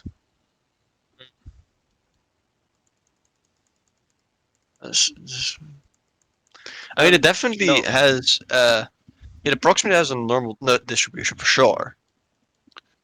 Yeah, but then like it should be divided by. Oh wait, no. They No, are no, both no, no, normal no. distribution. It's n. Yeah, n. Yeah, it's just that thing they are. Yeah, times sigma squared n. cool. What's the muddiest point?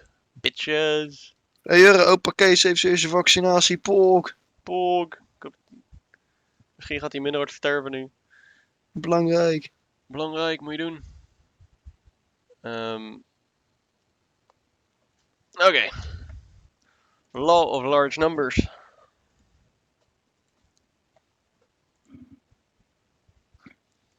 Let's see. Chebyshev's inequality. Yeah. That's probably some pre-lecture shit. Wait, what was the previous one then? The other inequality? Jensen or something inequality. Oh, I was thinking of.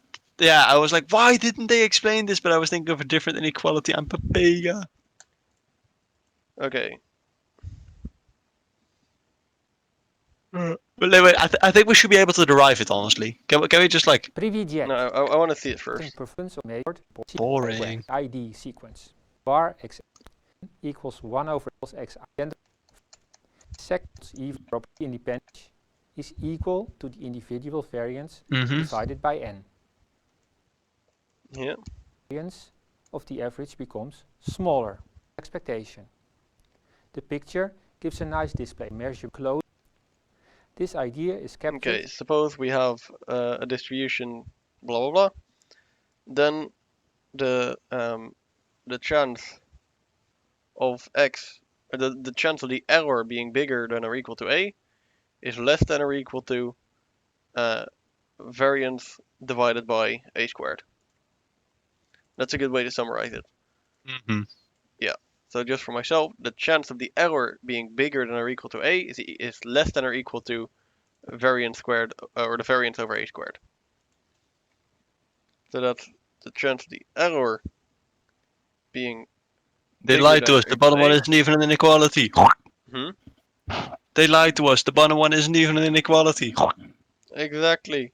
1. What a nerd. Let's see. Suppose you could repeat an experiment blah blah blah times. It has average at a computer reading the experiment, expectation, variance, blah blah blah. It's repeated many times. Then the average converges to Mu. mu. Mu haast. Mu hastig. Most problemas there. Yes. It's a definition of a standard deviation.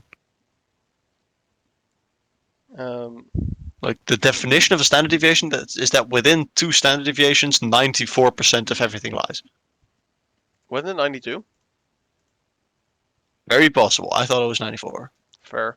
Very possible too. I'm not very smart. Wilco, his league thing is Kang/Ker. Wow, I am very glad Imagine I'm being not such friends a with him. imagine being such an idiot that you feel the need to hate on people's pronouns and swear with dumb words at the same time for the whole world to see. Yes. What an idiot. Absolutely. The variance of an average of n independent random variables is n squared. Like the variance, like this one is an incomparative, right? The variance is equal to this, so none of these even make sense. Oh, The law of large numbers is valid if the expectation of the distribution function of if the expectation of the distribution function is finite.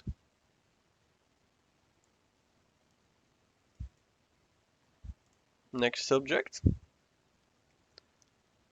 Okay, compute the variance of thing squared. 6 independent trials, so that is 144 divided by 6. looks good. Yep. Half of the thing converges to. This is described by the law of large numbers. I mean, it converges to u. That is the central. No, it's the law of large numbers.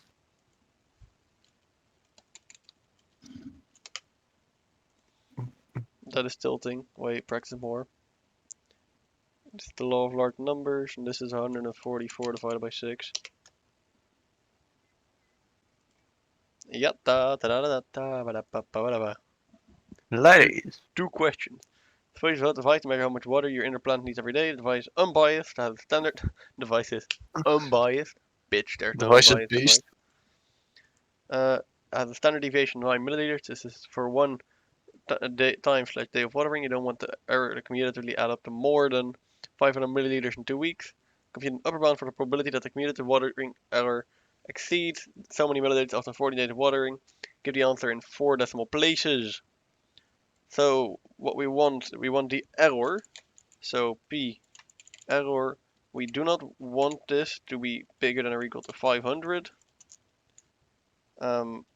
Is less than or equal to. Let's see, that is 500 squared divided by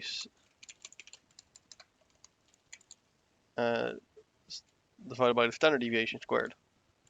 So that's 81. So the chance that the error is bigger than 500, the upper bound for that is this.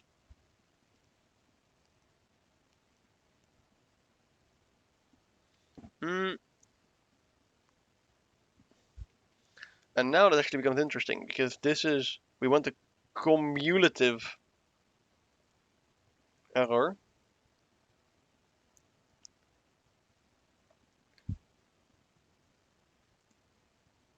But yeah, Chebyshev's inequality is not about like n tries.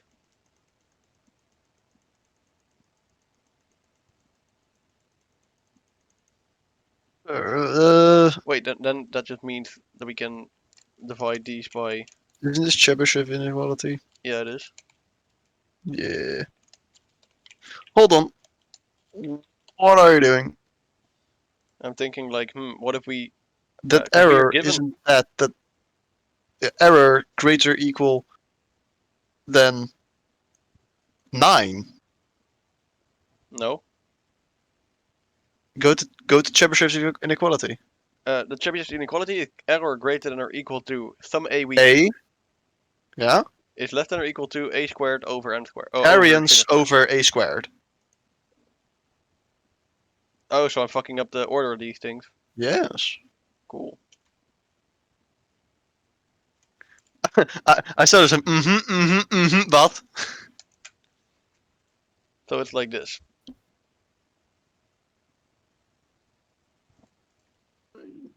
yeah, this looks And a lot more. Yeah. Yeah, I'm not sure.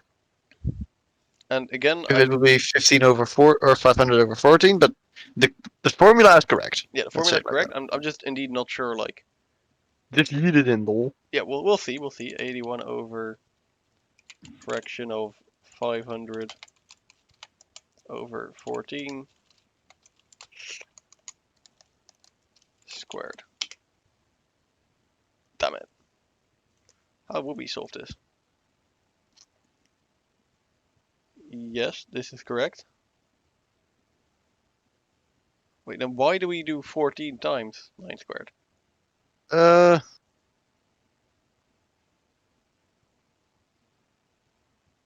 Therefore, it is unlikely. Gee, thanks. Yeah, they.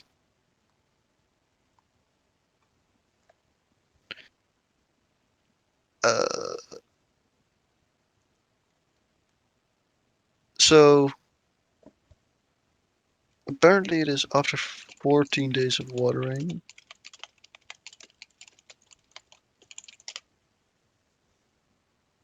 I'm gonna ruin it. You've got no clue. Me neither. Suppose it's well advised on how to feed your fish can be figured to feed fish Y grams food every day. The device is not completely errorless.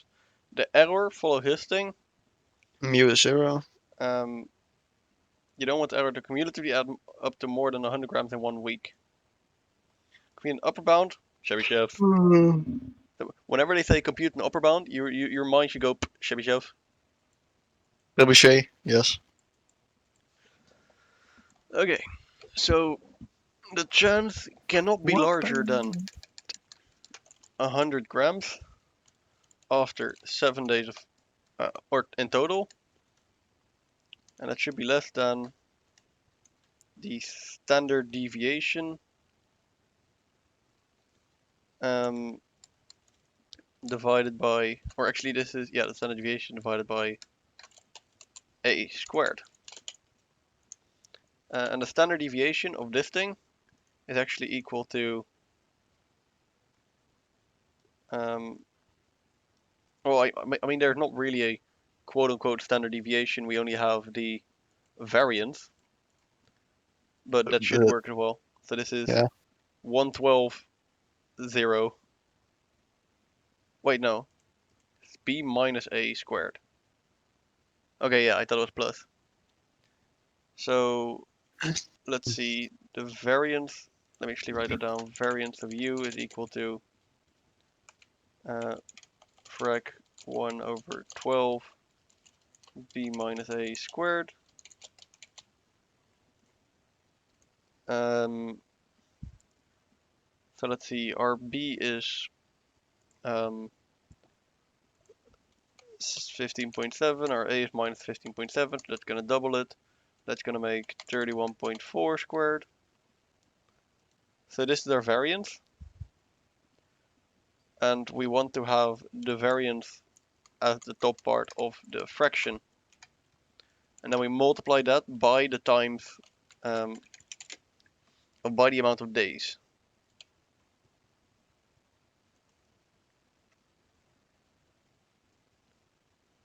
Because again, what I'm doing here is what they were doing in the previous question. You just multiply the top part by the amount of days. So this should be the upper bound, I guess. Wait, hold on. So the variance is the 112 over something, something, something, right? The Or variance is this. 1 Yeah. over 12, but yeah. Then I believe you will be correct. Yep.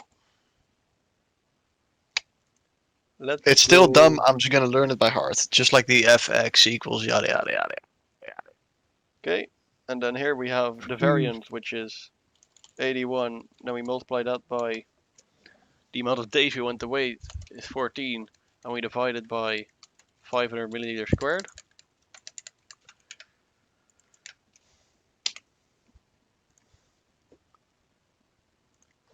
I'm very tempted to just say,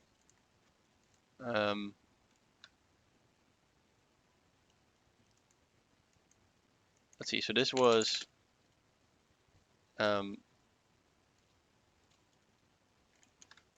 this one times 7 divided by 100 squared.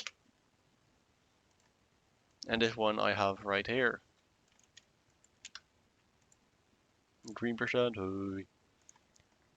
Okay, so those were the law of large numbers challenging question. I fucking hate the fact that like they gave the law of large numbers and they only all shit about Chebyshevs. Like, come on, at least give us some shit related to. Yeah.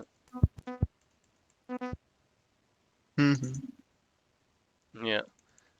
Central limit theorem. We will see.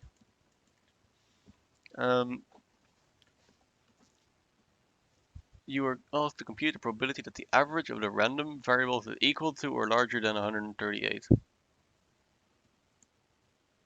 So we want to know if the average is equal to or larger than 128. So that's just this. Probability of average equal to or larger than 238. That's literally what it says. Yeah. Random variables, explanation 500. Suppose you like compute the probability that the sum of them. Can you use central limit theorem? Yes. What conditions need to be satisfied? Oh, For the central limit theorem, there needs to be a limit, right? Wait, can't say? Oh, the variables aren't independent. Fuck off. It should be independently drawn. Independently and identical distributions. Yeah, that. That's what IID is. Yeah. Okay. The smaller the size of n, the poorer the approximation. Makes sense.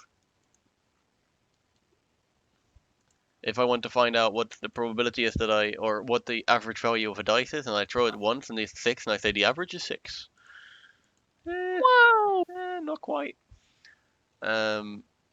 Probability that the average is equal to or smaller than 27. Come on, man. Quality of approximation using central limit theorem depends on the size of n. As rule of thumb, n needs to be at least 50. When no longer be poor, the statement is true. Oh, wait. Is there like a standard method to say what n should be?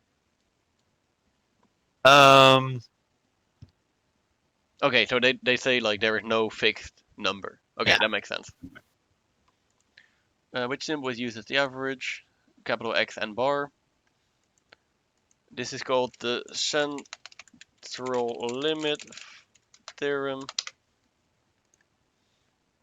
Practice more. Equal to or larger than this. Next. Black. Can't Can't say. say Yes. independently Smaller. identical independent distributed. Yes. Smaller than or equal to. Yes. Statement is false. Yes.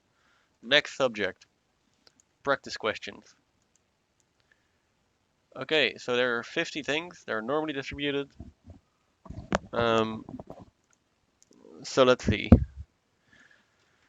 Capital X and can I say slash bar? Yeah. Does this work? No. I mean, doesn't it? There's no X. Oh. Maybe if I click recompile. No. Oh, it does. So capital X of n, or actually capital Z of n is equal to the fraction of bar x of n minus mu over sigma times fraction 1 over rho. Is it rho? No, it's 1 over n. Therefore, this is what it says. This is right?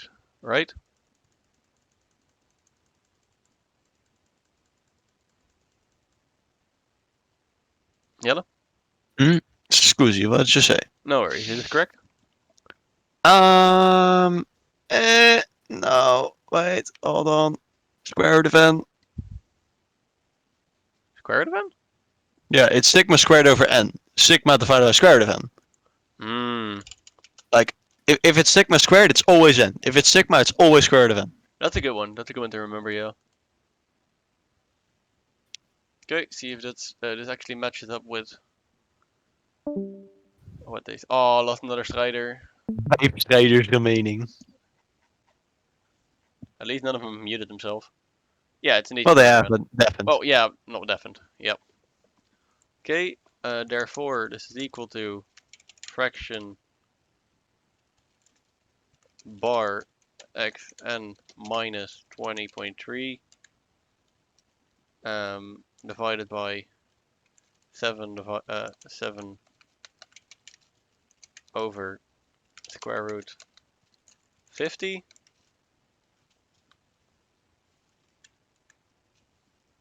So this is what we're trying to calculate. Oh well, yeah, this is the thing. Yeah. So then what we actually want to calculate is equal to the probability that that bar xn is less than 18.9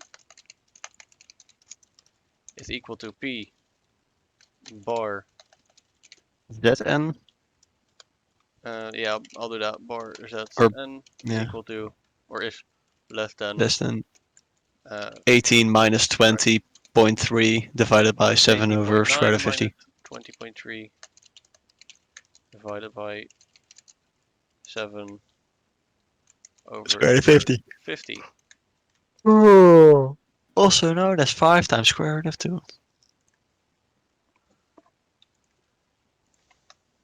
Okay. So then, Slap that in your calculator. yeah, actually I will do one more intermediate step to make my calculation a little bit easier. I will flip this up to top.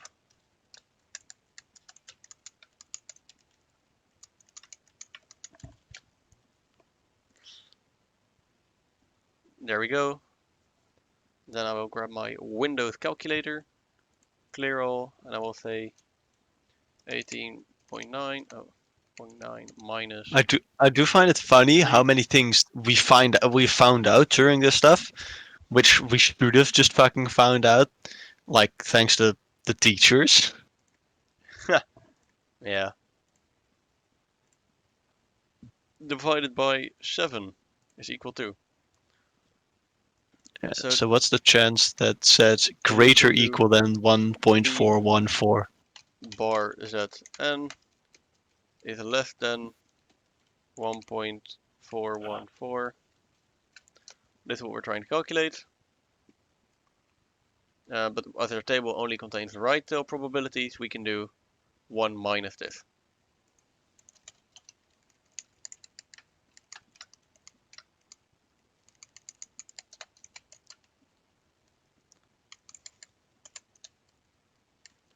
Is equal to 1 minus, and then we can grab our formula sheet. And it's basically 0 or 1.41. 1.41 is this. So it's 1 minus 0 point this. And that's what we can fill in. 1 minus 0.0793.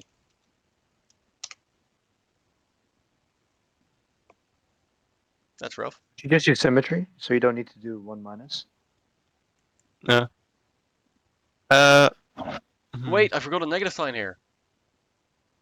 Yes. Well, that explains it. No, it doesn't. Did I fuck Yeah, up? because Jura, Yeah? remove the minus, press enter.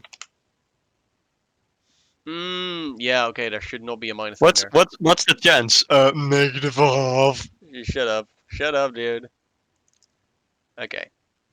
Let n be an average of n independent Fuck! variables. So this is just frac of sigma balls over n. That's way too funny. Yeah, that's right.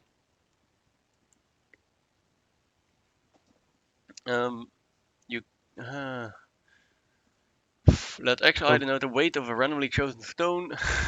any stone. Just any. That one there. That one. It's not in your graph. Fuck off. This container is not allowed to weigh more than 11,000 kilos. You have an accurate scale when you want to put as many stones on the container. You count the stones you put in and weigh the individual stones. What is the probability that the container is too heavy after you put in that amount of stones? Well, it's not going to be anything like this, because that's fucking averages. We're not fucking with averages. We want to know when the sum of all of them. This is just, yeah, no, this is just. I would have told you this. Suddenly it's logical thinking again. Yeah, I would have told you this in lecture 1. And the expected value of this thing is just equal to sigma ball. No, to mu balls. Which is the normal approximation for the binomial distribution. The last one. Is it though? Shouldn't this be divided by? Well, wait. actually, Yeah, it- no, this is correct. it's just that with n is 1, it's a very, very... Yeah. Oh, so we are only given n and p. Okay. So then we need to calculate what the variance is. Wait, I got the formula sheet. So we are looking at binomial distribution. So the expected value is np. So it's going to be x bar minus np. That's this one. And then we do np 1 minus p divided by square root of n. So that will be square root of np 1 minus p. Yes.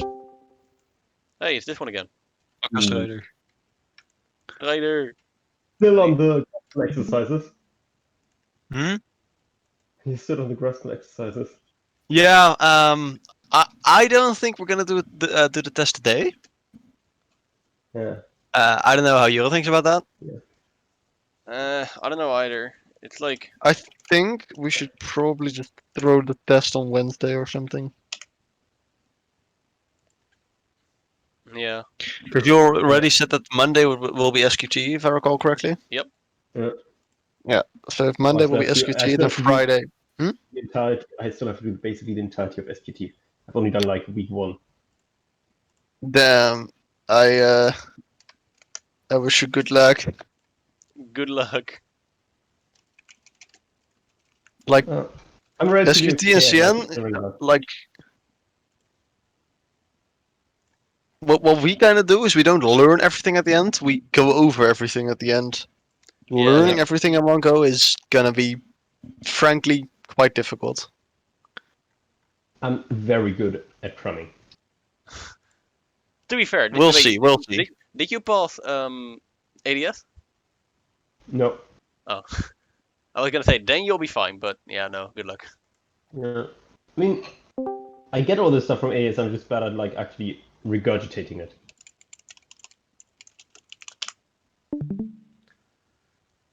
Oh, ooh. Like I know the principles behind like a hash map or like W-link bliss, but like I'm not good at programming it. Yeah. Honestly, ADS was for me just how good are you at using the book? Yeah, I'm gonna retake it and CO next year, definitely. Yeah. Jure, I think this one is gonna be like it's either law of large number or central limit theorem. We know that much. I don't think it's the central. I know how to do this. This one is pretty easy. Yeah. So Just we the, have x, or we have the bar of xn is equal to wait. n mu. Why is it sigma. bar xn? Wouldn't it be sigma n sigma 0 I xi?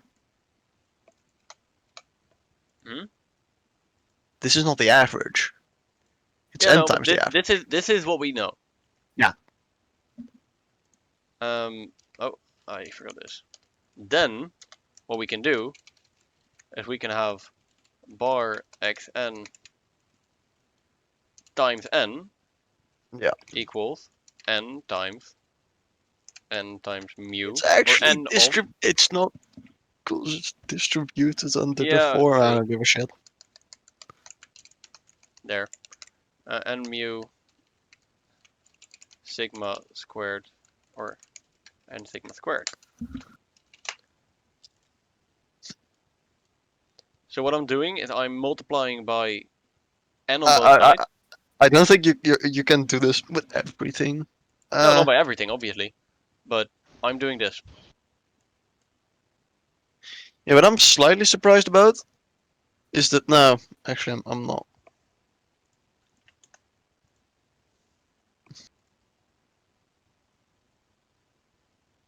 Yeah. No. Yeah, and of course the average times n is just the sum. Yeah, But no, I'm kind of thinking why this second row holds. So The you second row? say This you one? have xi and you add another xi, then the average is the the mu is the combination of the expected value. Sure. How do you? What's the variance of two function or two of the same variances? Variance of x plus x. What's that? Um, Because wouldn't variance of 2x be 4 variance x? yes, but that's why it But makes sense. So when you add, when you multiply by, when you multiply this by n, then that, like the actual variance get multiplied by n squared. So this n cancels out and this n appears. So you have to change your thing to n mu sigma squared over n. You still have that as just sigma squared in the first line you wrote down. yeah, so That's This one? probably where the confusion comes from. Yeah, that should be sigma over sigma over n. yeah, Yeah, okay, fair. yeah, that's where the confusion comes from. Okay. Cool.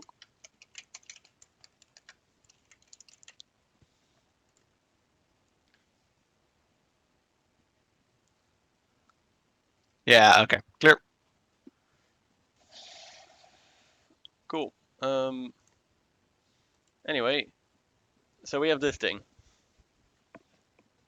You put this many stones in, what's the probability that the container is too heavy? Well, if we just want the sum, which is this thing, that's modeled after this. So that means sum of x I simulates and 297 c dot 0.3 comma 9 or actually it's 9 Why c dot 0.3? 297 because the expected value is in grams, but this thing is in kilograms. That should be 0.03 then, right? Yep. 0.003. Oh wait, no, just 0.3. But the variance it's like 0.000000. Wait, undefined control sequence? What? And it's for variance because it's in grams squared. That to kilograms is 0.00009. I see. Because you have to kilogram squared is yeah, 1,000,000 grams squared. Either way, then I'll just keep everything in grams. Yeah. And then just, work with grams. However, I don't understand why it's complaining about an unexpected control sequence. And then x has to be just Oh. 9,000. Yeah. This explains it. I was using the sum icon wrong. I had a capital S, but it shouldn't. Yeah. Cool. So this thing is modeled like this. And when we want the probability that sum of xi is bigger than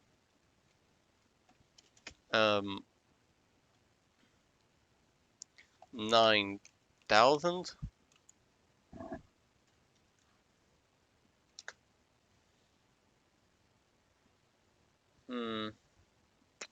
first of all, let me calculate this. So we have 297 times 297 times 30. So the expected value is 8, 9, 10, or 9, 8, 9, 10, yeah. And then this one is equal to 9 times 2, 9, 7. So this something suddenly turns into one single quote-unquote normal trial with these values. Then we have to reconstruct this thing to become like x, to become z. Then we have the p of z is bigger than fraction of 9,000 minus mu, so that's 9, 8, 10 over sigma, that is 2, 7, like this, is Yeah, equal to, not gonna lie, it looks horrible. Hmm? It's the calculation. Square root of that. is it Square root square of root? 2673 because yeah, you need a standard deviation for that, and we have variance. Oh, okay, yeah, It's sigma, not this is sigma variant, squared. yeah. Yeah. I thought we had standard deviation here, my bad. Yeah. Good call.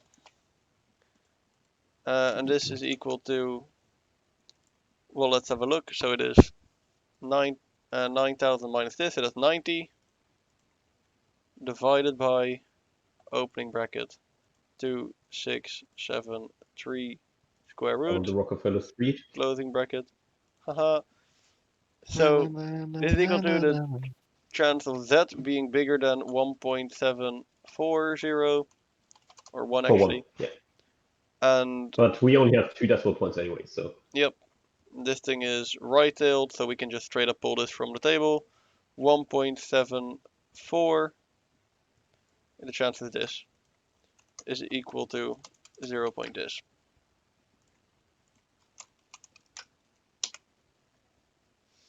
Very nice.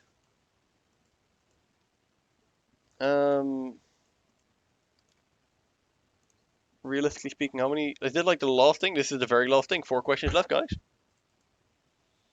One of your friends developed an electronic device before measuring the process. The noise of the output of the device is rather large. When nothing is measured, the output has a mean of 0 and a standard deviation of 6.2. And therefore a variance of 6.2 squared. When the measurement procedure starts, 50 individual measurements are performed and averaged. After that procedure, the device gives an average output of 1.2. What is the probability that this or lower outputs are caused by the noise? I have no question where to even start, or no idea where to even start. This or lower, like my Yeah. brain instantly goes Chebyshevs. I don't know if that's anything to do with it, but this or lower Chebyshevs. So I think we can assume that they mean normal distribution because they give us standard deviation mean. I think Chebyshev doesn't need normal distribution, does it? Yeah, they don't explicitly say how it's distributed, and then our possibilities go like drastically down. Yeah, but However, yeah, we receive let's just 50 use individual measurements. we could just. I'm just going I mean, to we write just down need- Chebyshevs, and we're gonna see. We're gonna fill shit in, and we're gonna see if it's correct. Yeah, I feel this vibes like Chebyshevs, you know.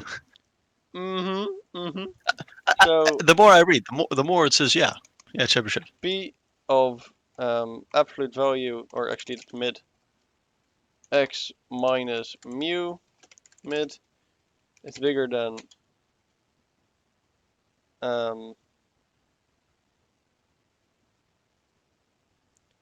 this is not the right thing. It's bigger than a, or bigger than or equal to a is less than or equal to fraction of of sigma squared over a squared.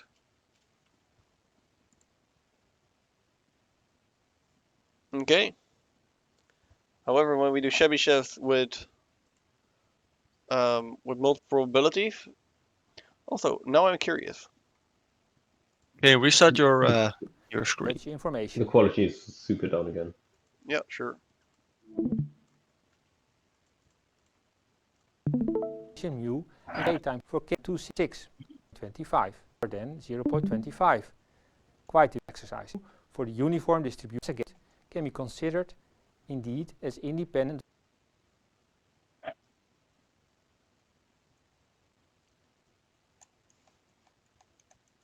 Okay, I thought maybe they gave like some kind of reasoning why, when you do n trials, you have to multiply sigma by n.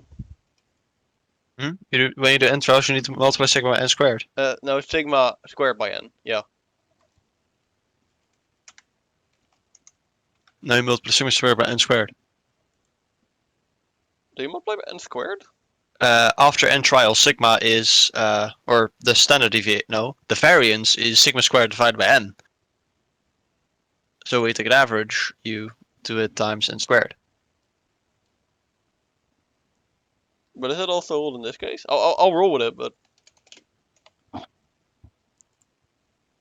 So let's see. Oh wait. You mean there? Yeah. Oh, absolutely. No, I think this is n. Yeah, no, I was about to say that doesn't. And why I don't know. Yeah, no. Output has a mean of 0 and a standard deviation of 6.2. After the test procedure, the device gives an average output of 1.2.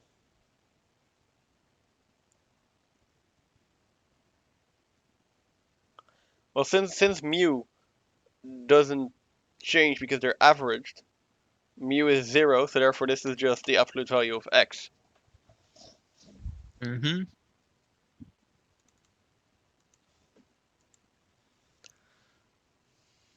And I don't think we're using we're using negatives here, so I'm just gonna get rid of this these signs. So we're left with the chance of x being bigger than a is smaller than or equal to n sigma squared over a squared. So let's see, our sigma, our standard deviation is 6.2. However, that means our sigma squared is equal to square. Sorry, not square root. No. Your sigma squared is a 6.2 squared. No, the variance is 6.2 squared, but the standard deviation is 6.2. Yeah, Sigma is equal to the because you standard were deviation. writing square square root. Yeah, no. That was a typo. Yeah. Okay. And then and then n becomes 50. So then we have 50 c dot this thing. What is our threshold? The threshold that we're looking for is equal to 1.2. No. Yeah. So let's do 1.2 here. So the chance that x is bigger than or equal to 1.2 is equal to this. This seems relatively okay. Let's put this in. Put brackets around this because I assume Graspo is dumb. This or lower outputs though. Yeah, so this or lower. We're fine. Uh, Damn it. Yeah, it's typically still using central Lyra theorem, so we know we're using the right thing. Yeah. Okay, sorry. No worries. It was worth a shot, but I would like, I'm just gonna plug some shit in, hope it worked, but it didn't. But that's alright. Let's see. The output has a mean of 0, and standard deviation start. Oh, we cracked 10 hours. Woo. Woo! I'm gonna be honest. Let's see.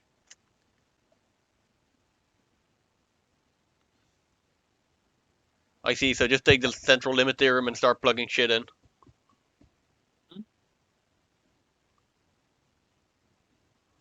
Yeah, we had greater or equal than, but it has to be less than or equal to. Cool.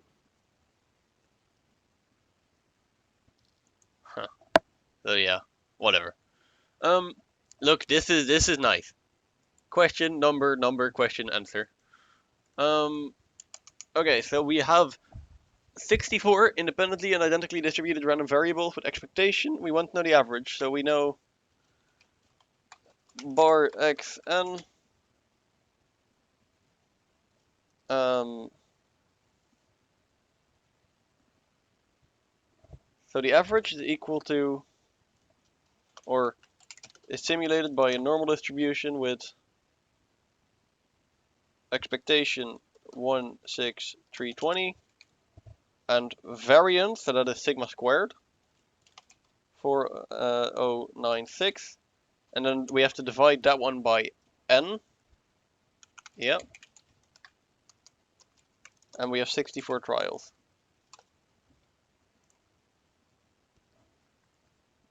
Yep, this seems to make sense. Also, this will give us a nice round number. So 4096 divided by 64 is equal to 64. So this is just, yep. Then bar Zn sim n, well, and 0, 1 obviously. So we want to know the p of bar xn is less than or equal to 16325. Therefore, we want to know if p of bar zn less than or equal to fraction of 16325 minus 16320 over 64. And this is a left tail probability, but we can only calculate right tail probabilities. So I'm going to say 1 minus the probability of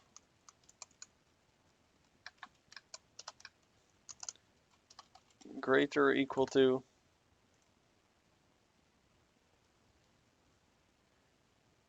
and let's calculate this one. So that is 1, 6. What am I kidding? It's 5 divided by 64. So that's this number.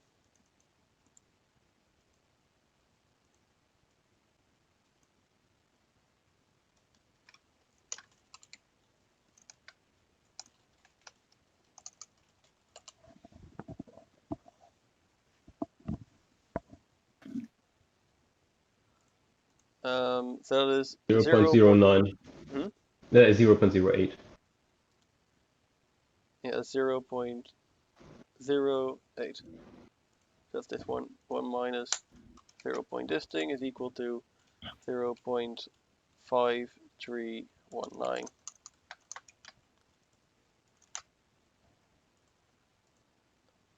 Check. What? Then I probably fucked something up with this calculation. Should it be like the square root of n or something?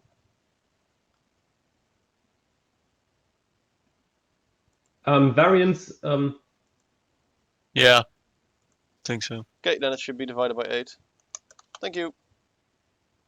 I mean, I'm not saying I'm not completely guessing, but Times 8. You can just times. Never mind.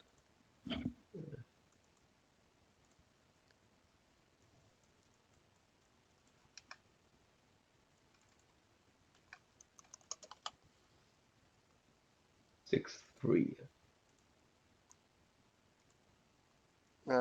0, 6, 3, that's this thing. So that is equal to 0.7357.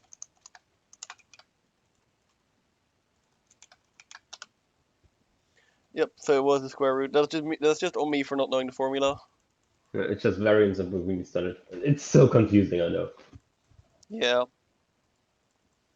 We'll figure it out.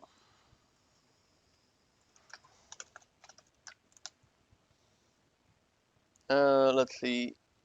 For new laboratory, special tubing is needed. In total 200 meter tubing is required. The expensive tubing is sold in pieces of 200 centimeter each, including coupling pieces. According to the manufacturer, the variance is equal to 25 centimeters squared.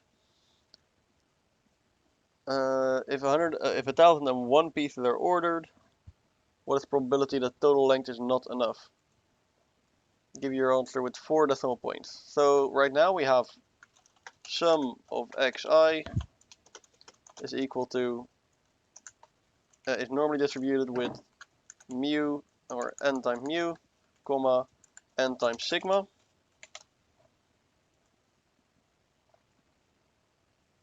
N times sigma squared, obviously.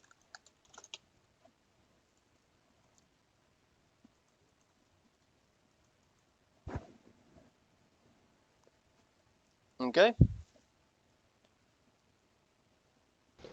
So therefore, some xi is normally distributed with n times mu. Well, that's 1001 times 200. So that is 200, 000, like this, comma, n times sigma squared, that's the variance, so it's n, so 1001 times 25, so that is 2500, 25. That's 1 0 too much. Yeah, I figured as much, thank you. Yep. So it's normally distributed with these. The sum is normally distributed with these variables. What is the chance that the total length is not long enough? So we want to know the chance of some xi being less than or equal to 2000, 0.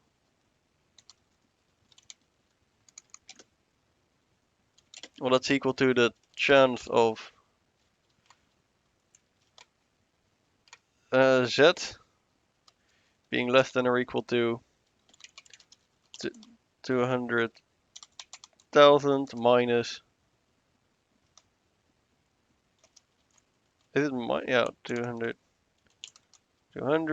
over 25. Yeah, this is over, so this is over standard deviation, not variance. So then it's over the square root of 25025. We only know right tail probabilities. So this is equal to 1 minus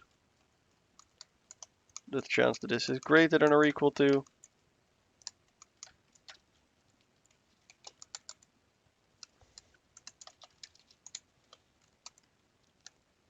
So this will be minus 200. Is there a neat little square root for 25025 square root? Probably not. No, that's what I thought. So what is minus 200? I don't know. Divided by 25025 square root, closing minus 1 point blah blah blah.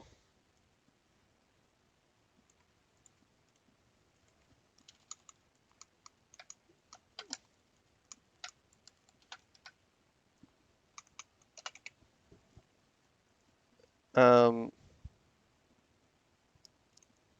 actually, because the thing is symmetric, I'm going to draw it out again. So we will have, we want to know the chance of z being bigger than this negative number, that's this thing. That's equal to z being smaller than this number. Yep. Which is a half plus 1 minus that being bigger than that number. I mean, there are multiple ways to come at that. So, this is equal to z being smaller than or equal to positive that number. And then when we want to flip the sign again, we can get rid of the 1 minus. So this is what we want to know. And the chance of that is equal to 1.26. 1.26. So that's this. So no, that's 1.16. That's 1.16. Damn it, good call. I'm literally just here to catch arrows, and that's all I do. Nice. And what do you say? I'm literally just to catch arrows, and that's like all I ever do. I mean, to be fair, I make a lot of errors, especially when I've been doing this for 10 hours. Okay, not straight, but total. Ooh.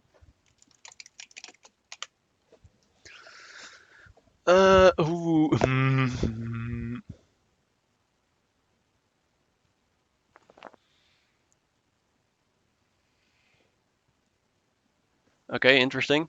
So this is about the sum. So again, as it's about the sum is distributed like this. However, this is 60 times 1, 5, 630, and this is 60 times 3, 8, 25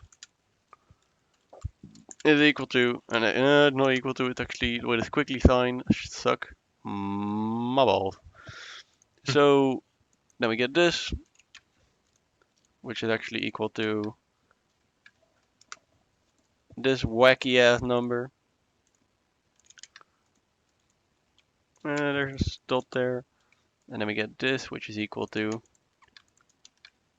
this wacky ass number. Okay. So now we need to approximate. Oh, actually. Oh, I'm dumb. 1 over n times the sum. That's the average. Fuck. Okay.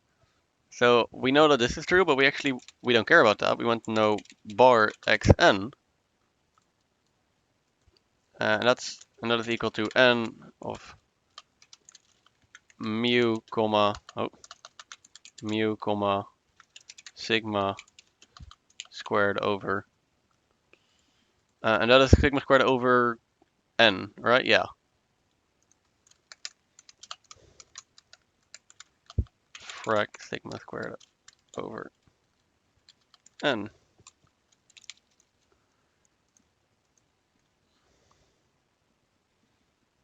Okay. So therefore, the average stays the same, namely 15630, and the variance stays the same. But then it gets divided. That doesn't mean it stays the same. It gets divided by 60 because when you take more trials on the average, it will be less like shooting about the place. Okay, 3928 divided by 60. You know what? I'm gonna leave it like this. Okay, so this is the distribution of the average, what we want. However, how do we calculate P of 15627 is in between the average of n is in between 15634.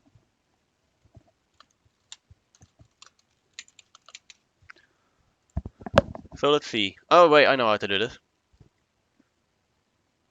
So the chance of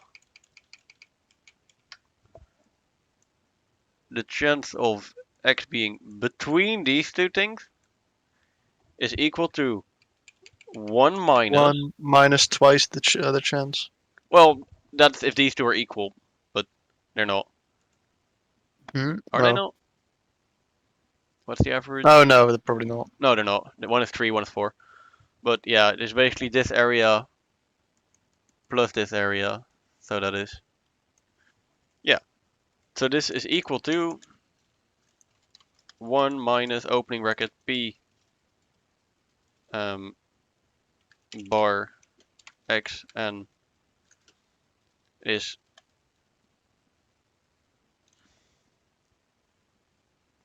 smaller than or equal to 15627 plus P bar xn is greater than or equal to 15634. Okay, now we'll copy this over because we have to be careful with this. because again, we can only do right tilt probability, so it's 1 minus left tilt probability. So therefore, that is plus 1 minus.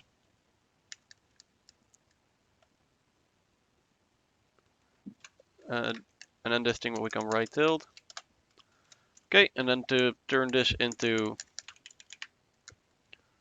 z of n, we need to take this number minus the average, so that is 15630 over the square root of this unforsaken or godforsaken thing.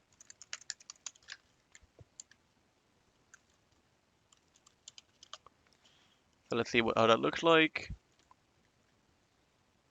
Yes, and then we add the. Okay, we add to that this thing. Thank you, Yellow, for taking the phone. That is 34. Recompile.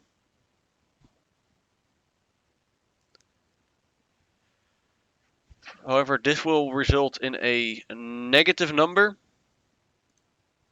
But can we just leave the symbols? No, then we we only have 1 minus. yeah, but then we have to swap the sign as well. You're right. So this will be -3. However, we can turn this let's see. So the chance that it's less than or equal to -3 is equal to the chance that, or yeah, greater than or equal to the chance less than or equal to +3, but then we're fucking with the signs again. And then we can do 1 minus this to make that work. Okay, and this is just going to be 4. So these are the chances right now.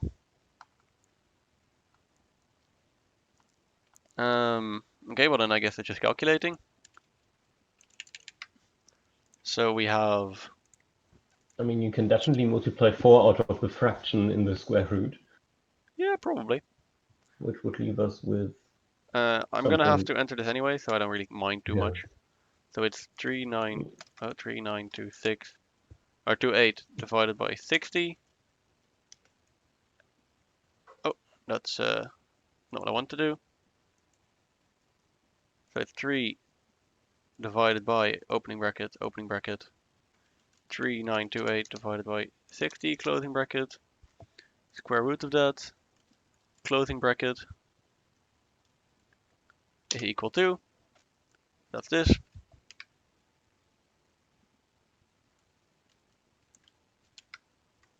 And then like this is good enough.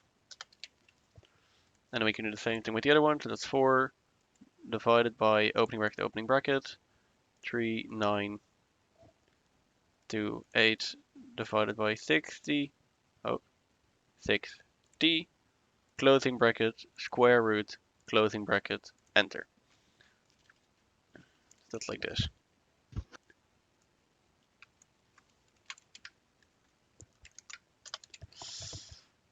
Okay, well this isn't too hard then. So we can just look this up in the tables. So let's have a look. Formula sheet. The chance of this being bigger than 0.37 is this. And the chance of this being bigger than 0.49 is this.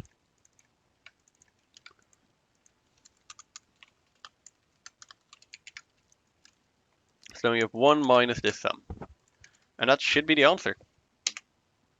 Let's go! Oh, nice! Let's fucking go! Let's go! 2 more questions, Already? boys! Oh, feels good. Okay. Second to last question. Consider the random variable x being binomially distributed. Wait, what? Huh? Why Wants should us to use this method. we want to? They want us to approximate this. We can Yeah. exactly calculate this. I know, but they probably won't take it. I know they want. Right? It's exact, Hmm? which is annoying. Yep. So fair. A binomial is nothing more than a Bernoulli trial n times, and we know. So let's say x simulates a binomial of n comma p. Then we know, let's say y simulates a Bernoulli trial with p. And then we have Don't forget, P sum is of y sigma squared. Don't forget, simulates P is sigma squared. So Bernoulli also trial capital Y. p.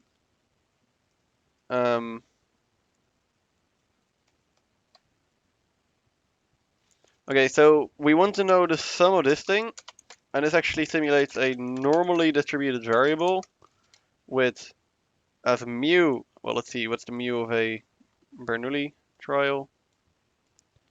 Mu is p, and because it's the sum, it's actually n times p, and the variance p times 1 minus p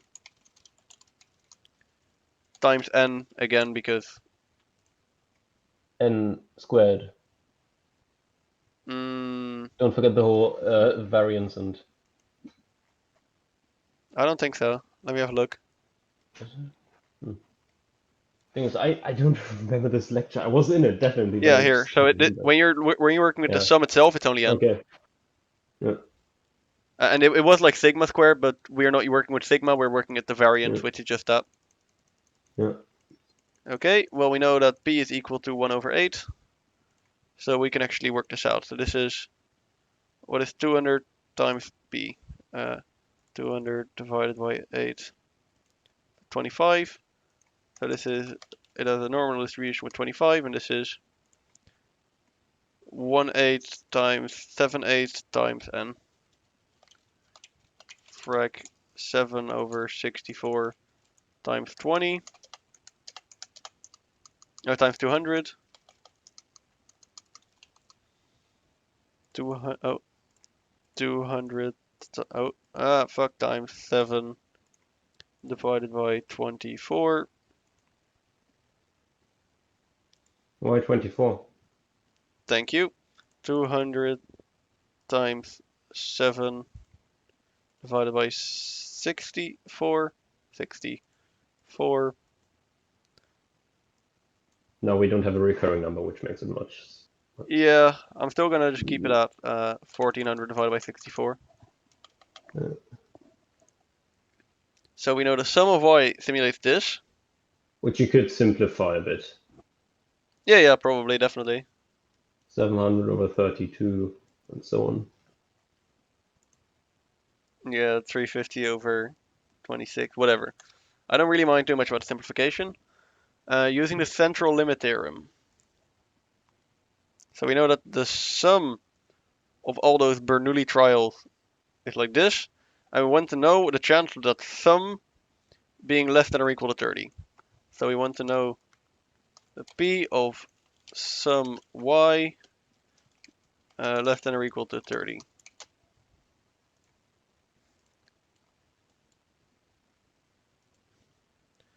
However, since this follows a normal distribution, we can also use our neat little formula for that. So this will be, I'm just going to call this z is less than or equal to 30 minus 25 over fraction of 4, the fraction of the square root of 1400 over 64.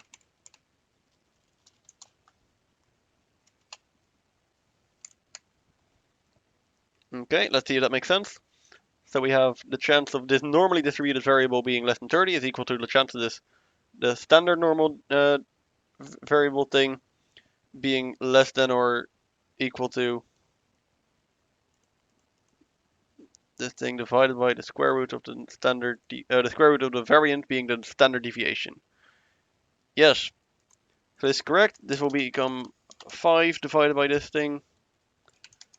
I will now calculate that. So then we have 5 divided by opening bracket, 1400 divided by 64, closing bracket, square root of that, closing bracket is equal to.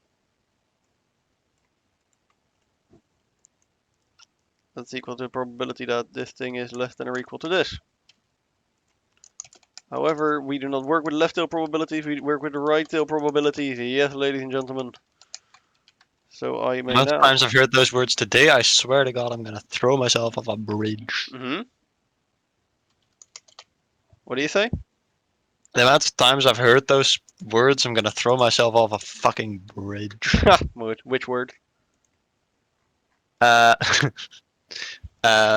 we don't do left tail probability, we do right tail probability. Yes. 0.1446. So it's 0.17 or 1.07, 1.07. 1433. Okay, so that is 1 minus 0.1423. And that is our final answer. Oh, actually, I will use 3 decimal point to my answer. There we go. Ooh. Ooh, oh, this is amazing. So Zn is equal to bar x. Let's see if I can do this. Bar x n. Is there a better way to make this? No, I don't think so. Cool. Bar xn minus mu over sigma times fraction of 1 times the square root of n. Seems correct.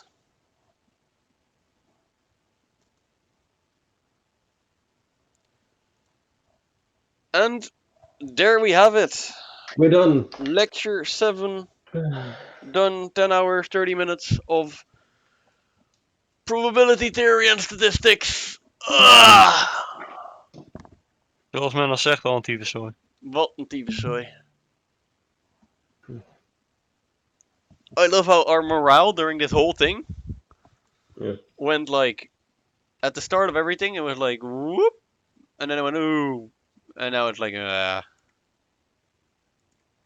My only thing that boosts my morale is the fact that I got into gold today. Oh, nice, congrats. Thanks. So, you guys want to do a test? Wednesday. That's what I figured. Alright, well, YouTube, thank you for watching. If you have any questions, contact me on Discord, link below. And otherwise, good luck on your exam.